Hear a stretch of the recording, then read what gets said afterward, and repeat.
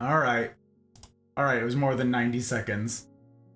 I thought of a fun way of wording something. And I made a note to self. Use this particular wording. Use this wording for this example. Use this. So I had to change something. I know you're shocked. I know. Gus? Like, down to the wire? Scrambling to get something done? Crazy. Alright, roll call. Show me roll call. What are we doing? Are we functioning? Are we here? Are we okay? Of course not. That's cool. It's fine. Just crash things. It's fine. It's fine or something. Alright, we gotta check all the stuff, all the things. YouTube, hello, please. Someone tell me if YouTube's working. Hey, YouTube's working. It appears. I don't know. It's working? I don't know. Alright, what? Listen. A is for horses. Alright, Twitch is working. Excellent news. And alerts. Hopefully working. Do the stuff, do the thing. Alright. Lurks, current, are we taking care of our people? Very important. You guys know the rules. We put friends before frames. We do. It's true. But our internet is kind of lousy right now, so we can't put all of the friends before frames. We have to get picky. And that is so sad. It makes me so angers. I do not wish for this to be the case, alas. Alright, but do we have our top five? That's right, guys. MySpace. Wait, top 8? Whatever MySpace, top 4? I can't remember. Listen, we're taking care of all the people that we can, okay? All the people that we can. It's not all of them. Okay, all the stuff is in place. Well then, greetings, salutations, all you fabulous humans, you. I'm so glad to see you guys. Holy cannoli, look at all these remarkable humans. Here I am looking at chat. Ahmed, hello Ahmed, and Leanne, fabulous Leanne. And CJ number 5. Oh my word. Do my alerts work? Huh. Wait, is that on cooldown? Is that? It is. It's on cooldown because someone probably beat me to it. I'll bet you I know who it is. I bet you I know who done it. CJ number 5. Very good to see you again, my friend. I see you in several places, as you astutely pointed out. It's true. Growing network of friends. It's so good. Got to see you in Derna's fabulous short stream. Fabulous but short stream. Alas, soon though. Soon her PC will be up and or running. Okay, we're on MOBO, which is kind of important for a PC build. It's kind of the literal hub. Anywho, got to see over in Keys community where Chidori is. Chidori. Fabulous human, listen. Fabulous human. You guys don't. Olympic! Hello, Olympic. Welcome on in. I thanked you for the follow for posterity the other day, but you weren't around to hear it, probably. So now I'm saying it to you. Thank you for the follow. I'm so gosh darn grateful. It's such a pleasure to make your acquaintance, and I take follows very seriously. It is my hope to earn it with all the stuff that I get up to, from the silly to the serious. Welcome. Welcome on in. If I don't earn it, unfollow. Easy. Unfollow. Derna! All right, literally caught talking about her. She's here. Headed to bed. Oh, good. She's not hearing it. She's sleeping. But have my lurk. Thank you for your bandwidth. Wow. Wow, you legend, you. And Mouse, we get to call out Mouse, yeah, as I suspected. Someone being the lightning thingies on the keys. Calling out all the people. I appreciate you. Yes, I do. Hydrate. I just finished saying nice things. Lurk, thank you for the lurk, Dragon. I appreciate you. Mouse has already called you out. Good. It needs to happen. All right, we're fighting dehydration because something about kidneys functioning. I don't know all the science. I'm hashtag not a doctor. Vampire, hello, vampire. The legendary you says. Sounds like hyperbole to me. Yeah, it sounds like hyperbole to me, but it's good to see you, fabulous human. Very good. Yes, you did. Thank you so much again for being in stream. Oh my gosh, I swear. You gotta. I'm gonna switch my settings to be anonymous. I'm gonna have to do it. Yeah, I'm gonna have to do it. Listen, I'm just trying to support the people. I'm just trying to support the people who are out here making the mafia happen. You know, the mafia is like, it's comprised of remarkable humans. I'm trying to support the remarkable humans. You know what I'm saying? You know what I'm saying? All right. So I have, wow, so much to get to tonight. This is going to be an interesting one.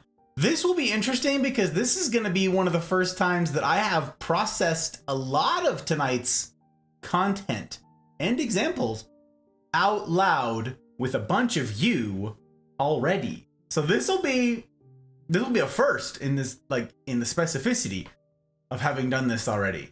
But I'm very grateful to all of you veterans of the Mafia and new joins who made Wednesday happen. That was a big to-do, so I'm grateful to everybody who came out and then listened to my processing about a lot of things. I didn't talk about this with everybody, you know, we talked about different things in all the different groups, but there was a common thread to a lot of things, and I'm like, oh, this has been resting on my brain. This has been a lot, and I've been thinking about it for a long time. So it happens that it connects a spider web to like all y'all's scenarios, all y'all's stories. Y'all have so much stuff happening in your world, and so much of it can be like pointed back to this. So I'm excited to get into tonight's talk. It's a valuable thing, and I hope to serve you well. I hope to honor you with where it is we're going and the work that I've put in. That is the hope. That is the hope. I called you out in my stream. Oh no. Oh my goodness. Cakes! Don't be cat. Cakes, I'm grateful for the lurk. Thank you very much. I appreciate you. You know this. Mwah. I appreciate you so much. Hard mode engage. Goose, welcome in, my friend. And Mouse, thank you for calling out, Goose. I appreciate you. Goose, glad to have you, sir. Glad to have you. So, last week, your thing got pushed, and it was actually this week. So that was yesterday, if I'm not mistaken. Yesterday, you had to go do this stuff and thing. I'm not going to like air all your business right here, but yesterday was the day, I think. You don't have to answer here, but I think yesterday was the day. So, thinking about you. Thinking about you, sir. Hell, you just got to make sure you do them first. Oh, I do be doing. I did spend way too long today, as I alluded to in my go live. I spent way too long fretting about like this talk. I already like had decided on Wednesday. Yeah, you know what? Okay, I'm not ready to give the next talk, the danger talk, right? I'm not ready for that talk yet, so I'm gonna push that off a little bit. And I've had the contents of this one rattling around in my brain for literal months. Let's just do the one-off right here in the between. It's gonna be fine. I already know it all. It'll be impromptu, and it'll be great. I already know the contents. I already know the examples. They already all worked. Ready, set, go, right? And then I mused with a lot of the Wednesday folk. This is gonna be tough for future Gus, because it's gonna be incoherent rambling with no like prescribed order to it. So whenever it is I get to editing it down the line, future Gus is gonna be pissed. Well, I probably shouldn't have made that remark because I set myself up for this. I done messed up, Aaron.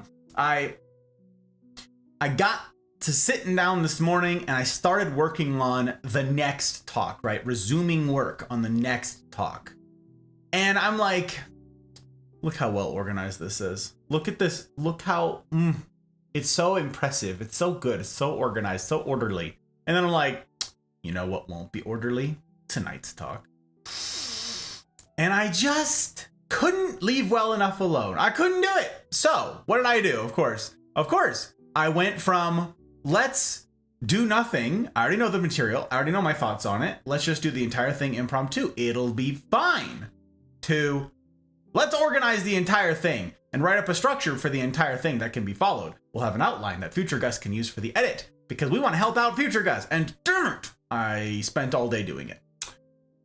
I mean, I did a couple other little things here and there, but like I spent all day doing this and I shouldn't have. I should not have. I needed to spend today working on the next project. Damn it. So Hot Bride hits me up, right? She had clinicals today, 13 hours of clinicals. We literally like smooched. She got here like 2 minutes before go live. We smooched, and then I closed the door and sealed up the room. So she had a 13-hour clinical day. She texted me on her lunch, and she's like, oh, I hope you were able to go do this, this, and this today. And I'm like, nope, I didn't. I spent it all working on the talk. And she's like, oh, I'm sure it'll be a great talk. And I'm like, I know it will, and that's the problem. Damn it. Shouldn't have spent the time that I did on it. So yes, I'm doing a little too much. I'm being a little extra is the problem. It's the problem. I couldn't have just left well enough alone. Misfire, it's good to see you, my friend. I got distracted by his stream earlier. This dude was playing Lethal Company. It was funny as hell. It was funny as hell. Hashtag pudgy table, this is man's. Yesterday was the day. Okay. Good deal. Okay, I'm remembering. We're learning, Goose. We're learning. It's taking time, but we're learning. We're learning. Joke is here. Oh, wow. I'm so starstruck. Joker. We call out that dude. Yes, we do. Yes, we do. Yes, we do. An Apex pack. Oh my god. Oh my god, please. Goose. We add Goose. We got him right there. Tally for Goose. A tally? Oh. Full Goose. Got you. Anti-tilt. Right, we gotta get to the anti-tilt. Hydrate's on cooldown, but the anti-tilt, I'll owe you one. I gotta do it. Because you value us so much. Thank you for your and Hot Bride's sacrifice. Oh, it's good to see you, Pri. I have also, once again, not been able to read your latest message. I tried. I spent so many hours last night, gang. I spent like 6 hours yesterday just trying to catch up on correspondences with people. And I'm like, all of it is important, right? Like, there's nothing that I can just be like, wink, and just like, be done. No, all of it requires a thoughtful response because I can't just settle for good enough. You know? The result of which is that I am now again behind on correspondences. My goodness gracious. But yes, I do value you guys an incredible amount. It's the only thing I'm worth doing. Much more to say about that tonight. Much more to say. Thank you for lurking. And the priceless clips. Did you see the second one, Misfire? What'd you think of the second one? Second one was funny. I thought the timing on my cuts was pretty good. I don't like, I'm not big on like just clip the last 60 seconds and there'll be something funny in there. I like bespoke clips, I want the timing to kind of be precise. So I tried to do that with yours. I will not be insulted if you delete them though. If you're like, I got a bajillion things just like this, we don't need them. I will not be insulted in the slightest. Keep your clips tidy. I understand. Just do you, brother. Do you, okay? They were perfect. Spider did have the last laugh. I know it! Called in his buddy. Ridiculous. I also liked the title of that one. You guys were like, ha ha ha, beat up the bad Death. Well, I was distracted. Hell yeah, Mouse. Got her. Woo! Woo! That's right. Her attention is split like mine. Oh, it means I have a shot. I may fall asleep soon, but when I do, it'll be to the sounds of your lovely voice. Freaking Mambo number 5. I appreciate you, Mambo. Yes, I do. Yes, I do indeed. Those kind words. I'm glad I got to see you for some today. Before I lose people to sleep and other things, I'm gonna get to an introduction and I've got to talk to you guys about what a Gust Talk is and all that jazz. But before I do, as a preamble here to all of that, tonight's topic is gonna be tough, but super important, okay? This may be the most widely applicable talk that I've given. This will be like the one that I delivered on the online disinhibition effect. This one. ODE talk. That one, okay?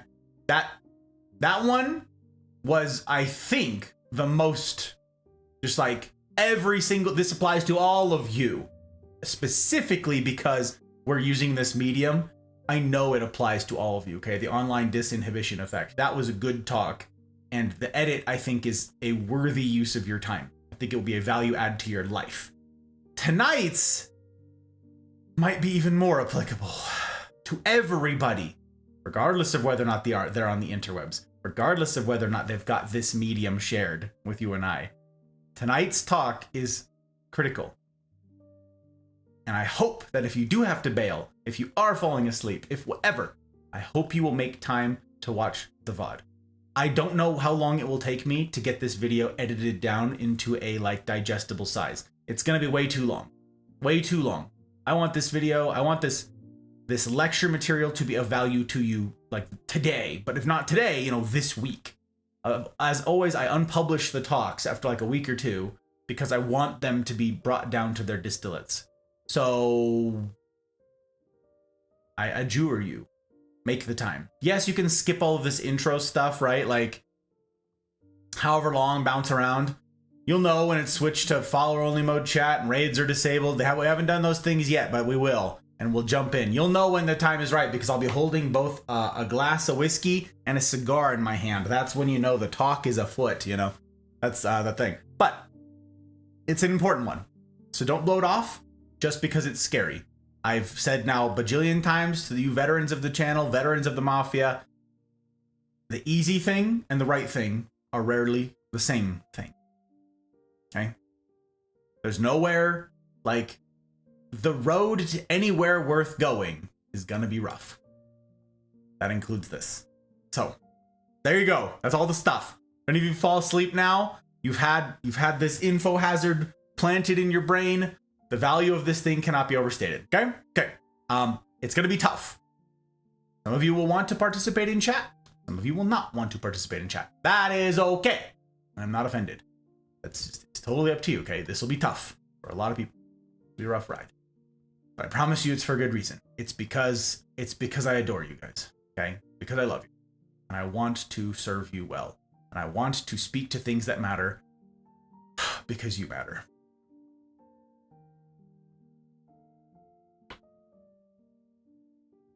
Because you matter. Okay. Okay. We will have to play Apex together when you get some free time. Get some free time. Yeah. Yeah, Goose. Yeah. You did it funny. I appreciate it. I like that. That was good. That was a specifically tailored to me bit of humor. I liked that. I started that message with this. I know you're busy. I never expect immediate or even instant responses. That is chef's kiss, Bree. I love that. I love that. That's... Yep. It means you know me also. Okay? It means you know me. I appreciate that. I value that a lot. I appreciate that. Ruth! Hello, Ruth! Good to see you. Hello, fabulous human. Welcome back. I hope your week treated you right. Jack! Same sentiment to you. Guy with the tie. Into Mafia. We got it all. Welcome on in, my friend. Welcome. Thumper! Oh, a dapper Marine on my screen. You guys, it didn't need to rhyme, but it did this time. And a white tie. Love the white tie. I am also a fan. I thought this was fun. I thought this was a good. This was, you know, it's a little bit hazardous to have the white tie with a cigar, but if any of you, like if I get like ash all over my, somehow drop an ash and accidentally ash my cigar or my tie, hopefully someone will let me know and I can, you know, clean it up. Thank you for calling out Thumper Mouse. I appreciate you. Usually about 3 hours in. Yeah. Hashtag not a safe space. It's true. It's true. Got that hard mode thing going on. Distilled into Gus Talk Shine. Yes, indeed. Indeed. We got to get that big still going. I'm excited then. I got a good food sitting in my comfy lazy boy. Oh yeah. Gusky? Tideka?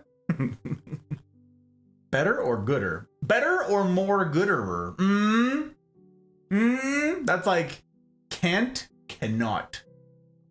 Has lost, cannot even, has been withheld from the ability to even. That's right. What's going on? The heck is free time? Hello there, CJ and YouTube. Hello there. The heck is free time indeed. Make an ash of yourself? Stop. No, stop. That's actually hysterical. That was a good one. That was a good one. That was the lady with the big brain. She got them smoots, gang. She got them smoots. It's very good. Very good. All right. We're going to fly a third intro here, and then we're going to set up the Gus Talk and get into this bad boy. We're going to do it. Okay, ready, set, greetings. Salutations all. My name is Six, or Gus, or Godfather, or Hey You, or Guy with a Tie. It doesn't have to rhyme, as I've said previously, but it can rhyme if you'd like it to rhyme. I'm a variety streamer. I get up to a variety of things. This also, you may have like intuited right there in the descriptor. A variety of things. Yeah, Tuesdays, Fridays, and Saturdays is my current schedule. You can find that posted below on the schedule tab on Twitch.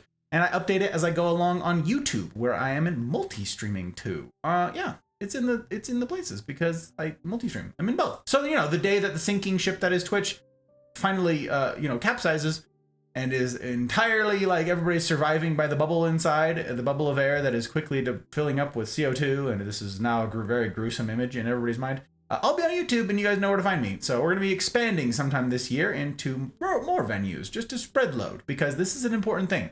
It's too important to put in any one platform's hands. So, you can find me in the places. But the best way to keep up to date, the hub of all that we get up to, is the Discord. The Mafia Community Discord. I know this is ironic, given that I just said I don't want to be in just one place, right? But for now, this is the hub of where we are, okay? The Mafia Community Discord. Links in the usual places for the usual things. The rules to get in are kind of tough. That's by design, okay? It's not for everybody. There are a bunch of folks out there who are not ready for hard mode, which is what we call this effort, this attempt to do life together well, okay? To human well. That is not something that happens automatically. Easy mode is the default, I've said 1,000 times. Hard mode, you have to opt into. So the rules to get in, they're kind of tough. Which is why we make such a big to-do about the people who do join. Because those rules, they're not for everybody. Not everybody can manage those rules, okay? Not everybody can do it.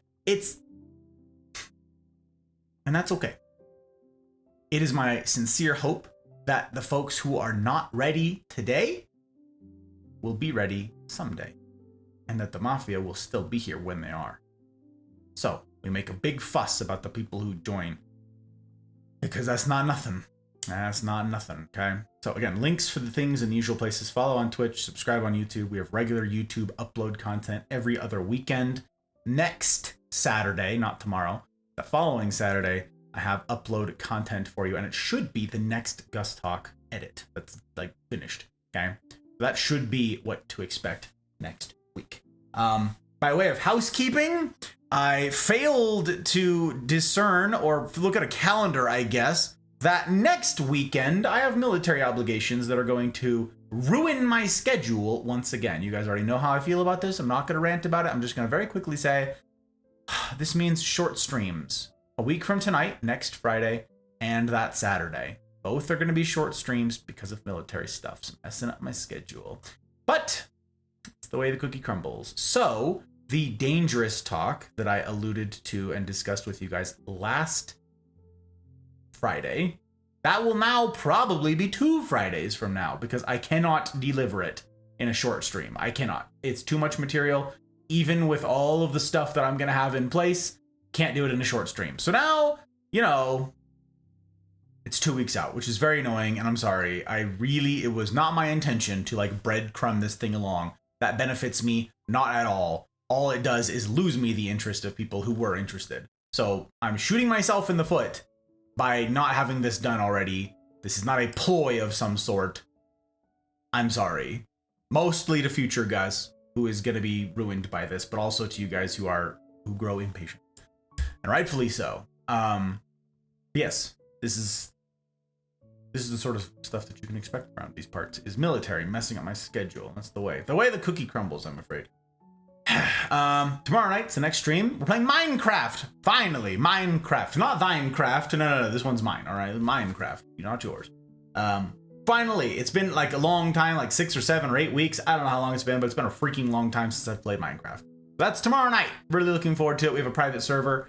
If you guys are a part of that and you want to jump in, feel free. I'm going to be bumbling around. I want to see what you guys have been up to, sure, but I also want to like mess around with the creative stuff and work on the Oricon build, which is just, never happening. I don't know. It's impossible for me to figure this stuff out.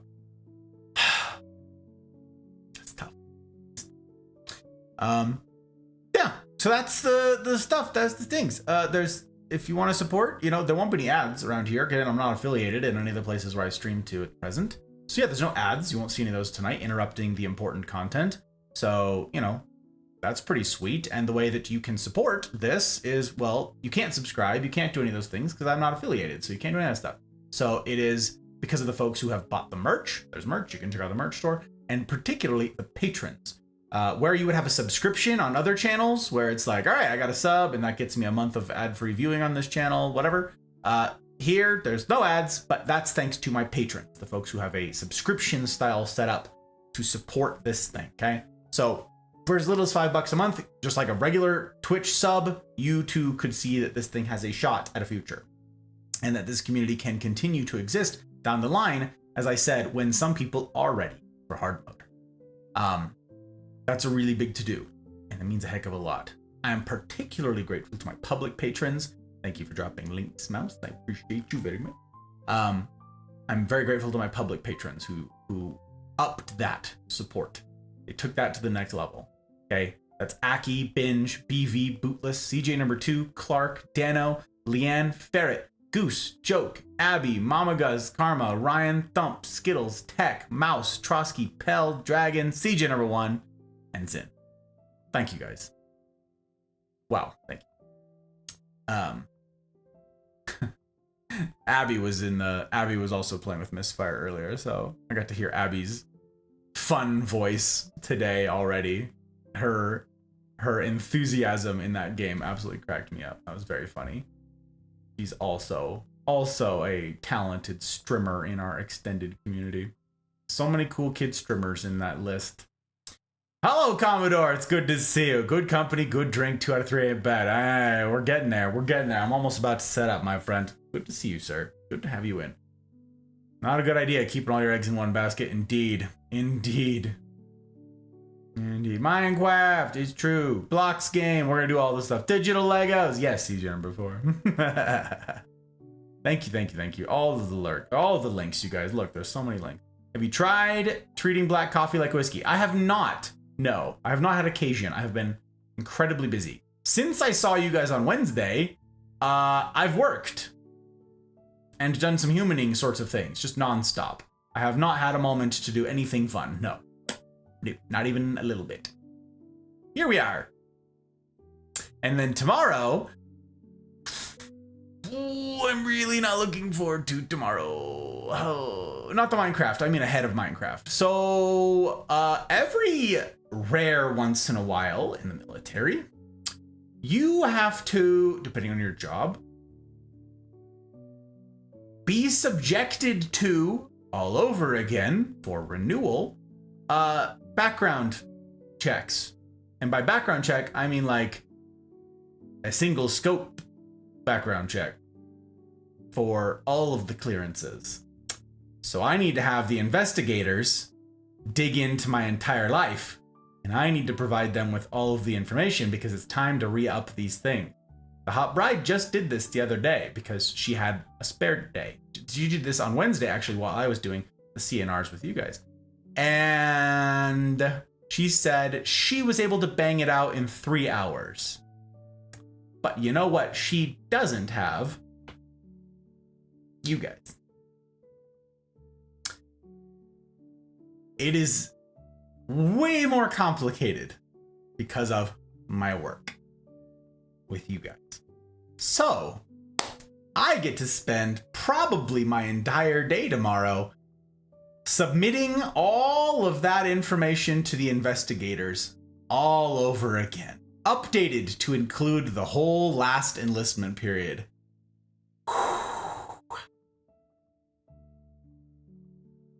Tomorrow's gonna suck.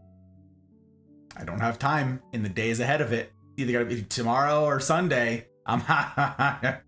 That's insane. I'm so upsetty. Sounds like fun. Yeah, Mouse knows. Mouse has been through similar nonsense. Several of you folks in the military know what I'm about to be subjected to, but that's the life.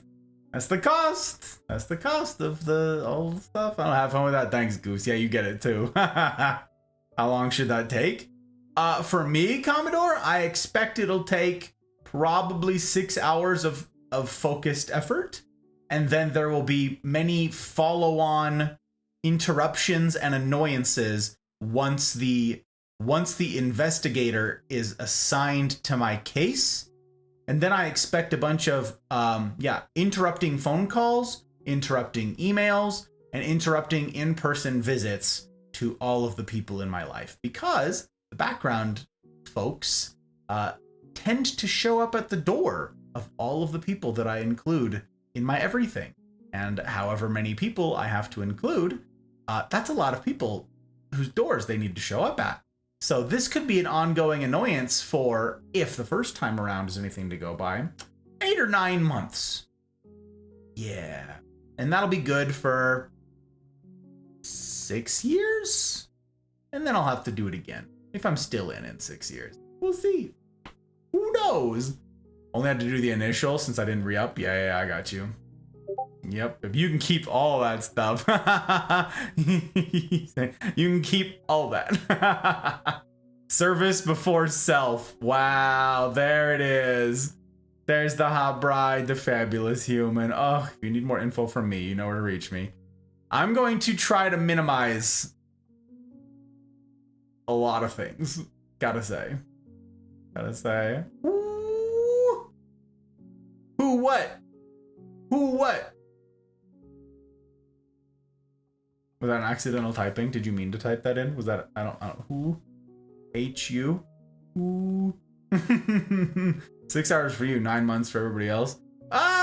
Yeah, kinda, Commodore. Except that it'll be annoyances for me ongoing too. I was screaming in Air Force. Oh, I see. That's very funny, actually. So okay. You guys, that's all the stuff. That's all the things. Again, all the links for the stuff are in the usual places. Follow on the one, subscribe on the other. Join the Discord if you think you can manage hard mode. Thank you to everybody who has yeeted stickers at the new joins. Again, that's a big to-do.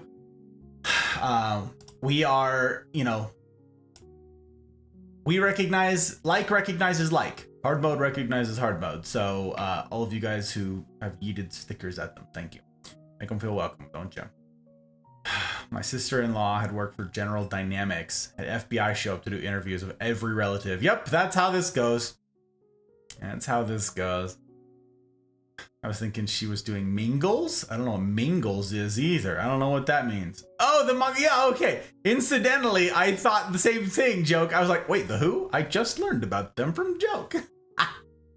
I like that song, by the way. I listened to the crap out of it. It's very fun. See, Gus does have a mod. I do. See, everybody who poo-poos. Who poo-poos. Deadbeat mod. Okay, gang. So, Friday nights, if you're new to them, let me tell you a little thing about this. A little something about this, okay? These are called Gus Talks. This is, I believe, and I say it all the time, that real relationships, which should be an imperative for all of us here to pursue, and I don't think that's I think that's a sort of a non-negotiable for doing life well. Or like at all functioning in life, we need to do life. We need to human well, okay? And I believe that it is imperative, therefore, for us to leave parasocial relationships on the ash heap of history where they darn well belong. And I believe real relationships, the ones we ought to pursue, involve, yes, both the silly, which we certainly get up to on Tuesday and Saturday nights, a lot of silliness to be had, no doubt, and some of the serious. Friday nights are often not serious. Not always, but a lot of the time, Friday nights are the serious. This is why once I get into the lecture material, we're not there yet, but once we do, I'm going to be disabling raids, and I'm going to be switching it to follower-only chat, okay? That's just the way it is, and it's because where we're going, and where we often go on Friday nights, is quite serious indeed. We get into some weighty topics, and we go into some deep waters, okay? And you can imagine that while we're in the depths, while we're working through something difficult together, the hype of an incoming raid can be very incongruous, right? With that depth. And that grinding of gears is something that I wish to mitigate. So I disable raids once we jump into the lecture material. For right now, someone could jump in and, nothing would be derailed. Same thing with follower-only chat right now. I love to entertain new people who come in and are like, let's talk about the weather and whatever, right? Like, oh, how's it you? Oh, well, how long you been streaming for? Like, all the fun, like, normal casual talk type stuff, right? But once we get into the lecture material, same thing. It can be awfully incongruous to field that sort of stuff from someone new that I care about, that I want to serve well, right? While I'm sort of holding forth with my lecture material while I'm trying to get to whatever the topic is, while I'm hitting the notes, you know? So that it'll be 10-minute cooldown on follower only mode. That gives new joins a chance to see the banner running along the bottom of the screen that says, here's what we're doing, here's what's going on, you know, please restrict your questions to those relevant to the evening's topic, that sort of thing, right? Because I don't want them to feel insulted either. I don't want new folks who come in to feel neglected. So this is just the strictures that we have in place for the seriousness on Friday night. Okay. So, oh, everyone's banned? Wait, we're banning everybody? Oh no, babe, what happened? Moderator that actually moderates, no offense. Oh no, everyone's banned. Wow, there it is. You heard it here. Ban me, no. How'd I do?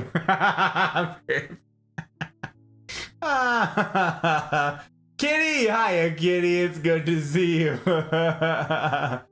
Or accidentally playing a misfire clip. Yeah, that can, you know what? That's funny because I got no problem doing any of that throughout the rest of the week, right? But yeah, if we were in the middle of something serious and misfire came in and we were like down in the depths, you know, and it was like, all right, let's do a clip roulette for misfire here. It'd be like, oh my gosh. Kitty, I hope you're well. Hope you and Jar are doing okay. I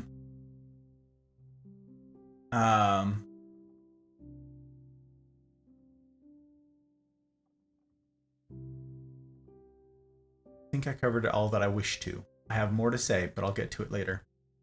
For now, we need to set up what a Gust Talk is. Friday nights are the seriousness. And I have found in my years of doing these, both IRL and here in stream, our medium together on the interwebs, I have found that there are 3 components what comprise an ideal Gust Talk. Okay, 3 of them. The first of which is good drink. So as I grab some whiskey from back here, somewhere in the selection, we'll see what we get up to. While I grab that, you guys let me know what good drink it is you are partaking of for element number 1 here this evening. It doesn't need to be alcoholic like mine will be. It could be water, it could be tea, it could be coffee. Okay, you tell me in chat what you've got for component number 1, all right? I'm gonna grab myself a pour, and you tell me, okay? I want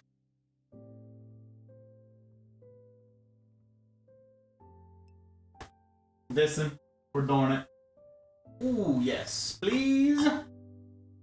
Yes, please. Okay. We're gonna do the bib and tucker. Yes, we are. That's what I'm having. That's what I'm gonna have. April! Hello, April. Good to see you. I appreciate the lurk like crazy. You know this. You know this. Hope you're doing okay and that your week's treated you right, my friend. Premiere tomorrow? No, next week, Jack. Next week. Doing okay, Jars at work, all by lonesome. All by herself.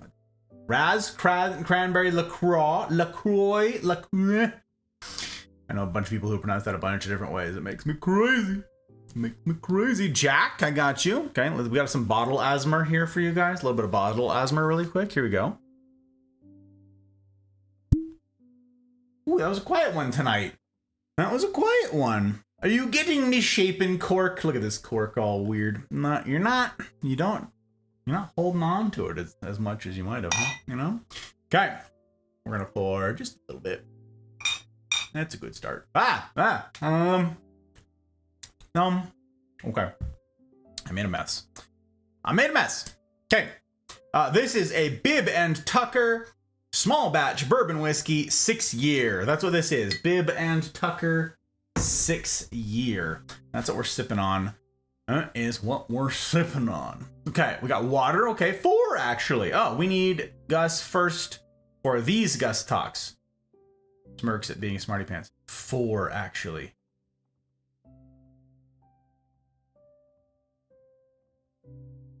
Oh, 4 components. That's hilarious. That's funny. You did it.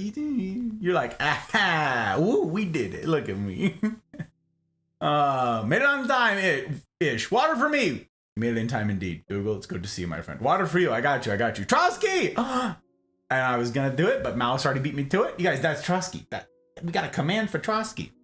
He's one of the new ones. It's kind of a big to-do. I like his command. It's a good one. Also, I don't know if he's seen it. I don't remember. Trotsky, have you seen your command yet? Because I don't feel like you have. We finally get to show it to you. Do you like it? You have to tell me. I am upset that you haven't seen it yet. And I am nervous that you will hate it. And you're like, ew. Get it away from me. Get it away.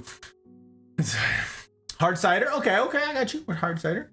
Trotsky is here. Oh, yeah. Well, okay. See? Oh, okay. But now we know. We know all the stuff. Cute boop. Oh. Suki. Hi, Suki. Oh, fabulous, Suki. I miss you.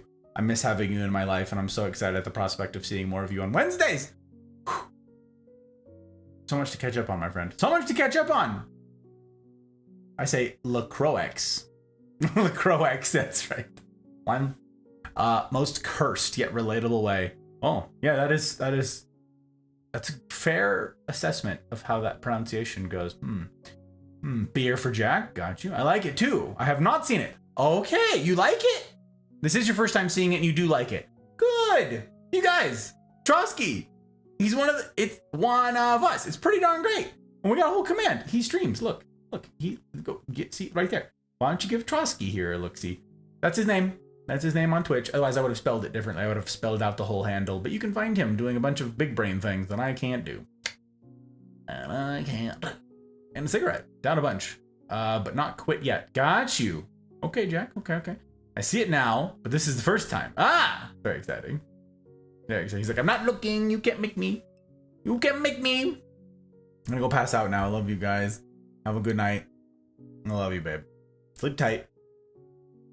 I would say don't let the bed bugs bite, but I know there's no bed bugs. I'm the one who cleaned the bed this week. The bed is great. There's no bed bugs. No. Take care of yourself. And I'll see you in the morning. Beautiful face. I'm looking forward to hearing about your day.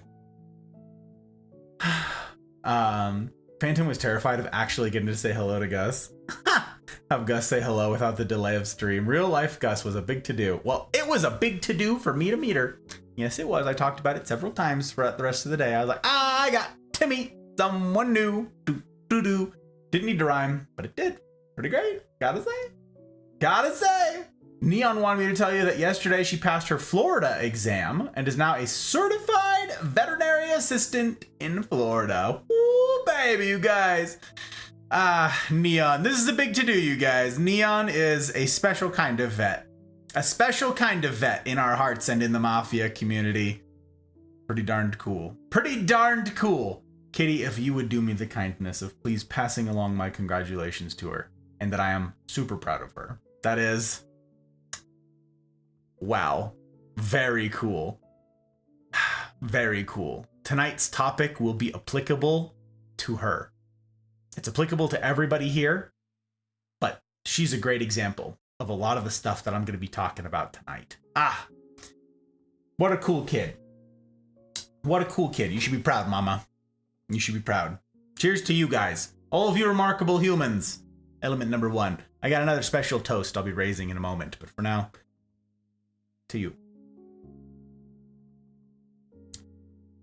What do you think of the cigars you see in flyers? Cigars you see in flyers? I don't know what that means, Commodore. That is a bug-free zone. Actual fact, when the mod's away, the mice will play. That's true. Microscopic bugs everywhere at all times. Yes, Suki, you're right. But not bed bugs. Not specifically bed bugs. Some bugs are good. Indeed. That's all of our like microbiome and all the little baby bugs that make it all work. Charlie wants to have a job. Yeah, that's good. Phantom said she'll happily do the Wednesday CNRs we did, except if her possessive non-girlfriend roommate is at work. And then she won't be joining. Okay. Hey, I'm happy to have her as often as she's able to join. That goes for the rest of y'all, okay? Like, I understand. Life happens and stuff. Obviously, it is my encouragement to, like, make community a priority. It doesn't need to be the CNRs, but it should be something like it in your guys' lives that you attend regularly. So, get those humaning reps in. Just saying, it's important stuff. Not wasting any time. Hell yeah, we love to hear it. Like in the mail, when you get sent junk mail. I mean, I receive, like, Cigars International magazine and stuff, but I throw it away. I don't, or I recycle it, whatever. It goes in the pile with the paper. I don't buy from there. I buy from Cigar Bid. So I bought from Cigars International like once when I was brand new at cigars, but now everything's on Cigar Bid. So there's plenty of good cigars in there, I'm sure. I just wouldn't know. I don't do any of the digging. Okay, so we've got element number 1. Now element number 2 is good smoke. I don't always get to have it with you guys because logistics prevent me, but tonight we're prepared. So all I need to do very quickly is leave you in the less than capable arms of chairs so that I can open some windows, turn on some fans, get all the stuff spinning and whirring, and let in some of that freezing cold air because a good shigar is in order. So I will be right back in like, I don't know, 60 seconds or less. Keep chair honest in the meantime, would you? You'd be doing me a kindness. Appreciate it.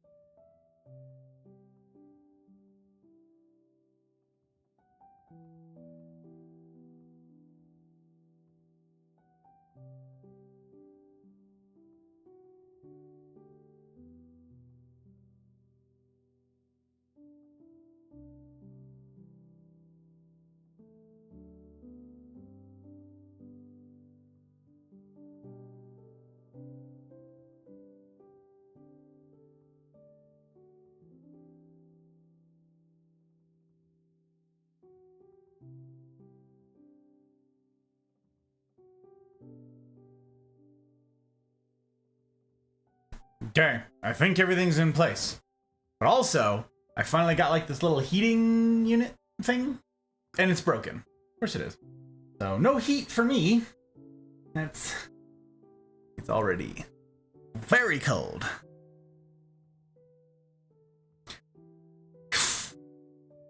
People are worth it. The people are worth it. The people are worth it. Suck it up. Suck up the cold. All right, I'm going to lose access to my keyboard now because I got to do all the stuff and all the things. Protect all of the things. Wow, super cold air. It's super cold. Freaking burr. Freaking burr. Burr. I think.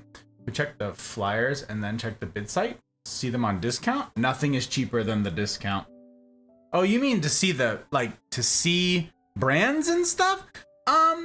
I tend to get a lot of samplers and stuff from the bid thing. So I like get to experiment with a bunch of them because of how cheap they are on the bids, you know? So there's a bunch of them that are like just forever overpriced and I'll never get those. Otherwise, I've tried dozens of them just from getting 1s and 2s on the bid site. And you can't do that usually. Usually it's like, gotta buy a box of them. I'm not gonna spend however much on a whole box just to find out if I like them, you know? So I like the samplers for that reason. All right, Chair. Commodore. All right, I have a special cigar here tonight, apparently.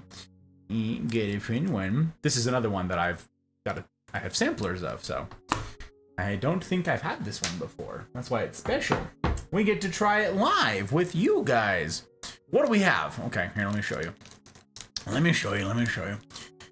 I was troubled if I was going to fit a CNR into my week, and then it dawned on me. I just door crash and make myself cozy during my lunch break. Yeah.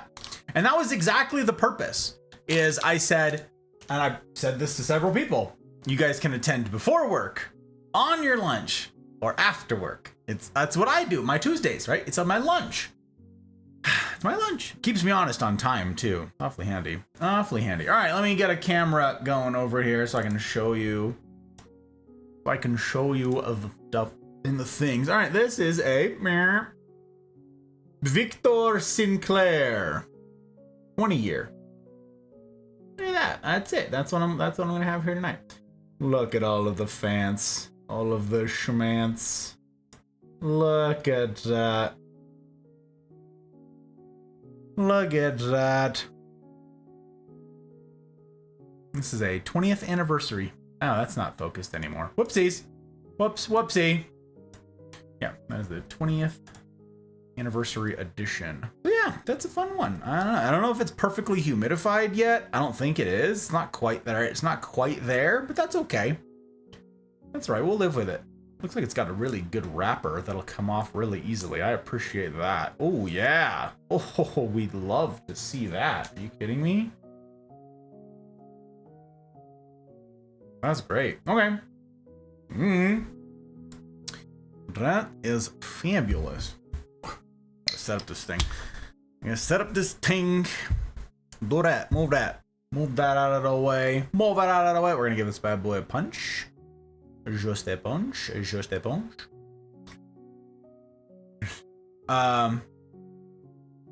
Kind of selfishly wish she would spend some time off at home before she whisks off again. But I know her feet won't stagnate long. Yep. On her way. On her way, mama.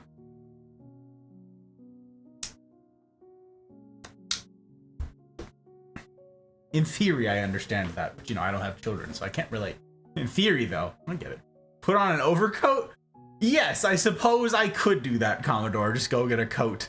Except at present, it's my legs that are quite cold because there's a fan running around the bottom here, and it's the wind is cutting straight across. And yep. So I don't know. Just get like a blanket, like an old man. Just like put a blanket across my legs. But then, of course, I'd ruin a perfectly good blanket by having it in here with the smoke. You know what I'm saying? It's tough stuff. Portable heating units are super expensive to run. Are they pre? I got this one as a gift, a second-hand gift. Which is why I'm not super upset that it doesn't work reliably. I didn't pay anything for it.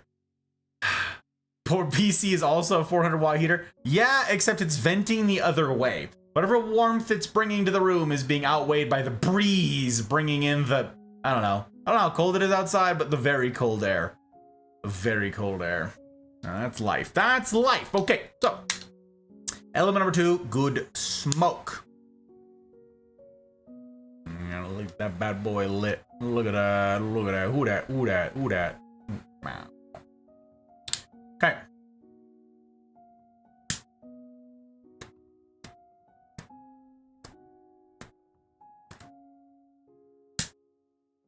Oh, interesting.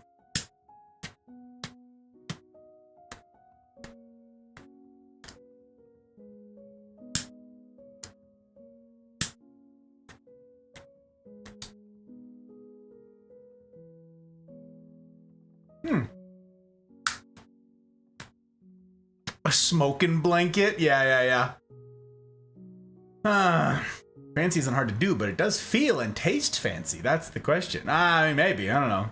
Guts! How you doing, Guts? It's good to see you. Welcome in, my friend. Hope you're doing okay and your week's rounded out all right.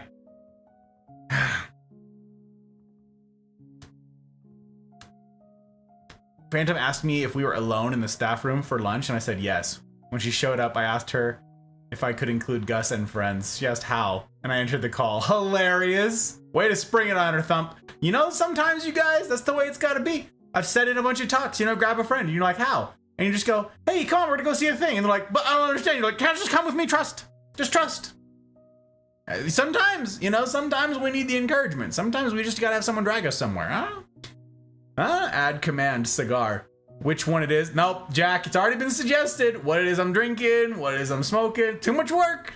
Too much work. We're not. The electricity cut, not the unit cost. Yes, Pre, I knew what you meant. I knew what you meant.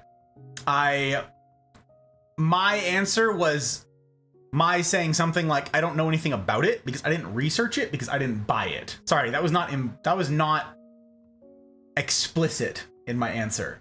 It was implicit, but suck it up, Devil Dog. Yeah, exactly. Exactly, Goose. That's exactly what I'm gonna do. Thrift store smoking blanket. Cheap throw blanket. No. Been freezing for Florida as well. I actually had to put out extra warm blankets. We've got a ton of blankets around here. I'm just not going to use any of them for this purpose. What are you getting from the initial draw?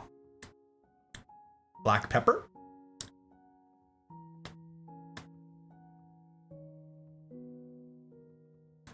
Tobacco. Gasp.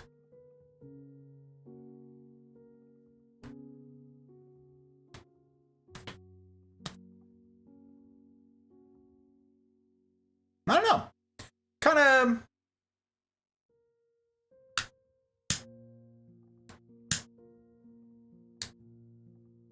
Woody?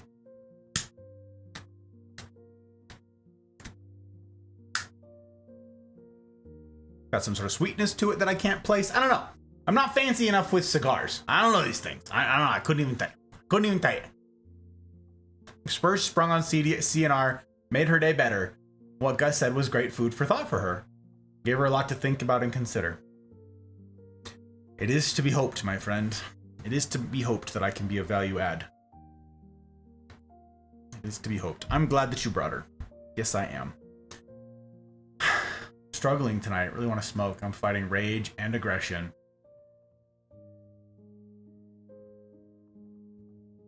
I think tonight's talk will be of benefit to you, my friend. We'll get through it together.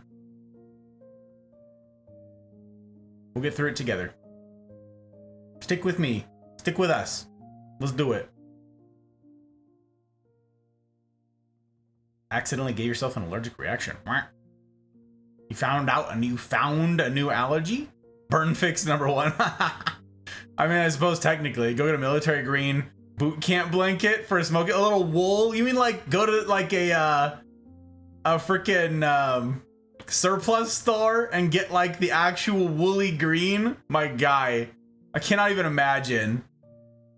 That would be such a funny thing to own, those blankets, like that rack blanket in like particular.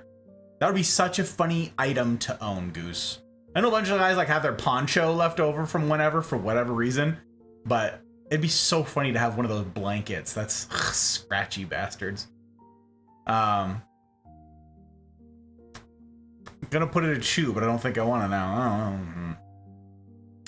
Cheap ones dry my mouth. Guessing this isn't a cheap gas station smoke. This? No, this is not. I don't think I've ever had a gas station smoke, quote unquote, but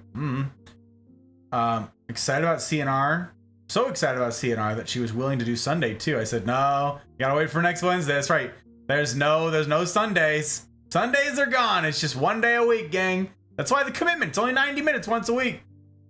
Allergic to nuts, tree and peanut. Used a soap with almond oil in it.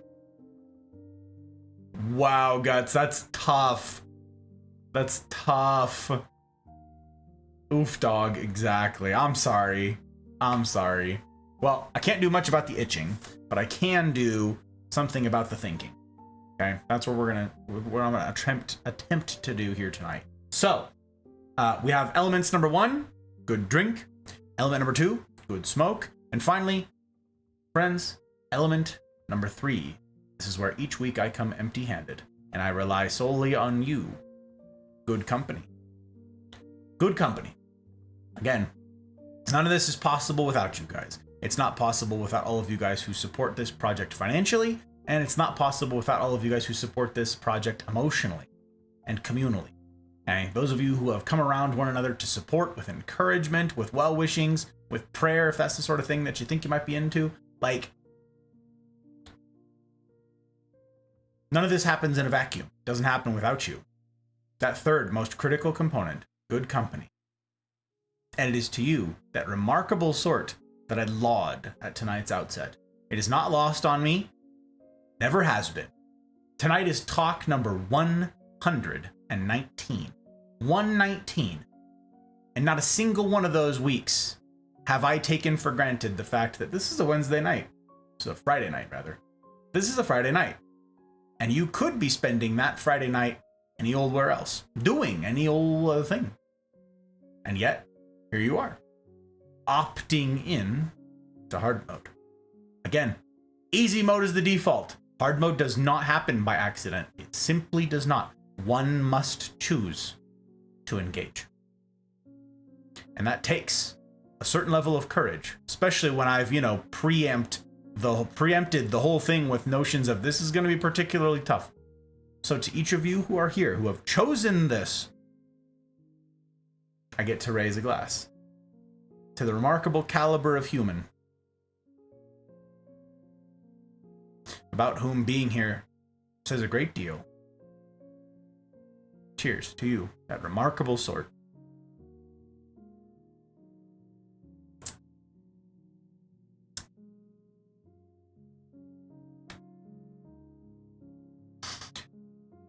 All right.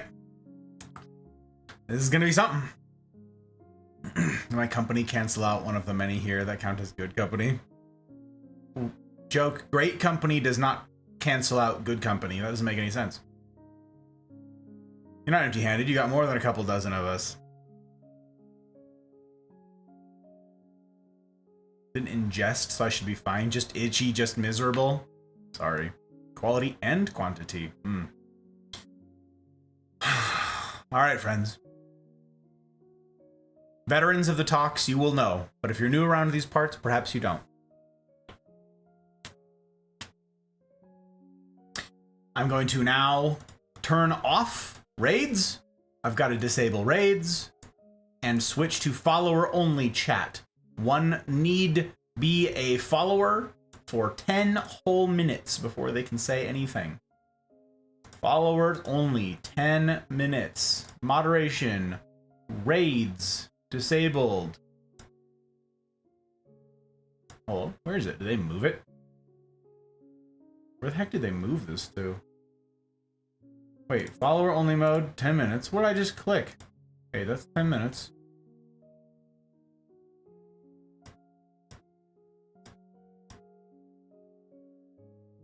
Where did I? Oh, there's the raids. Okay, I found them. Just got turned around. All right, raids are disabled. Follower only chat is on. And the game, my friends, is afoot. Make sure our lurks are current. Make sure we're taking care of our people. So many people live, and I can't lurk everybody. I gotta pick favorites. Ridiculous.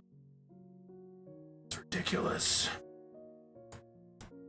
Maybe I squeeze in just one more. Just one more tab. Come on. Come on. Let's take care of our people. Friends before frames. All right. One extra tab. That's what we'll do. That's what we'll do. All right. The game, as I said, is afoot. So the way that this is going to work is I was going to just be impromptu tonight, as I said, with my thoughts. And now I'm gonna have my lecture notes. I'm gonna have an outline that I'm working from. Well, in order to not lose my place, I will be referring to those and trying to hold forth on a train of thought while I'm able, before I get, distracted and I just squirrel off onto the next thing. Okay, so apologies in advance for missing things in chat. There are built into my outline several points where I will be asking for y'all's feedback. Okay, the talk will be punctuated by my asking you, hey, this is not a rhetorical question. If you wish to engage, by all means, provide me an answer here in chat that I can work from. If you wish to, by all means, those are the moments that I will be looking at chat. If there's something else that you absolutely it's time sensitive, that I see it, at me, say my name, something like that, I should receive a little notification, a little verbal cue or a little audio cue that I need to care, now. But otherwise, I'm going to be catching up on chat later, much later, tomorrow later. I'm not doing the background investigation thing. But do expect that I'm going to be missing a lot of things. So I thank you guys in advance for fielding the questions of perhaps new folks around here who don't know what's going on, who ask a question that I'm not able to answer quickly, easily, or even at all. I don't have access to my keyboard now, so I'm grateful to all of you guys who call out people and stuff and things, drop links. Thank you guys. I appreciate it very much. Are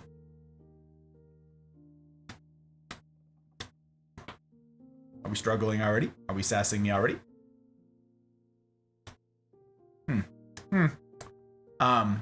Yeah, I'm going to be sort of holding forth for stretches, so I apologize if I missed something in chat. Thank you guys in advance for welcoming the folks who are late joins.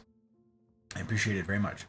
Like how Dougal's like, I made it here just on time, and now it's like 30 minutes have passed since then. Okay. Talk number 119.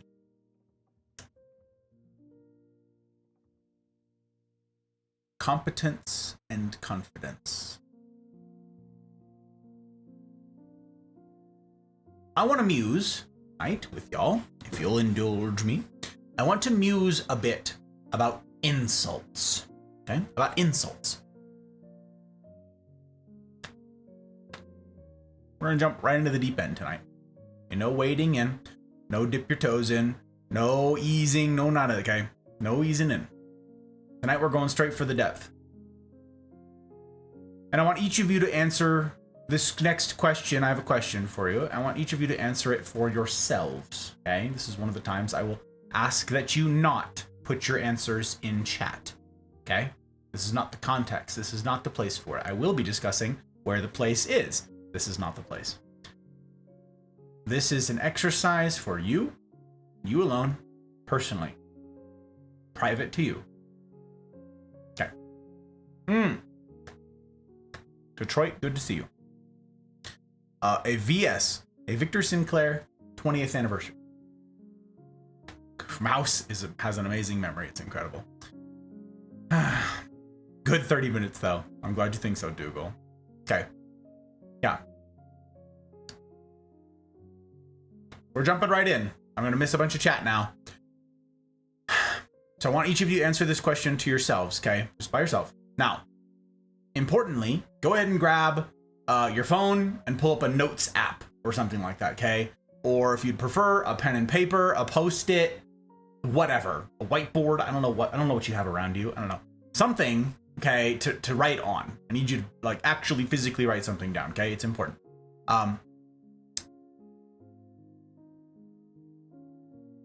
Yeah, it's important to me that you write down the exercise, okay? Or more accurately, perhaps, it's important to you that you write something down, okay?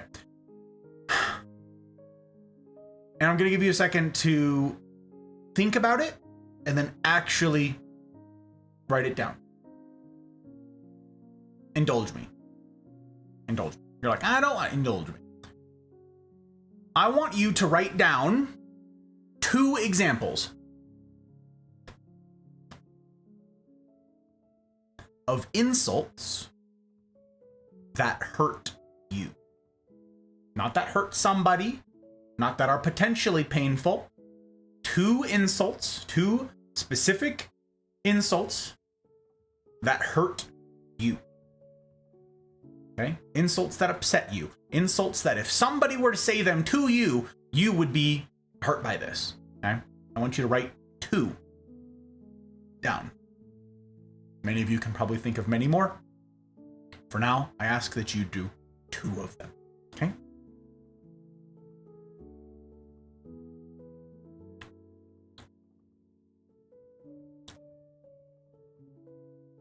Doesn't matter what about. Doesn't have to pertain to anything specifically. Just 2 insults. No category here, just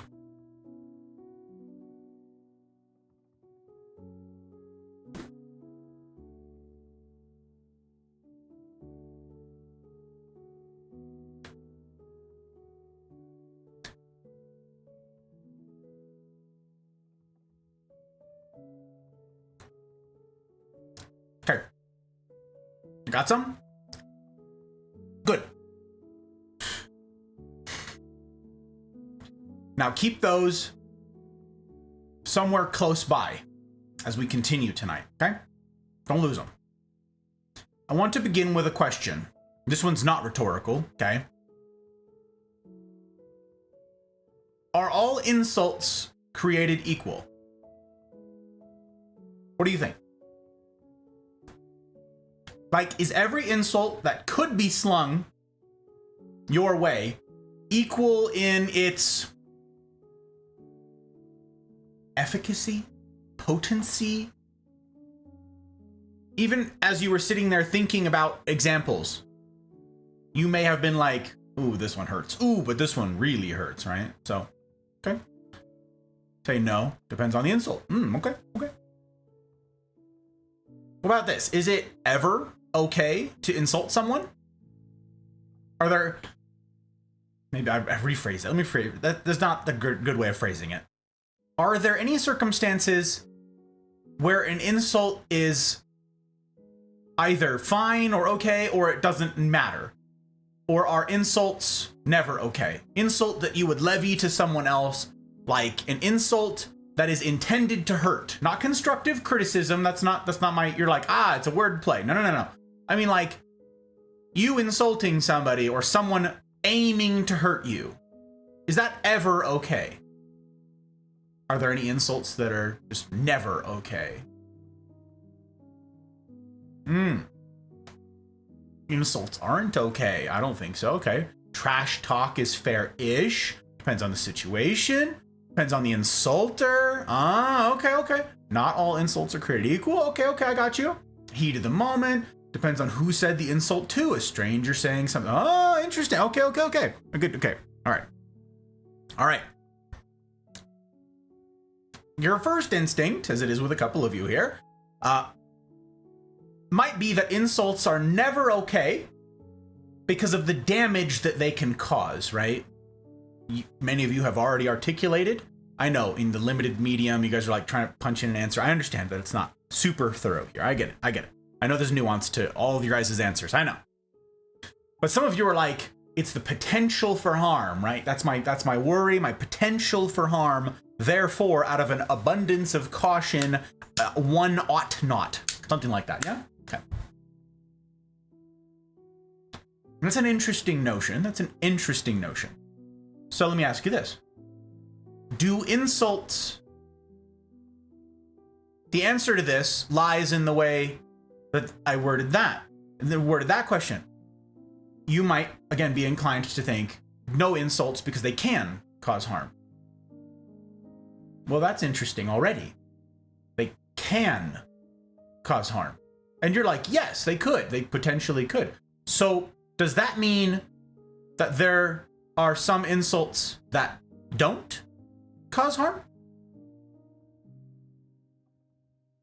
This is a literal technical question, okay? This is a logic question. You guys don't have to be punching stuff in chat here, but I want you to think about this. Do insults always cause harm?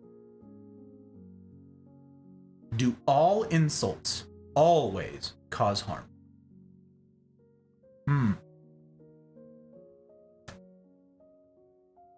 All insults? You started tonight by writing down some examples that do cause harm, right? That do hurt you, particular, specific to you, right? You start by jotting down 2 examples of insults that do hurt, right? But can you now, can you think of any insults that wouldn't hurt for you to hear? Can you think of an example? You don't have to punch it in. You don't have to type it out. You don't have to do any of that. This is just for you. Can you think of an example of an insult that would not pain you to hear? Some of you are like, this is a dumb, and it might sound like a silly question. Just indulge me, okay? Ooh, actually, I do want some audience participation here, actually.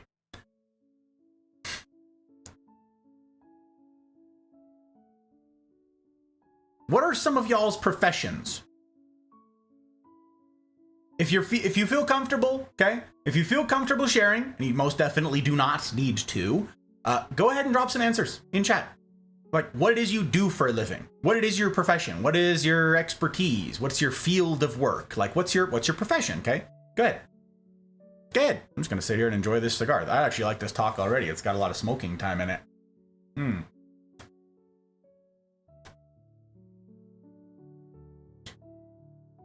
They don't have one. Okay.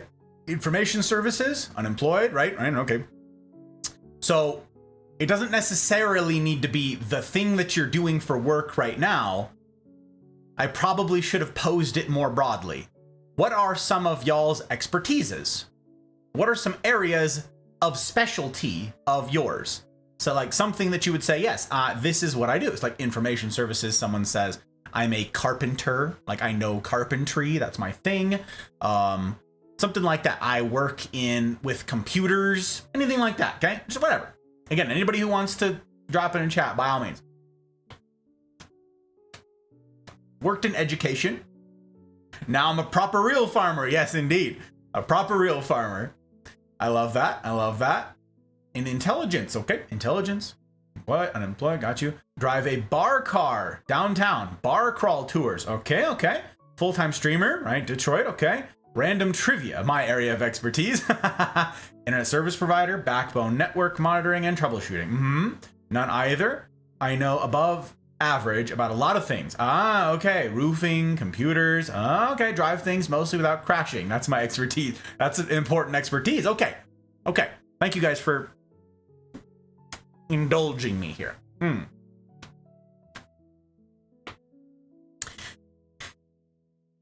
gonna pick on, just because just as an overabundance of caution, perhaps. I'm gonna pick on Joke here, okay? Because I know he can handle it. I've known Joke a while now. Some of you guys I don't know as well. I know Joke. I'm gonna pick on Joke, okay? Hey, Joke. You suck at being an astronaut.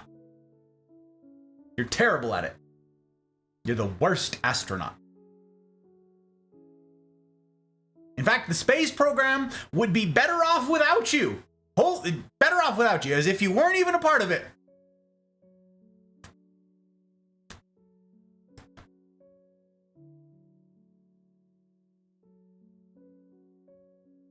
Good. Good. What's this say right here, guys?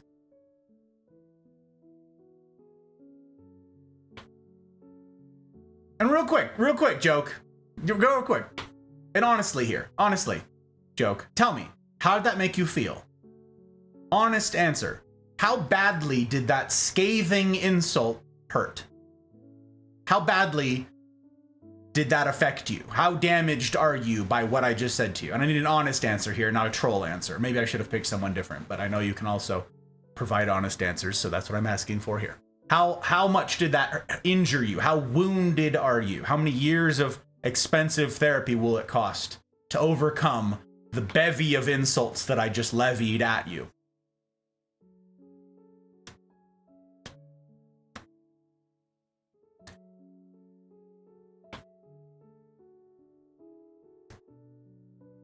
Yes, I'm waiting for an answer.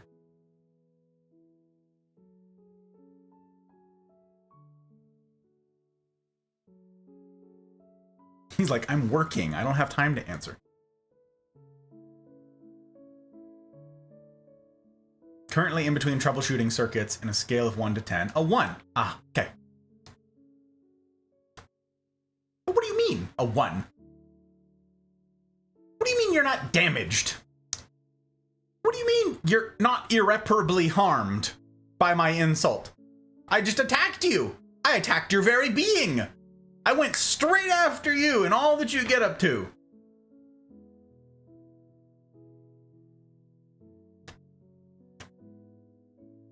Don't miss this, gang. Do not miss this. Blink and you'll miss it.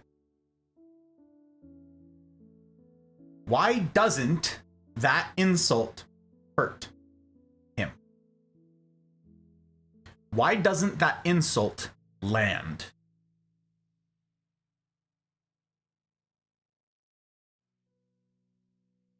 Let me try this one instead. And I'm sure that this one will devastate, okay? I'm sure. Mouse, you're up. Mouse, I'm here to brace yourself. Hope you're Mouse. You suck at being a seismologist. Terrible at it. You're an awful seismologist. The worst seismologist.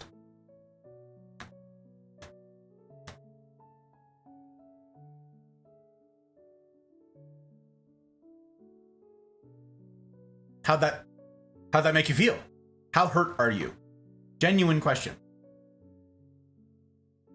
You guys are like, he's making a funny. Nope. I'm making a very serious point. A deadly serious point. How devastated are you by what I said, Mouse? It could be a short answer, just a simple, am very devastated, am not devastated.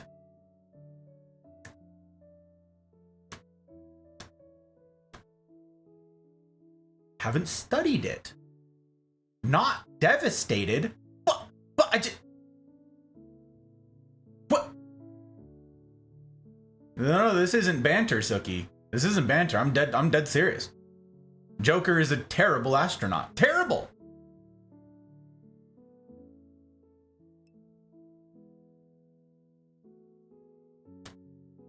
Once again, the insult means nothing.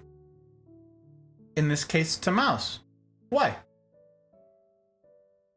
Scroll up again if you need to in chat and see what Joker and Mouse both said their professions were or their fields of expertise.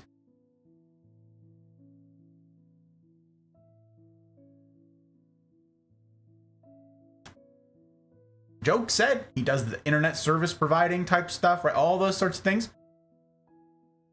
He is most assuredly not an astronaut. Because Joker's not in astronomy. Right, he's not in astronomy. Insults lack a context or target. Huh. No, they have a target. Joker is my target. Mouse was my target.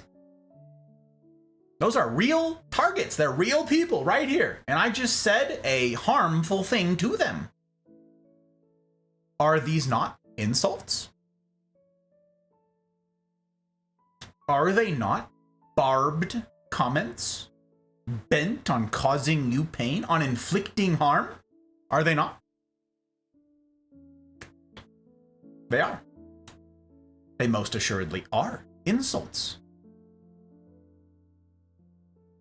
But why don't they land? It's because they're nonsense.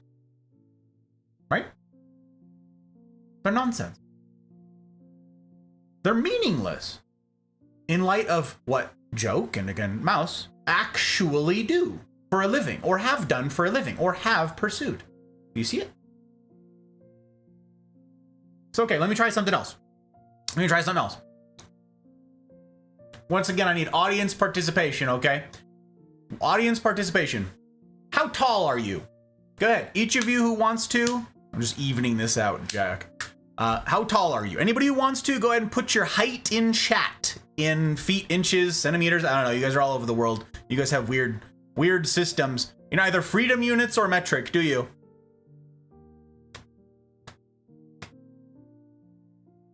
Woo. Almost ashed on the white tie that time. Almost. Danger, danger. All right, let's see it. Let's see it. 6'4", okay? 6'4", awesome. 5'11", also. Gibgob, good to see you. Welcome in, welcome. All the folks that I'm missing in chat, it's good to have you guys in. I'm holding forth with my lectures. I don't get to greet you properly, but it's good to have you. Okay, 5'7", 5'11", 5'2", 6'2", but I'm lying. Oh, okay. 180 centimeters. All right. I am a bald eagle and a half. That's my height. Yeah, we use freedom units around these parts, so that's me. Okay. I don't know, like everybody's like, I noticed that the participation is lessened this time. Everyone's like, I'm gonna get called out again. I don't trust this system anymore of like contribution. Now I know that I could be like put on the stand. I know, like, Your Honor, He said he was such and such height. She lied about her height, and it's a big to-do. Okay, okay, we got a bunch of answers. Good. What do you mean, what's a bald eagle and a half? Them's freedom units. You didn't learn those things? Okay. Suki. Ooh, Suki.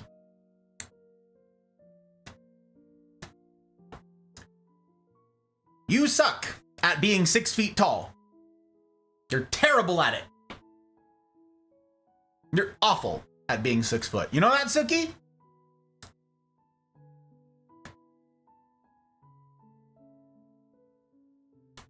Okay, real quick, Suki, how did that make you feel? Tell me. You feel that in a certain way. How badly is that scathing insult? You are terrible at being a 6 foot tall person. How badly wounded are you? That scathing insult again. How damaged are you by that insult?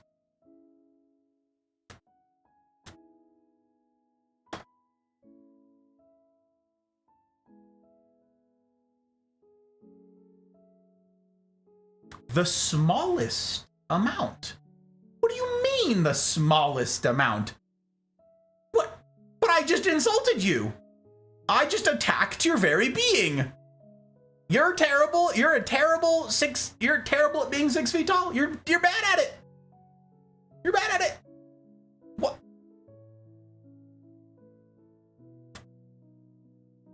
Well, this one's a little bit different.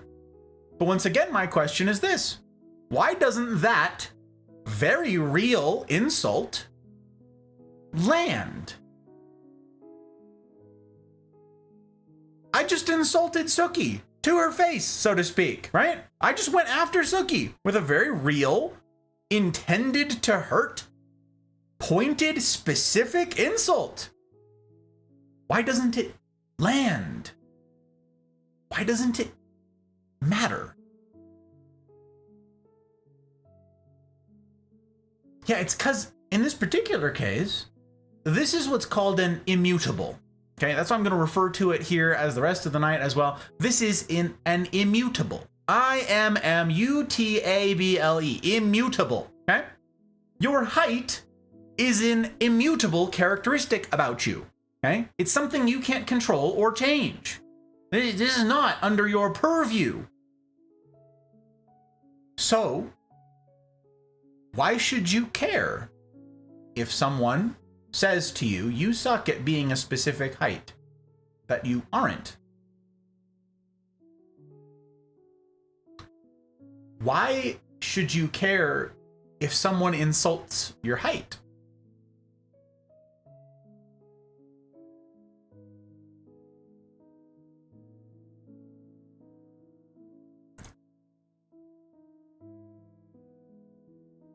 Gus, you suck at having blue eyes. Okay. I guess.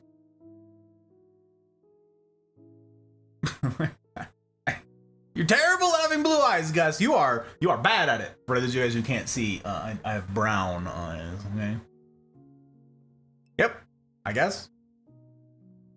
Once again, the insult means nothing. I don't have control over my eye color. And several of you are already jumping ahead, I know. A bunch of you guys are like, I'm rearing to go. I already know where this is going. I'm going to start typing out the rest of the lecture. Hold your horses, please. This follows a natural progression for a reason. Allow me, if you will.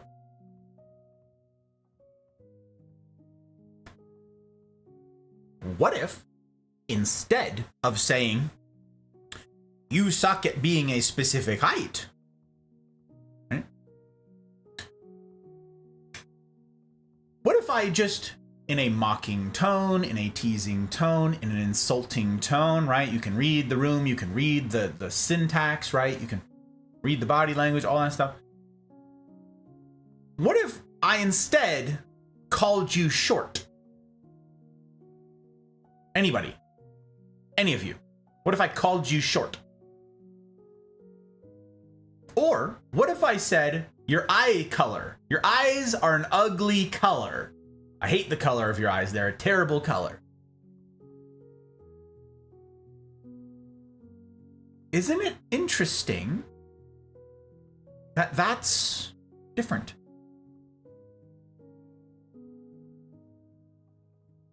it's slightly different, isn't it? Suki, you suck at being a 6 foot tall person. And she's like, yes, I suppose, technically, am 5'2". Yes, I suppose one could say that I'm bad at being 6 feet tall. I'm more puzzled than anything, right? If someone were to come up to me and say, you suck at having blue eyes, yeah, my response would be one of puzzlement, probably, right?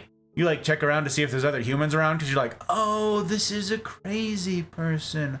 I see. A taxi. Like, right? Why is it different? If I mock you for being short, or your eyes are an ugly color, I don't like the color of your eyes. Why is that different? Why does that feel different?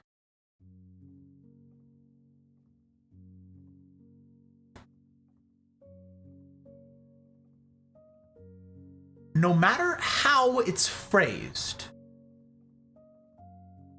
you're terrible at being a specific height.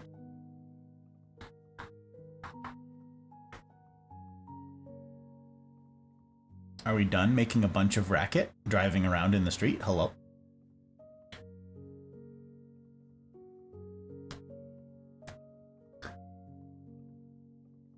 Good to see you, Chidori. Welcome in, my friend. Good to see you again. You were here at the outset, but welcome, sir. Welcome. It's not an insult, it's just a fact that I suck at being tall. No. It's very much an insult. That is an actual insult. What did we decide an insult was? Someone goes out of their way to harm you with their words, right? They say something with the intent on causing harm with it. That's most assuredly an insult. But why is this insult stupid? No matter how it's phrased, height, whether I specifically say one thing or just generally, no matter how I word this, okay, height is still an immutable characteristic, is it not?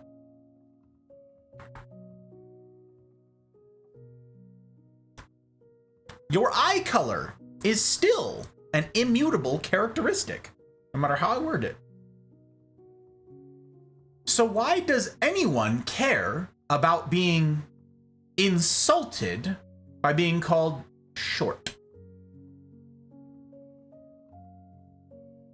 I mean, I know a bunch of people also who are self-conscious about being tall, right? People mock how tall they are. This is particularly true for girls. Why does that land? Why does that hit different? Why does that feel different? Why would anybody be hurt about an insult about their eye color? Why would that land? I submit to you that we ought not to care about such things, about such insults. You guys heard these things, and you're like, yeah, and? I would say for some of you, if you were asked, how much does that hurt you? If it were pointed at you, you'd be like, I don't know, a 0 out of 10? Right, as little as possible. Suki said, she's like, I don't even know how to register the pain because I don't think there's any. Checks pulse. Like, am I a crazy person? If you are susceptible to such insults, you out there right now, if you are susceptible to such insults, if those particular things land with you, I invite you to consider the sophistry at play. And encourage you to, going forward, ignore the absolute hell out of this entire genre of insult. This entire genre of insult. They are insults. I invite you to ignore the hell out of them. All insults that could fall under a similar category, and a bunch of you guys have probably thought of some right now as I've been going through this. I'm sure a bunch of you guys have been like, yeah, okay. You could say this, and that doesn't mean anything, and this is also an immutable characteristic, right? So for the whole genre of immutables, I invite you to ignore them. So, okay. So far, I've covered insults that don't make any sense, right? Non sequiturs, as it were, yeah? They don't land because they're nonsensical. They're nonsense. They don't pass the basic test of logic in, like, the world, right? So I hope that you're like, this is cheating. No. It's not cheating. This is all illogical progression, okay? And I hope that these first examples have disabused you of the notion that all insults are created equal. They're not. But now I want to shift gears. Stick with me. Stick with me.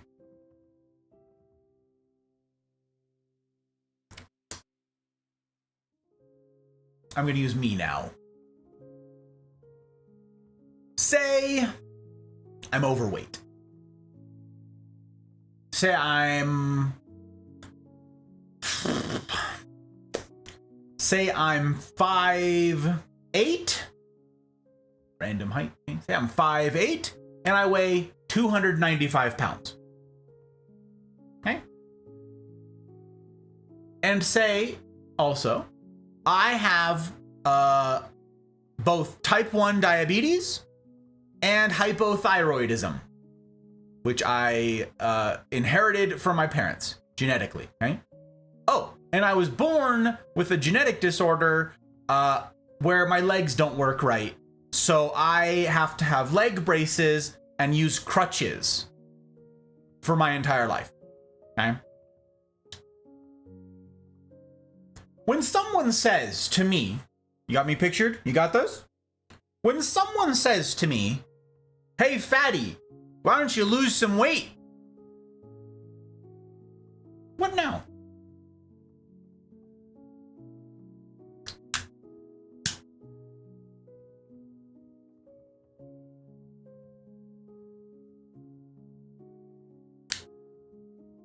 What now?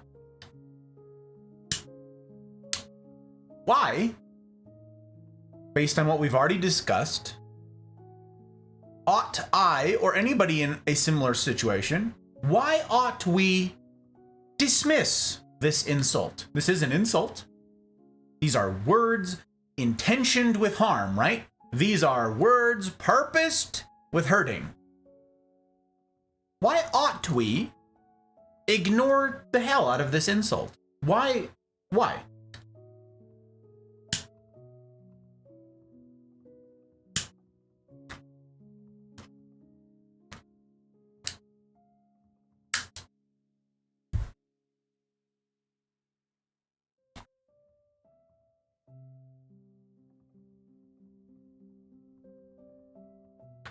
I'd say you try losing weight with hypothyroidism. Sure, okay. I got you, Commodore, I got you. I'm offended on behalf of them. So much history the stranger doesn't know.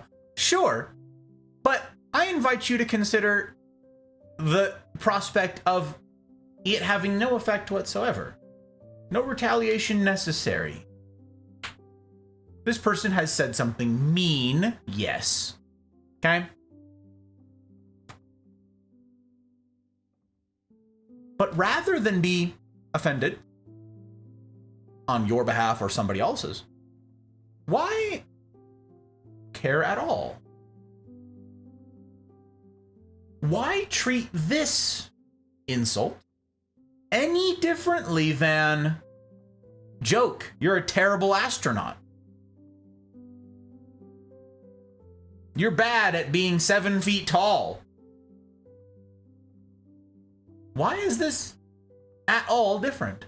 This is a rhetorical question, because what I submit to you is that it's not different. It is the same.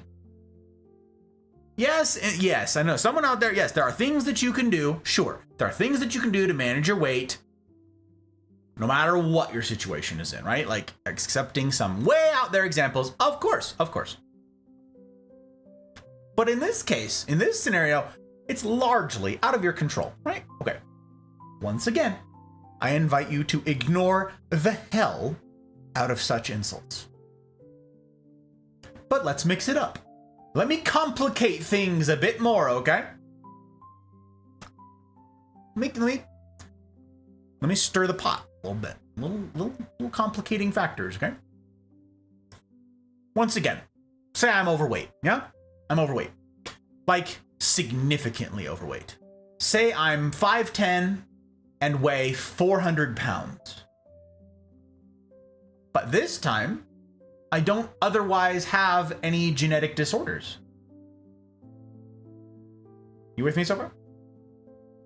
Now someone says, hey, fatty, why don't you lose some weight?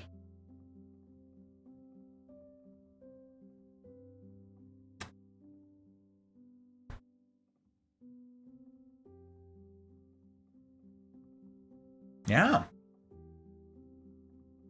This time, it hurts.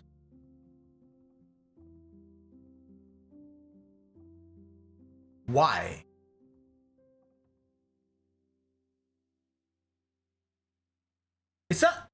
It's not like it's lost on you, right?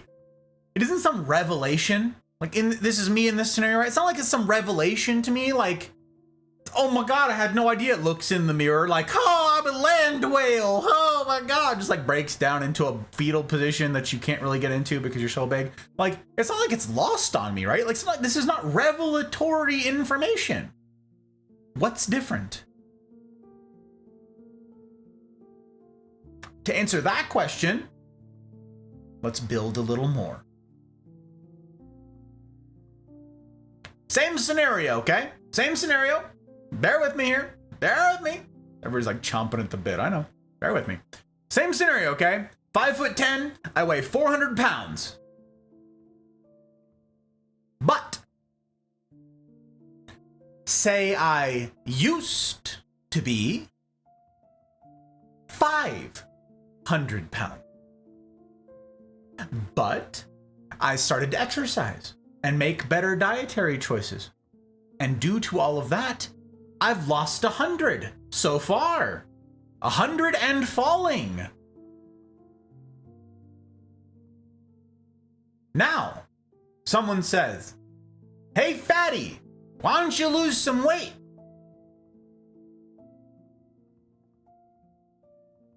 How will this same insult land now? It's a little different, isn't it? A little different. Each of those times, a little bit different, isn't it? This one might hurt to hear. It might. But again, based on what we've already discussed, why ought we dismiss this insult? Hand wave it away.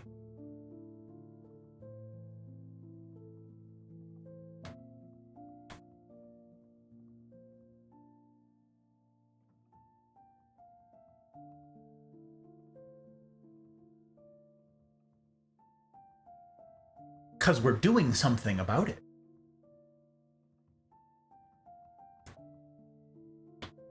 There's something there.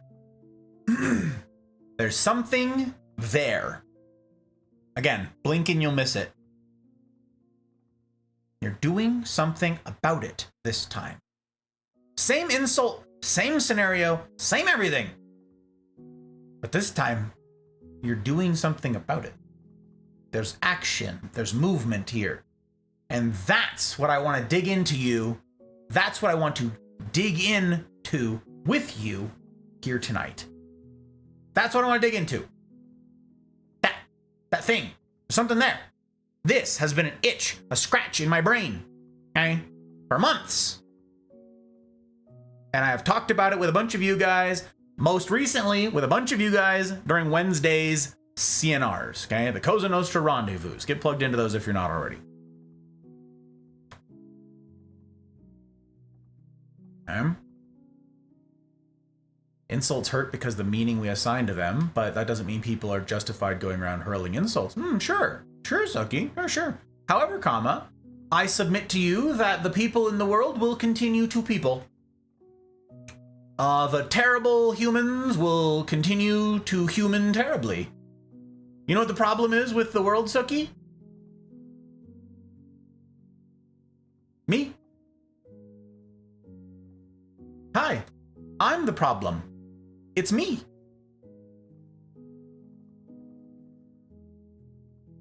I'm the human. I'm the disappointment. Am I not? Just like you. Just like all of us. I'm human. And therefore, I'm fallible. I'm a screw up. I'm a disappointment. Despite my best efforts, I am going to hurt people. Now, sure, could some people stand to put in a little more effort? I said, despite my best efforts, right? Could some people stand to do a little bit better? Sure. But are any of us perfect? Nope. Indeed not. Well-intentioned or otherwise, the world is full of insults. The world is full of pain, or the potential for it. All right, someone with a keyboard right now, because I don't have mine. Someone punch in exclamation point, not a safe space. It's time once again to harken back to this thing. Not a safe space. As many of you as you want can spam it in there. It'll only pop up once, but go ahead, someone do it. Thank you, mouse.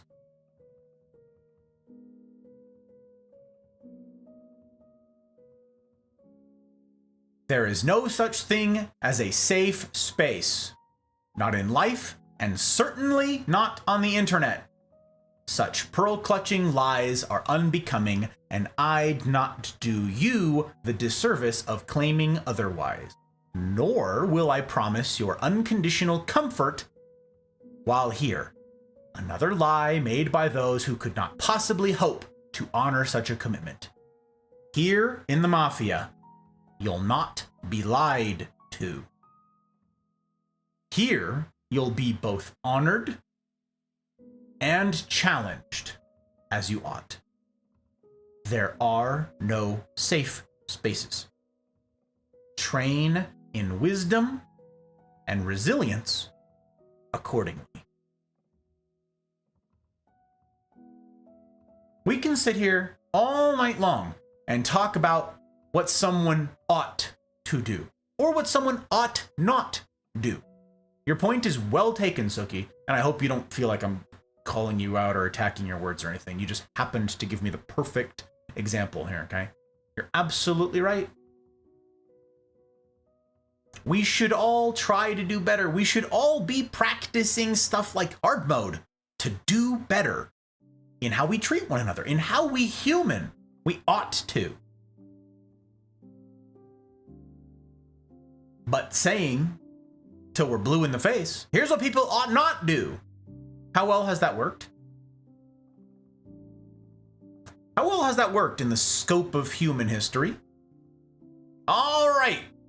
We're going to settle this once and for all. We're all going to gather around, put our heads together, and make a list of all the things that one ought not do.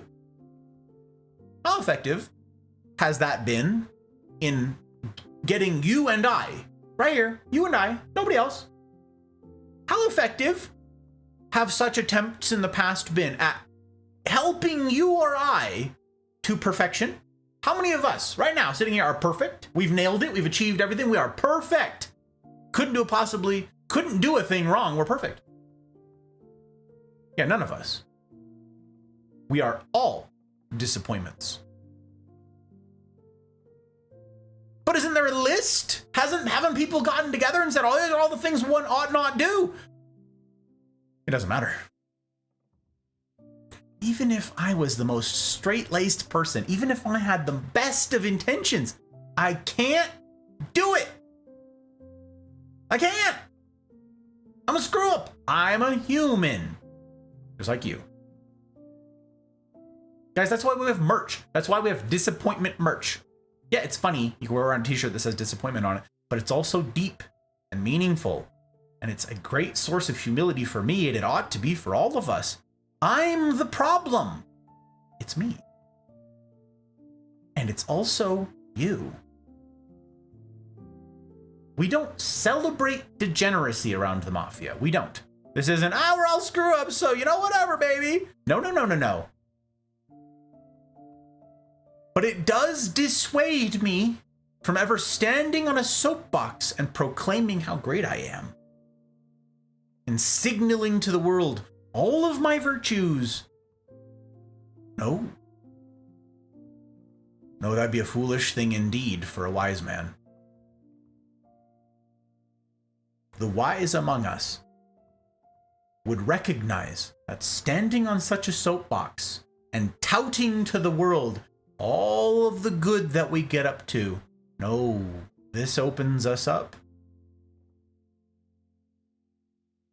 to all the things that we don't do so well at.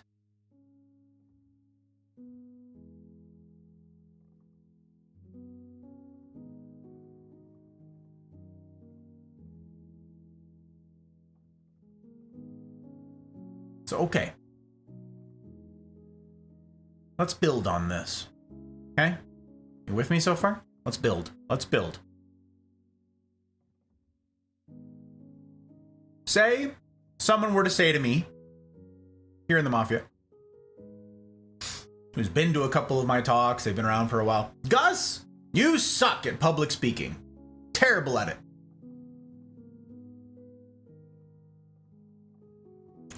What will be the effect of this insult on me?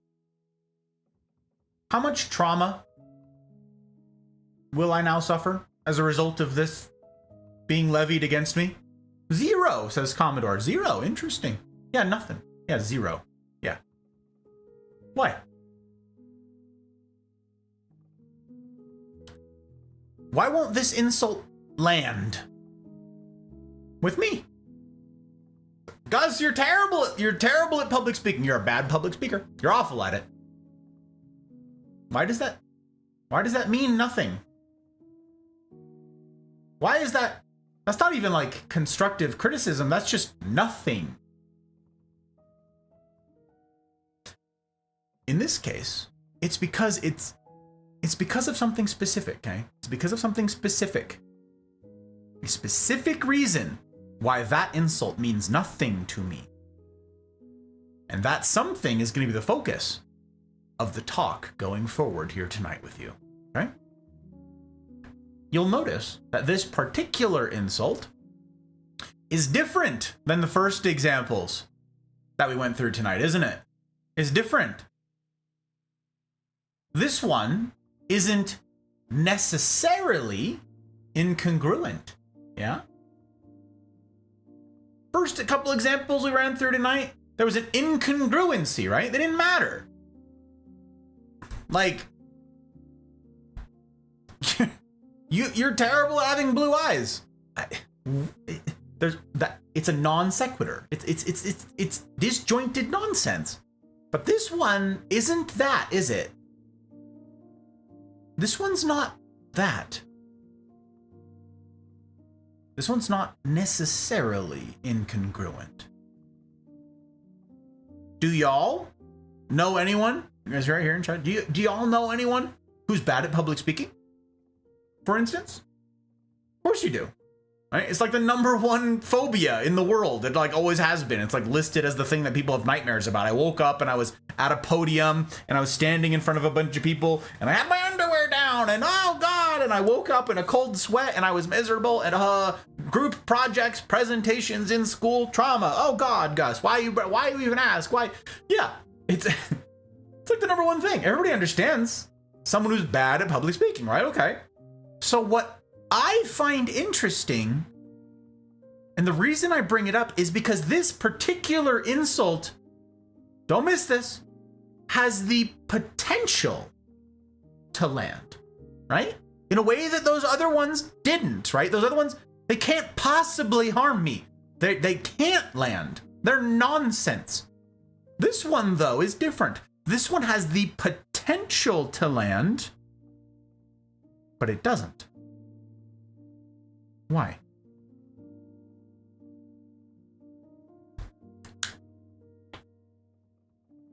Why does this insult have no effect on me?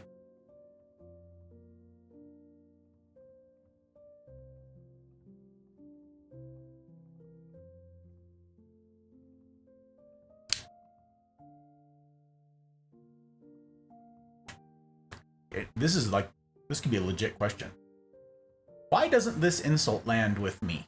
Me specifically, me personally, right now. Someone says, Gus, you suck at public speaking. Why won't that land with me? You're like, Gus, this answer goes without saying. Indulge me.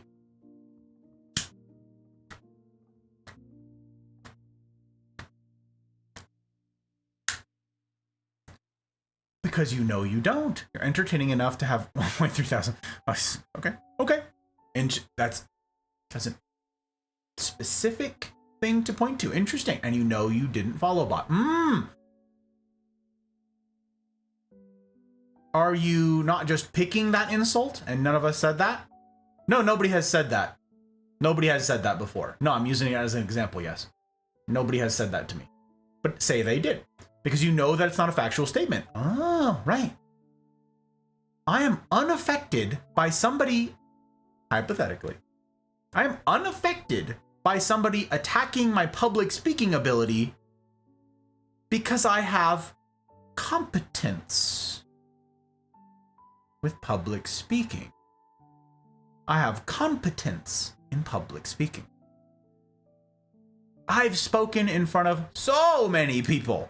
Okay, for so much of my life, tens of people, 20s of people, thousands of people. I have spoken in front of people for forever, in all sizes, okay? I've done a lot of it.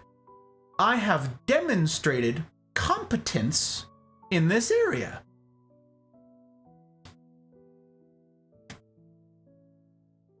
What if somebody were to say, Gus, you're a terrible shot with a Marine Corps standard issue M4 or A4. This is like an M16 versions for you civilians who don't know what these things are, okay? Why? If someone says you suck at these things and I can look down at my awards hanging off of my uniform that say 7, 8, 9, 10, 11, 12 time expert for all of the 12 years that I've shot for the M16, for the rifle on the range. And when it says a 12 time expert in a row, someone says, Gus, you suck at shooting. The insult means nothing because I have demonstrated competence. Do you see it?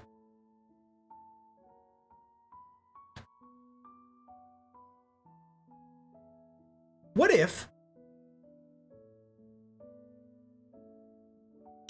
I looked at people here in the Mafia?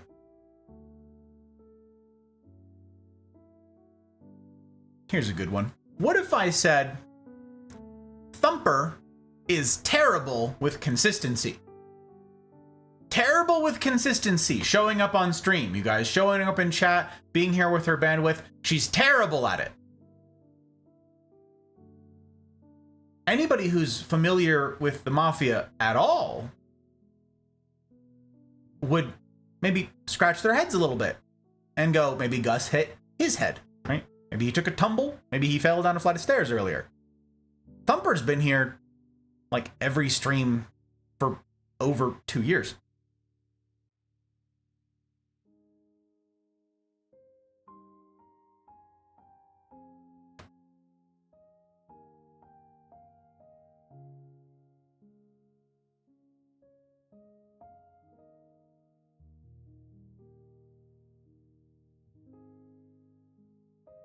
When someone attacks you for something with which you have competence, for which you have competence, you're unfazed. Why? Because your confidence, because your competence has led to confidence. Okay?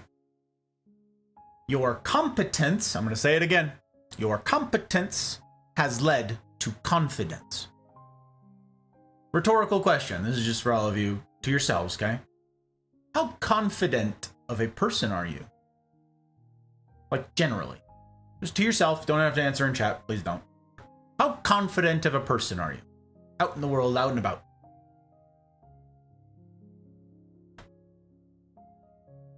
Me? I'm super confident. Why? Because, and this is where we're going with this. This is where we're going to dive in. This is where we're going to sit for a bit. I have enough areas of competence in my life, enough fields of competence, demonstrable areas of competence under my belt, so to speak, that I can ignore. Not only will they not land, they'll just do nothing, no effect whatsoever. That I can ignore most insults yeeted in my general direction, or, you know, in my very specific direction. I can just ignore them. They mean nothing to me. Now, are there, just for transparency here, okay? I'm human too, right? Are there some areas of my life where I'm weak and therefore susceptible to insult? Yes, there are. There aren't many, but they exist. But broadly speaking, I'm a confident person. And even in areas where I am weak, I'm working on it. I'm a work in progress. So they won't be that effective if someone does decide to attack those specific areas of my life, of my personhood, okay? I want you guys to do a visual with me here, okay? I want you guys to create this image in your mind and follow along here. I want you to think of your life as a fortress, okay? A fortress. A walled city, right? You've got the people close to you, like all together, right? In this little city, in this little community, right? Hopefully you have community.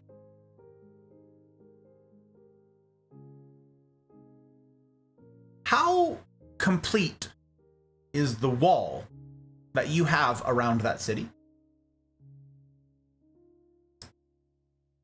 How complete is that wall?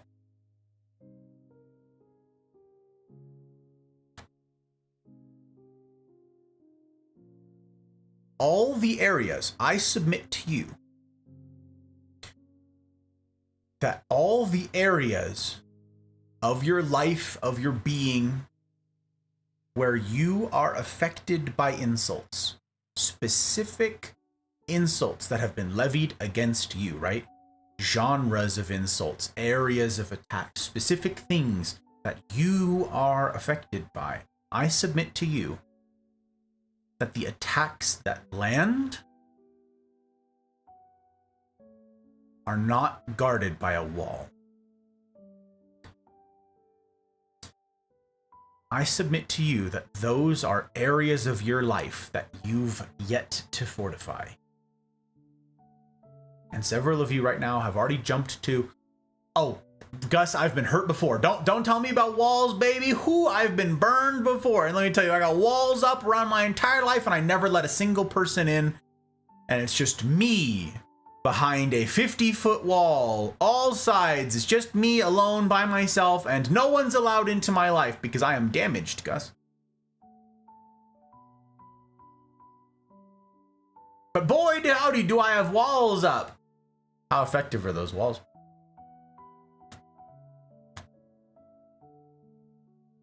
Are you still hurt by comments, hurtful comments levied against you, by insults slung at you? Are you still hurt? That is a rhetorical question.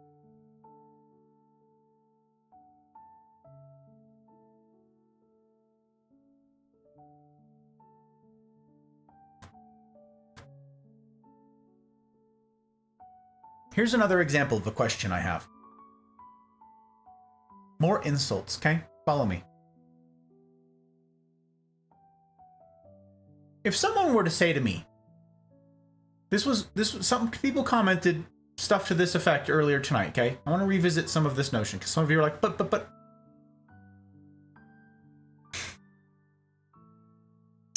Gus, at best, you're a mediocre carpenter.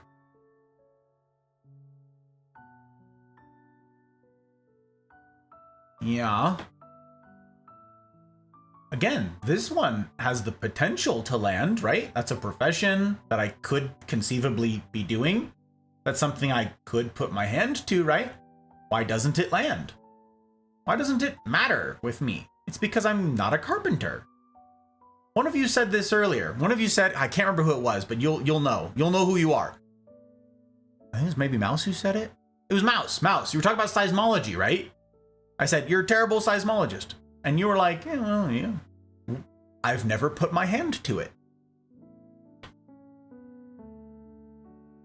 But the insult didn't land. Why? Because you have a track record of competency elsewhere. Hang with me here. Hang with me with the picture of our fortress, right? Okay, stick with our fortress. I tell Mouse, you're a terrible seismologist. And she's like, yeah, I've never tried to be a seismologist. If I did, maybe I'd do a good job with it. Oh. Interesting. Why can she say that? Why can Mouse say with confidence, any amount of confidence, with any measure of confidence whatsoever, how can she say, I never have? But if I did, we'd see. I don't know, maybe I'd do a good job at it. Why could she say all of that pain-free? Why could any of you say such a thing about as a counterclaim to someone levying a specific insult like that against you? Because Mouse has other competencies. She has demonstrated to herself competency in life, in things that she has put her hand to.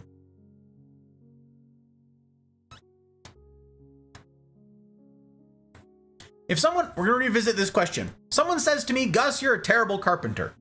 Okay. Yeah, probably. Why doesn't that mean anything? Stick to our fortress here, okay? Our fortress.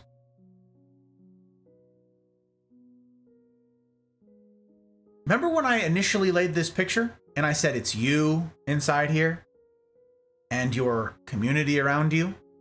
However big, however small, your community around you in this little city that you've built, right? And I asked about the walls that surround it. Question for you. Can any one of us, you, me, anyone here, can any of us be completely competent in every single thing everywhere?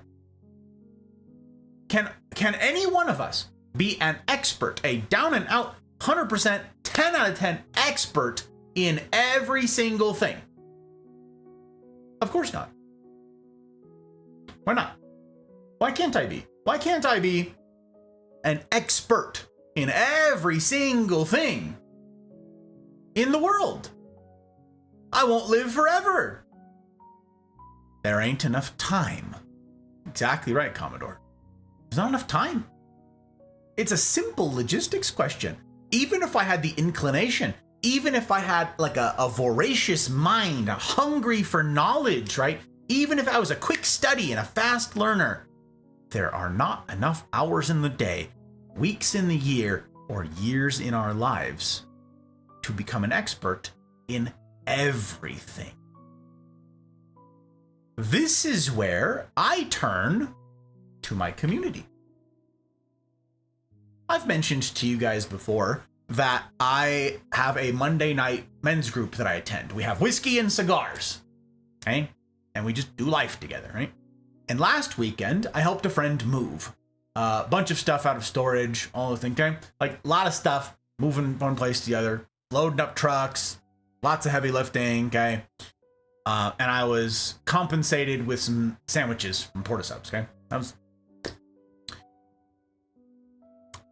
one of the guys in my Monday night group is a master plumber.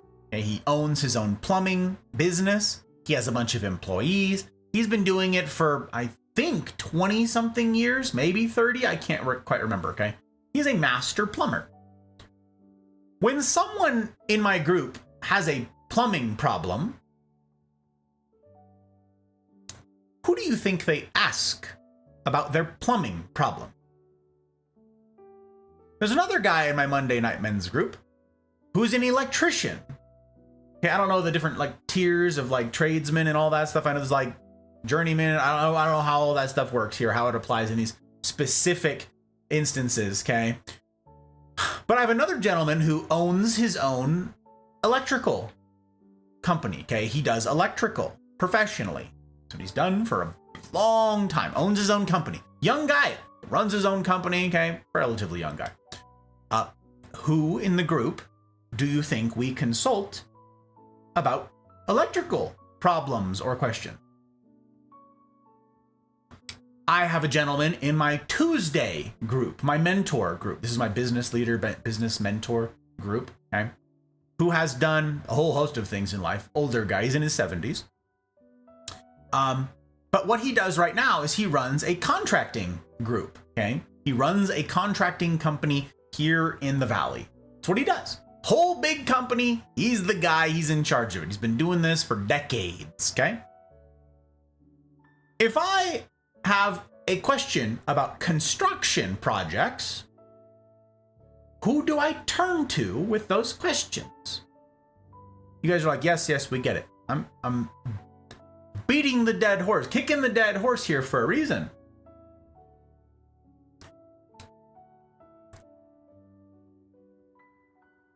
I don't need to be competent in every single thing. Not only am I unable to, not only am I prohibited for want of years in my life, not only am I prohibited from being completely expertly versed in every single thing, and this ought to be an encouragement to all of you, I don't need to be.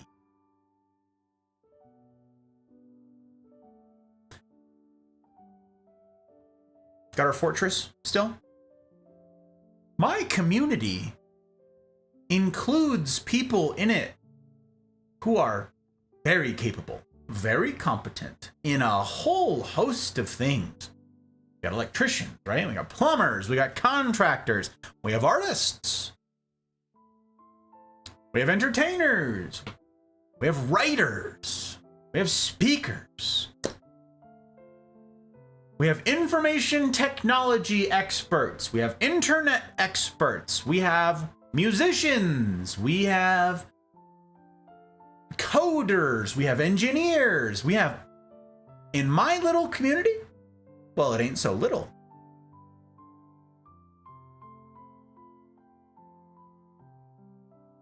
Who's building the wall? Is it just me? Oh, rest assured, I'm building that wall. I'm building that wall of competencies, and I have for my entire life. I said I'm an expert shot, right?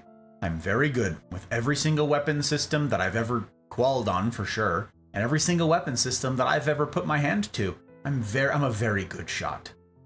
Okay? I'm very good with weapons. Was that free? That competence? And the confidence that comes from it? Was that free? No. It took effort. It took time. My most valuable resource, right? Something I don't have an unlimited amount of, and therefore I can't put my hands to everything, yeah? Okay, so it took some of my finite resource time that I put into building up a specific portion of the wall. Competency with firearms. Competency with weapon systems. I built that portion of the wall. over here, I built up the portion of the wall related to public speaking. Over here, I built up the portion of the wall that has to do with doing a romantic relationship well, with doing marriage well. Over here, I put up and I worked on a portion of the wall that has to do with handling money responsibly. Over here, I worked on a portion of the wall that has to do with physical fitness and general health. Over here, I worked on this wall that has to do with some automotive competence, repairing cars and so forth. And over here is my cooking ability, and over here is my fashion. Are all of these exactly the same? No. My competencies are at different levels, right? What does that have to do with? Well, it's to do with how much time and effort I've put into building up each one of those, right?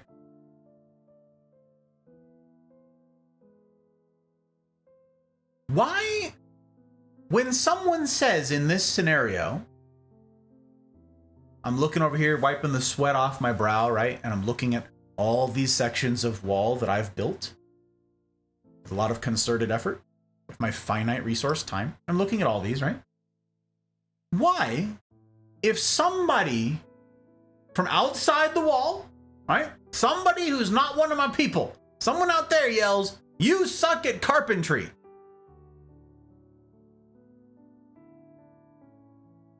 That attack, theoretically, should land. At least it has the potential, again, to land, right? Why doesn't it? Because I can look at all of the stuff that I have built, all of the wall that I have successfully and competently erected, and I can go, yeah, because I haven't put my hand to that. I haven't tried to build up the portion of the wall labeled carpentry. I've been busy with my finite resource time. I've been busy building this and this and this and this. The insult doesn't mean anything to me because I have a bunch of competencies under my belt.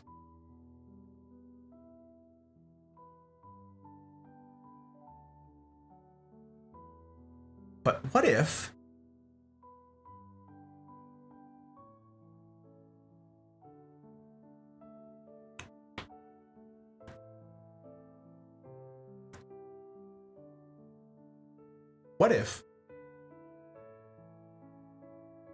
you out there right now have never put concerted effort into building up anything? What if you have no competencies under your belt?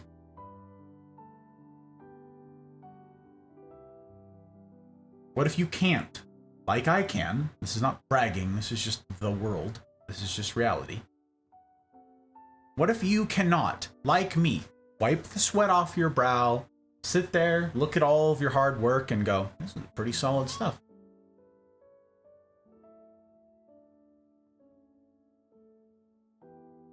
What if you don't have any of that to survey? What if you can't look out and go, ah, yes, the fruit of all of my labor?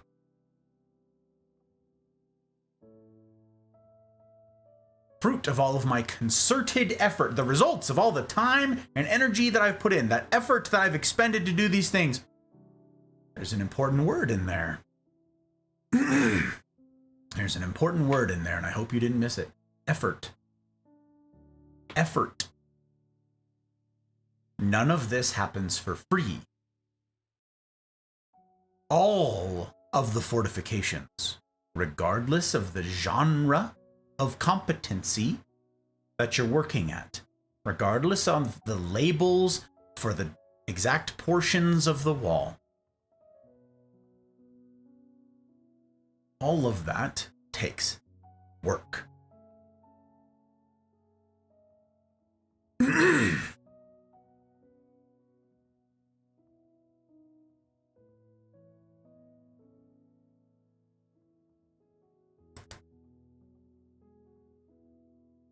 I think, and this is what I did some musing about with the Wednesday crew, okay? Here's where I did some musing with the CNR groups, a couple of them.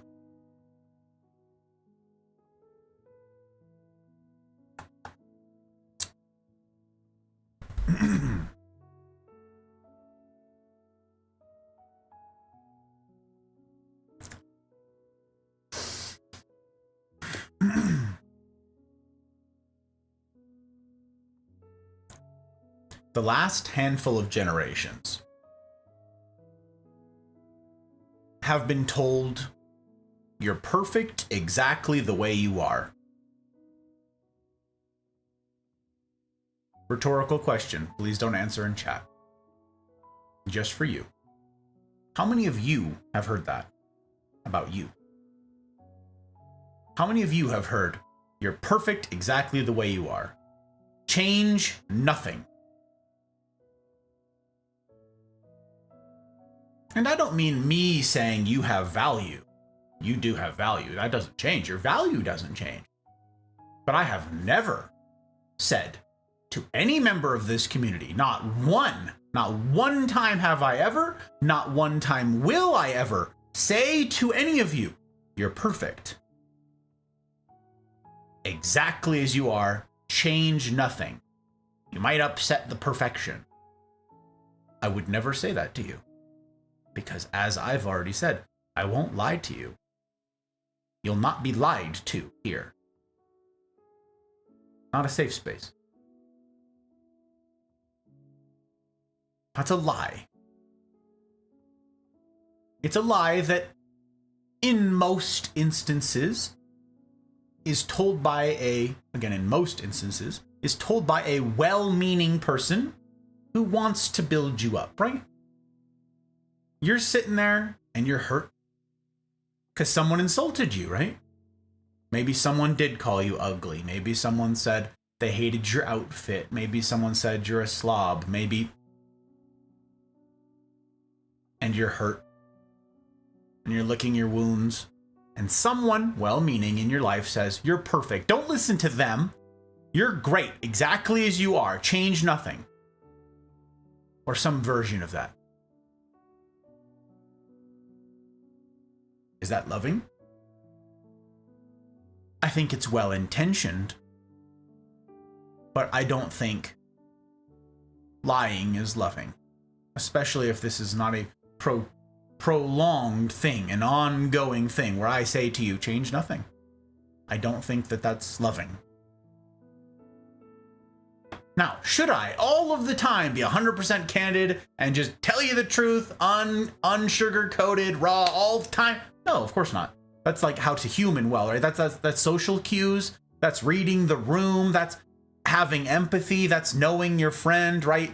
Actually developing a real relationship where you understand where the other person is, what's appropriate to say right now in this moment, right? That's all social cues. That's developing, learning how to communicate with any measure of efficacy, yeah? Okay.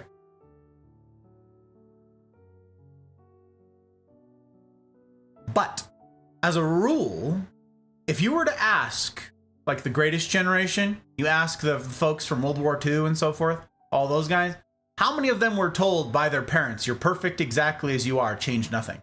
They'd probably laugh. I know that the ones that I have known do laugh. They get a good chuckle out of that. You ask them, hey, how many of you were given a participation trophy? They get a good laugh out of that too. Ask the same people from the Korean War era, the Vietnam War era, all these old timers. Ask them, how often were you told you're perfect, change nothing? Exactly as you are. It doesn't matter if you win or lose. It doesn't matter how well. It matters that you tried your best. All that matters is that you showed up. They all laugh at that question. And if you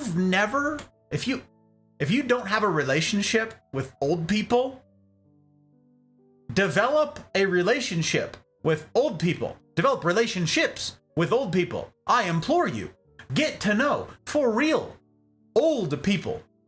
People who've seen a different world than you have. People who've lived a different life than you have. People who have lived life. Meet them, know them, and then ask them questions. You know how valuable it's been to me for the last 9 years to attend my Tuesday business leaders owners group? Hot Bride and I are both in this group. We joined it 9 years ago when we were both running a multinational manufacturing firm, okay? Past tense, we don't do that now. We both joined this group, and we were the youngest by far. We're both still in the group, and we are both still the youngest people by far. I believe the oldest gentleman in our group is 87 at the moment. Some 70-year-olds in there, handful more 60-year-olds. I think there's like a 50-year-old. I think the next youngest one is maybe late 40s. I'm not sure how old she is. And then there's us, generations removed. You know how valuable it's been to have their perspective, that all-important word that I come back to so often? If you don't have old people in your life, and some people out there are like, I'm offended you called me old. Why are we offended? Need we be offended by this? Is this an immutable thing? Yes. Yes, it is. It is an immutable to be called old. Can you stop aging? Can you reverse aging? Can you hit a pause on how many years you have under your belt? No. It's an immutable. So why care about being called old? So, I will continue. If you don't have old people in your life, you need them. We all do. Those same old people, we're told, yes, get to work. Get to work. Not, you're perfect exactly as you are, sitting there with no profession. They would say, get a profession. Learn a profession. Do better. Ready, set, go. Now, is that the perfect way of approaching it? Probably not, right? Maybe tact, and again, humaning well, communication, like skillful communication, right? But think about how many of us, younger folk, say you're, I don't know, say you're 50 or younger, 45 or younger? I actually don't know where the generational splits are. I haven't a clue. Doesn't matter. Say you're 40 or younger, okay? 35 younger, 30 or younger, somewhere in there, whatever. How many of us were told, all that matters is that you tried your best. You get an A for effort. Or some variation of that. I certainly was. Oh yeah. By well-meaning, well-intentioned, nice people. You know how many participation trophies I have? A lot. A lot. I played sports when I was a little kid. I played sports ball, okay? All different kinds of sports ball. I was involved in extracurricular stuff when I was young, okay? And I got participation trophies every single time.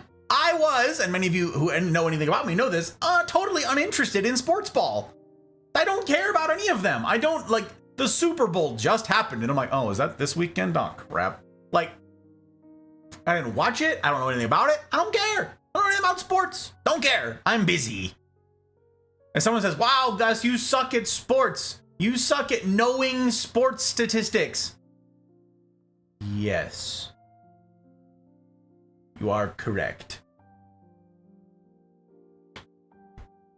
Well, like, who cares? Doesn't matter to me. That's not where I've put my time, right? But I have so many participation trophies from when I was young. You did so well.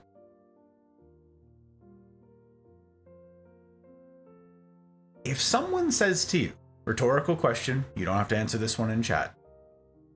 Someone says to you personally, someone well-meaning, someone in your life who is well-meaning or otherwise, says to you, specifically about an area in which you struggle.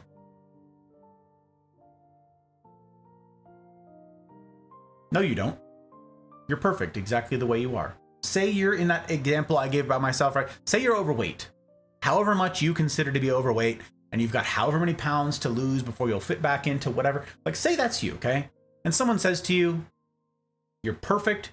They're the perfect size, exactly the way that you are. And you know the first thing about cardiovascular health.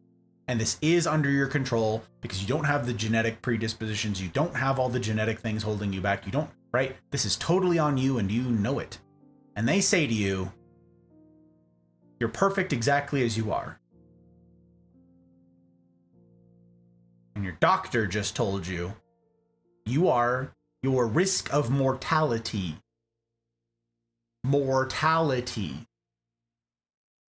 is 70% higher because of how much you weigh. The weight's got to come off or you'll die of something. Maybe it'll be this, maybe it'll be this, who knows? The point is your body cannot handle all of this. It's not wired to, it can't hack it. Something's gonna give. Your life will be cut short by this. And then someone well-meaning in your life says, no, you're perfect at the weight that you are. Don't listen to that doctor. Does that maybe make you feel good a little bit? Maybe. Maybe a little bit. For a minute. Will you still feel good about yourself? And the predicament that you're in, the health predicament that you're in, will you still feel good about that by yourself? In a room, by yourself, left alone to your thoughts? Will you be comforted by this? Don't listen to that doctor. You don't need that aggravation. You don't need that stress in your life. You're perfect. No.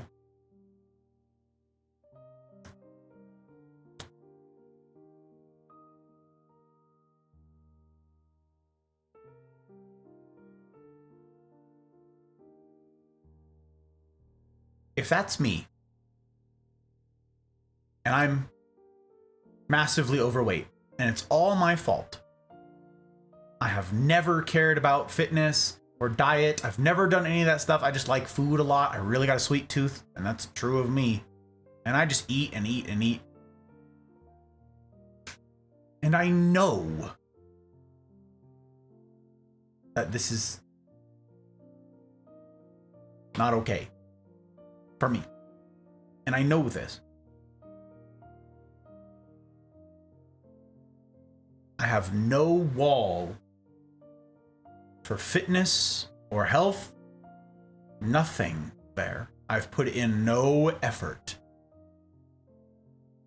And somebody from outside my little community says, hey, fatty, why don't you lose some weight?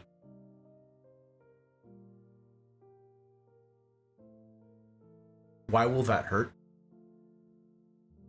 Why will that land? It's because it's true.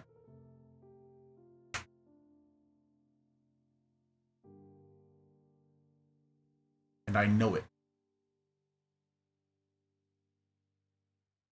If you're the first example, right? Born because of your genetics, type 1 diabetes, hypothyroidism, and your legs don't work, it doesn't much matter. The insult doesn't much matter. Why don't you lose some weight? And you say, as was correctly pointed out here, maybe you say nothing at all, or maybe you say something like, you try, losing the weight with the cards that I've been dealt, right? The hand that I've been dealt. You try that and you let me know how it goes for you, right? Why doesn't that land so much? Because you don't have any say here. You don't have any control here. It doesn't matter. But say I am in control. Say this is all my doing. And I don't have a, like, legit, actual medical excuse. I'm not deluding myself. It hits different, doesn't it? I want you to extrapolate this out to any kind of insult.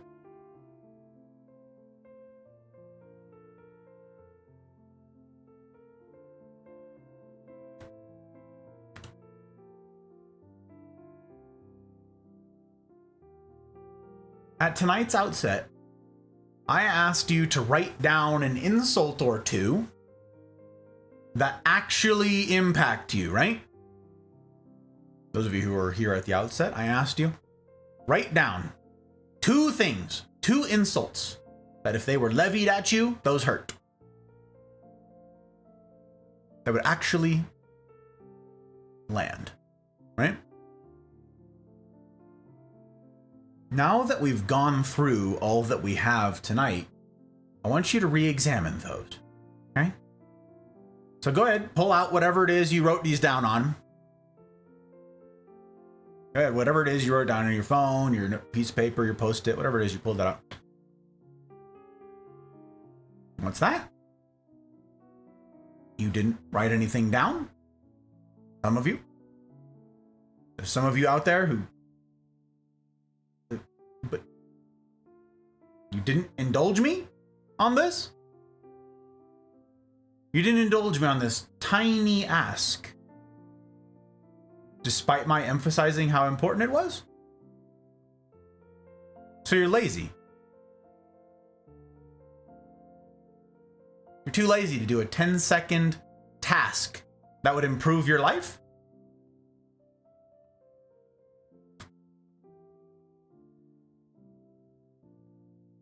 Not to mention the disrespect. You think so little of me and my counsel?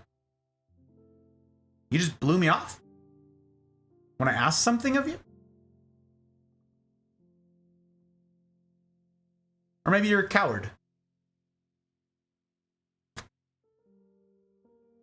You heard what I asked. Heard what I asked you to write down, and you decided it's too tough. Too scary. Too painful. So you decided, I'm just going to sit here on the sidelines. I'm not going to, I don't need to actually write something down. I'll just see what others say. See what others do.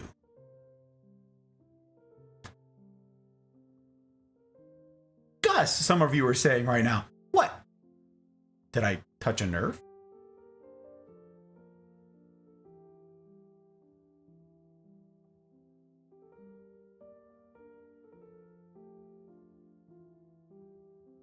Okay, question for each of you.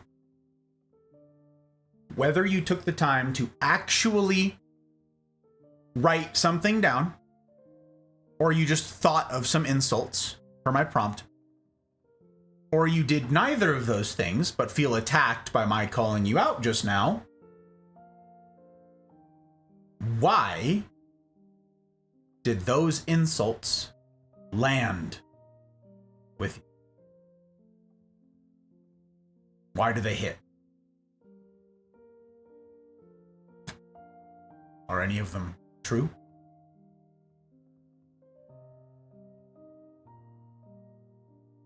Do the implications of any of those insults matter to you? Doesn't matter if they matter to the person to your left or to your right. Do the implications of those insults that I just called you lazy, disrespectful, coward, does the implication of being called those things matter to you?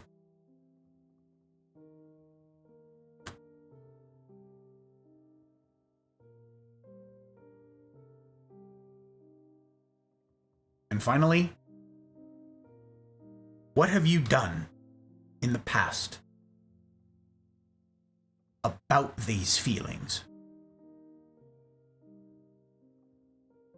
any of the insults that you wrote down or thought about, any of the insults that you came up with in the beginning, your examples that were personal to you, and again, I ask that you not include them here in chat, this is just for you. What have you done to address those things?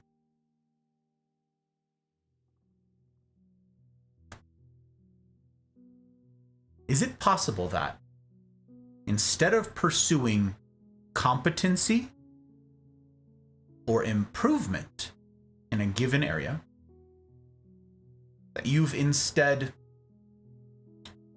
ousted everyone in your life that makes you feel self-conscious?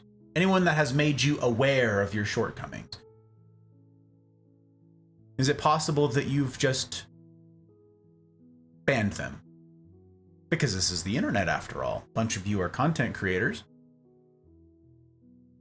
Someone enters your chat, someone enters the comment section, and they say something difficult, something hurtful.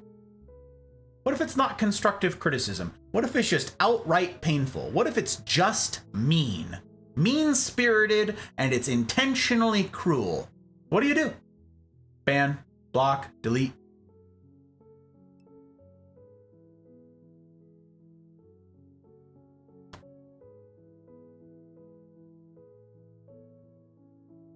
Or perhaps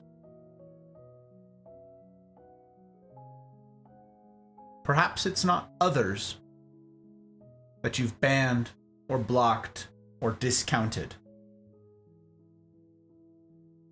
Perhaps it's you yourself.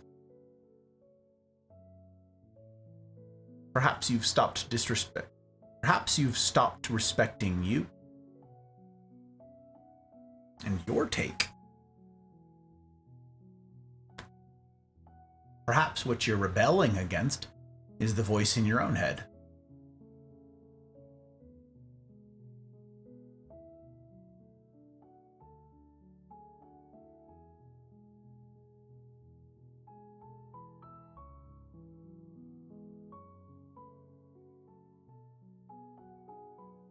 Competency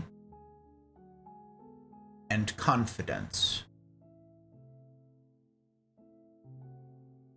How many of you out there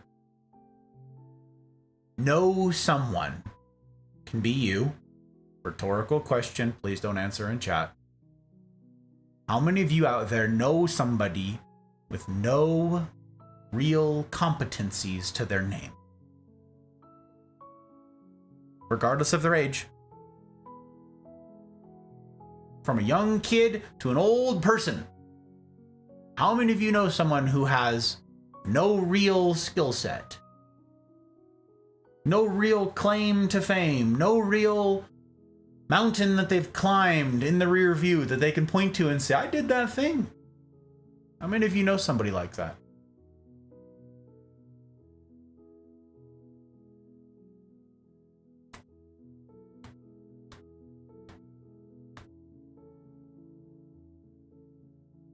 I suspect,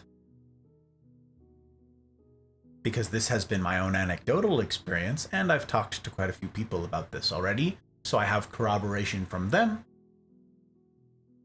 I suspect that those are the same people who are most open to attack, who are most vulnerable to insults of all kinds. These are the folks who are leveled by a single word, by a single mean-spirited thing. These are the people who will be devastated by the fact that there is no such thing as a safe space. These are the same people who will rail against me for suggesting such a thing, who have already unfollowed, who've unfollowed on Twitch, unsubscribed on YouTube, and who have left the Discord community. Because I had the audacity to say, there's no such thing as a safe space. Because I had the audacity to point out the reality of the world, the reality of life, the reality of humaning. Those are the same people who have either not opted into hard mode, or who did once upon a time and who have since opted out.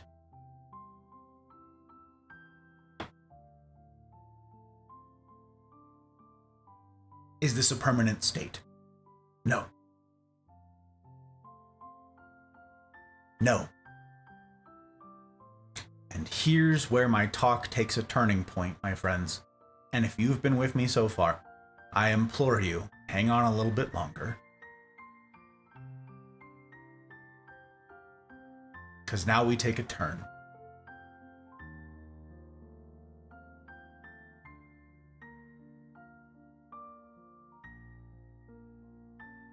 When I asked if you knew anybody who didn't have any competencies, and then I mentioned age ranges, again, rhetorical question, but think of the children in y'all's lives, right? Think of, or better yet, think about you in middle school. For those of you who are like international, this is like 6th grade, okay? 6th, 7th grade, you're 12, 13 years old. Like just hitting puberty, most people, okay? Right in there. That's the age range, okay? Picture you right then. How confident of a human were you at 13 years old? How confident were you amongst your peers at school? How susceptible to attack were you?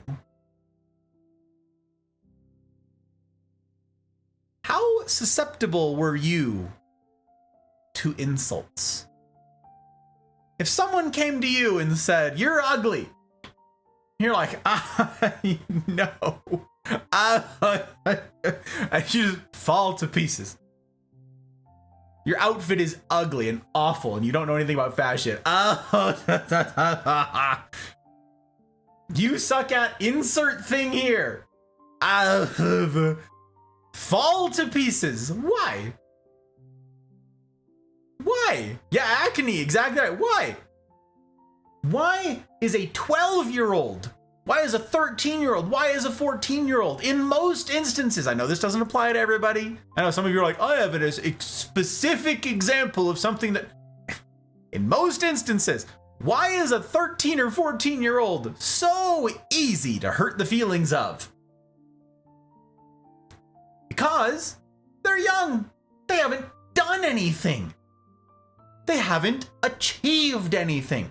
They haven't worked for anything, which means they haven't built the wall. Even if they've got a community of peers, they all suck at wall building. They're new. They don't know anything about anything. Collectively, they suck. Super easy to insult a teen or a tween. Super simple. They got nothing. Now, okay, what if instead you looked at a 12 or 13-year-old gymnast whose parents have all the money and all the resources and all the time and all the willpower to push this child to be an Olympic gymnast or an Olympic athlete in whatever their field is. 13, 14-year-old, and they've been training for skiing since before they could stand. And this is what they have been pushed to do. But their parents have taken them to meets and practice, and they've got coaches and trainers, and they're destined to go to the Olympics, baby. What about that 14-year-old? If that 14-year-old is told, that girl is told, hey, you suck at skiing. Everyone is better at skiing than you. That 14-year-old goes, no, they're not. How often do you ski? Well, I've never skied, but I'll bet you I'm better at it than you are. In this instance, the 14-year-old has built up a section of wall. Just a section. They don't have a complete fortress or anything, right? They don't have like super tight-knit community who's doing all their, like, just in this one instance, with this one specific field of insult, with this narrow inquisition, right? Person says, you suck at skiing, and they can go, actually, I'm not bad at skiing.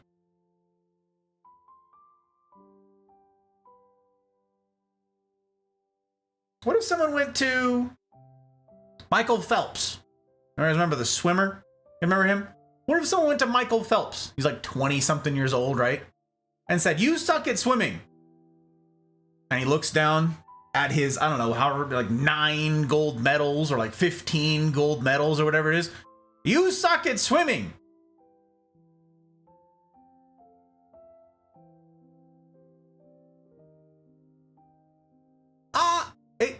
Point of order. Exactly how many gold medals does one have to have, you know, being the best in the world, in the human race? How many gold medals does one have to have before they don't suck at swimming in this specific example of yours? By what criteria is it exactly that? Are you okay, my friend? Have you fallen? Have you hit in your head? Have you hit your head? Oh, do we have medical people? Can I get a doctor over here? This person is confused. Somehow they're hurt.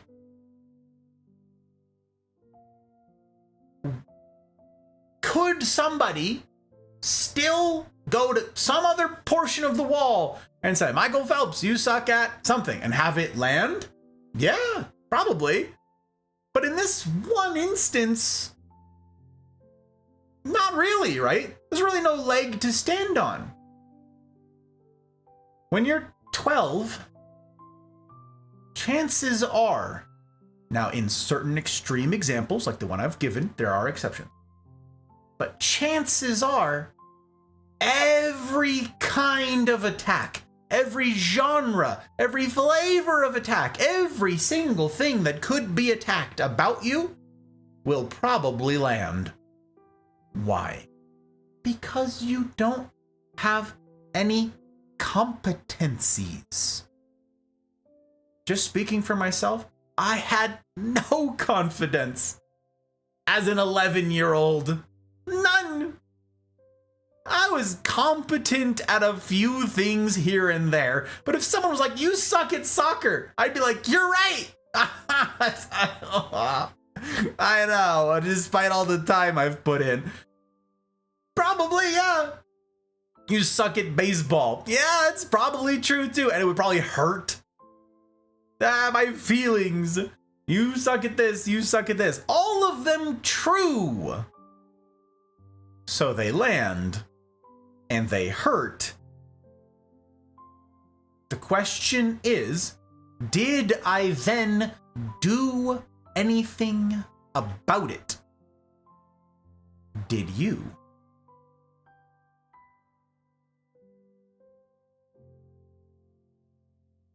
At like 12, 13 years old, I think I was just about to turn 13, I joined a weekend program that ate up way more than just a weekend, called the Marine Cadets. Okay? Many of you have heard me talk about this organization before. This was run by former and retired Marines, active duty Marines who have seen war. Okay? My first mentor was a World War II veteran. He was a flamethrower on the island of Iwo Jima in the Marine Corps. For any of you Marines out there, you understand immediately and you wince at the implication of being a flamethrower on any of the islands during the island hopping campaign. That man survived that. My other one was a door gunner in Vietnam, and a bunch of you again just winced a little bit.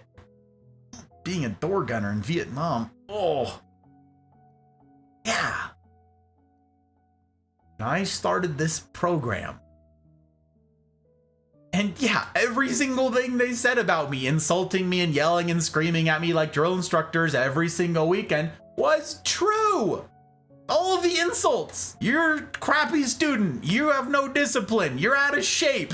You don't know you don't have bearing. If you guys don't know what bearing is like the ability to like restrain yourself, like control physical urges and stuff. Just like stand still, not scratch an itch when you have one. Bearing. You don't have any of these things. Here's all the Marine Corps leadership principles and traits and qualities. Here's all the stuff. You have none of them. You suck. And they were right. I could have curled into a ball, run to my parents and said, the mean men said mean things to me.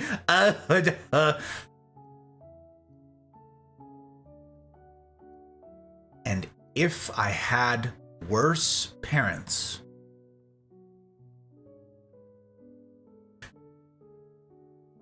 they might have said, oh, don't listen to them. Earmuffs. No, you're perfect. Exactly as I can't, my son, you said mean things to my precious boy.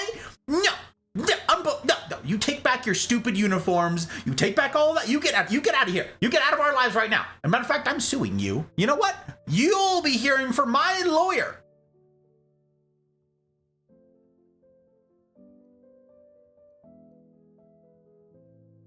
If my parents were worse parents, they might have done that. But no.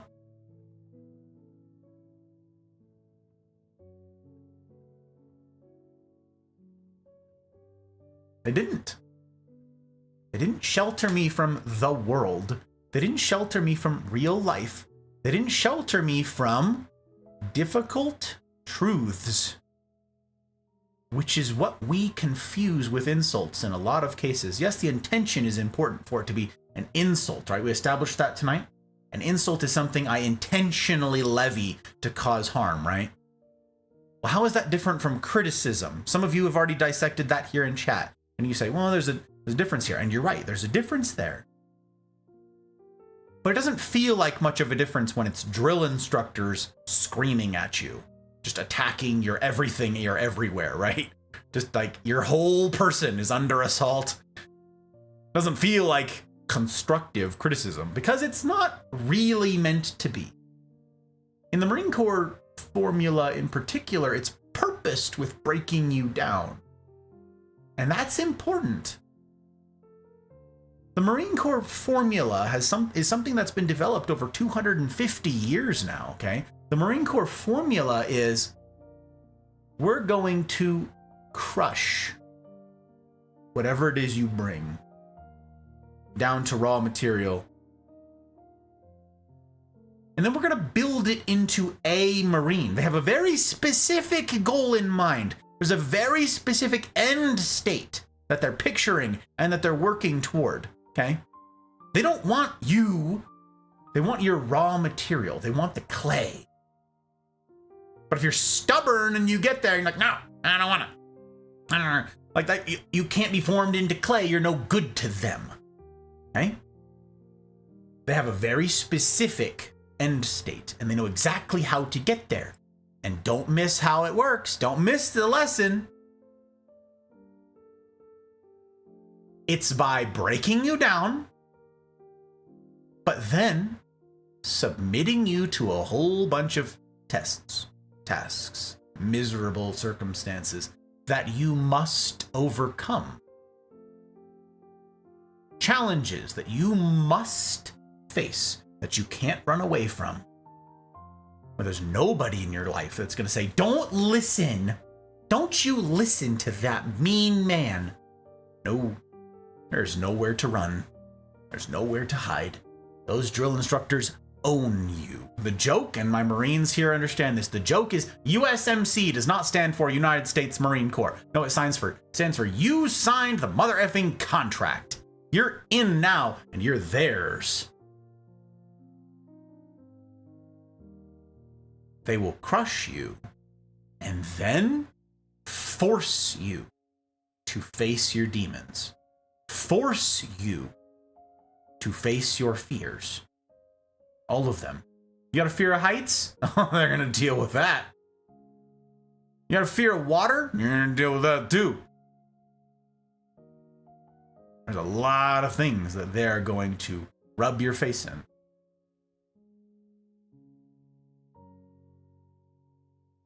And two things happen here. One of two things will happen here. We've talked about this before. Exposure therapy, right? In what circumstances does exposure therapy work? Only when you submit yourself to it. We talked about this a couple weeks ago, right? Exposure therapy does not work if you don't want it. If you're not going to submit yourself to its tutelage, okay? So you say, I have a fear of spiders.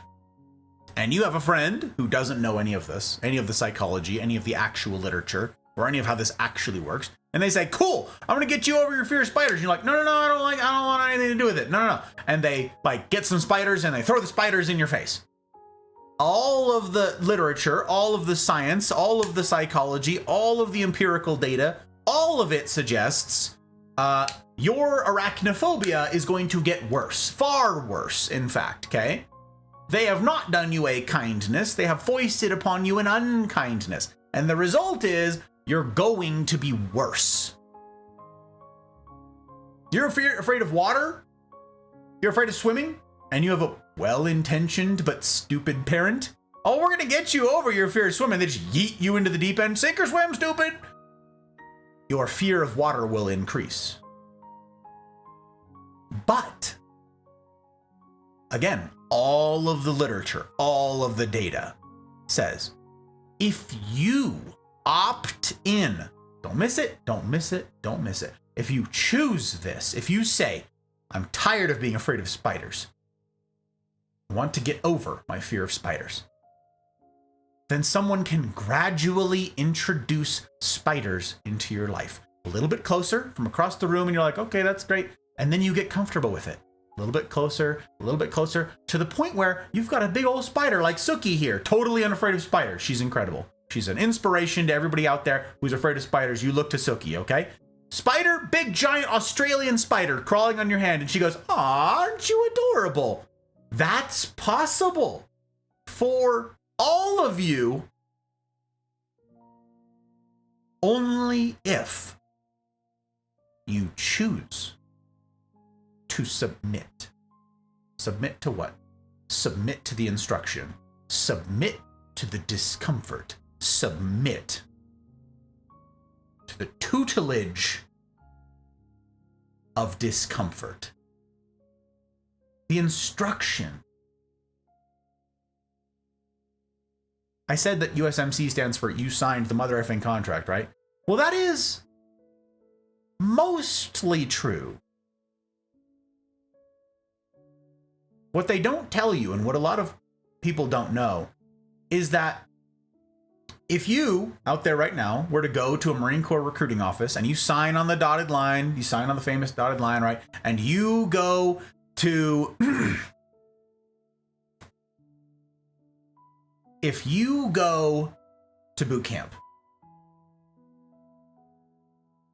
and you refuse to be broken down, no, I'm not going to do that. You can't. And they all yell and scream at you and you go, no, I'm not doing it.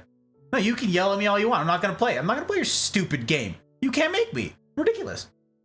The instructors are technically not allowed to touch you. They can't kick your ass. They can't injure you. They can't do any of that. What happens if you refuse to submit? They kick you out. Oh, but you signed on the line. You said, I'm going to be a Marine. Yeah, but you're not going to play the game. You're not going to submit to the instruction. You're not going to submit to the molding. You're out. And they out-process you. You get something called a general under other than honorable conditions discharge. It's a lot of stupid phrase to convey. We're going to administratively separate you, okay? It's not an honorable discharge. It's not a dishonorable discharge. It's just administrative. It's right in the middle. It's just get out. You have to choose all of the misery of boot camp.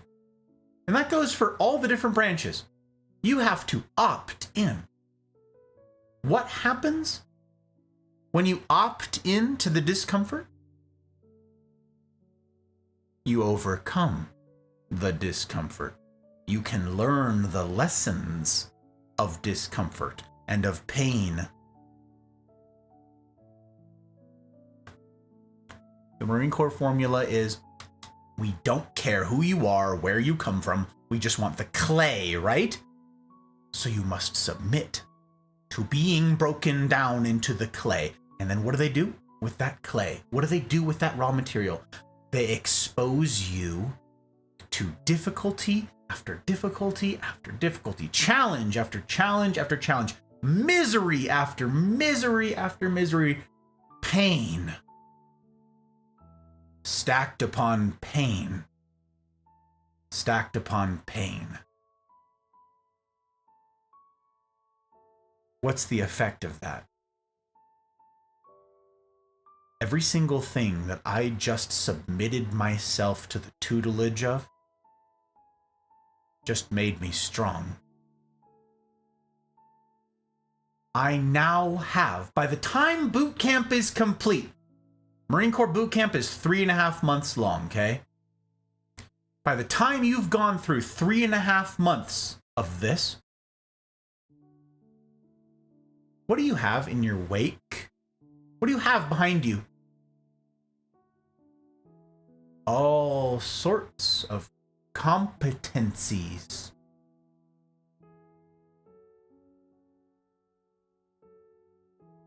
I'm proficient in shooting. I'm competent with weapons. I'm competent in martial arts. I am competent with all of the miserable strength things. I am competent in having faced my heights, discomfort, my water, my swimming, all of the things you now have you have submitted yourself to, and you have completed a crash course in competencies.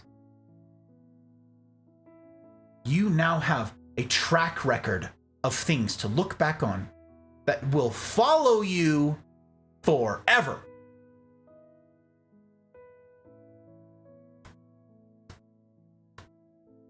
It doesn't matter if you've never done any of those things before. You've done them now.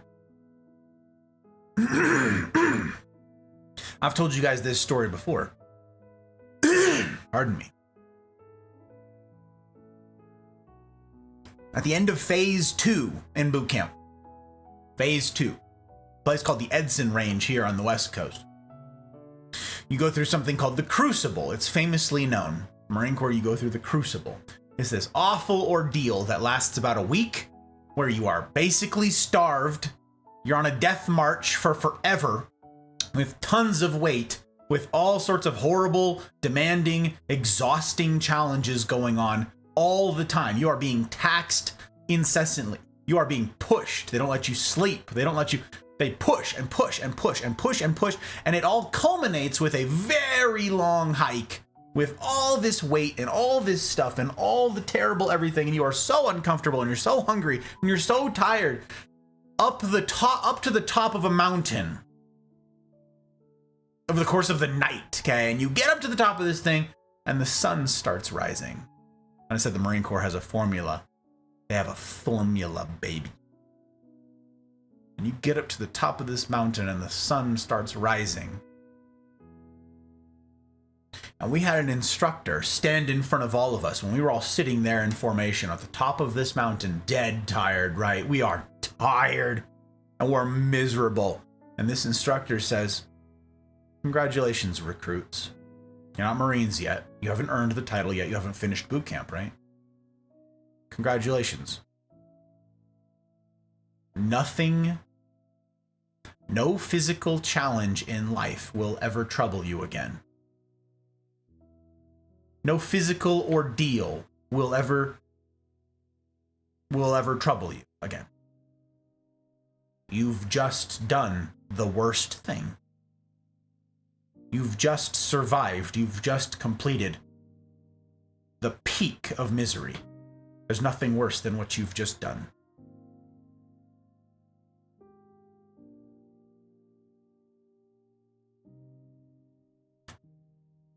Think about that.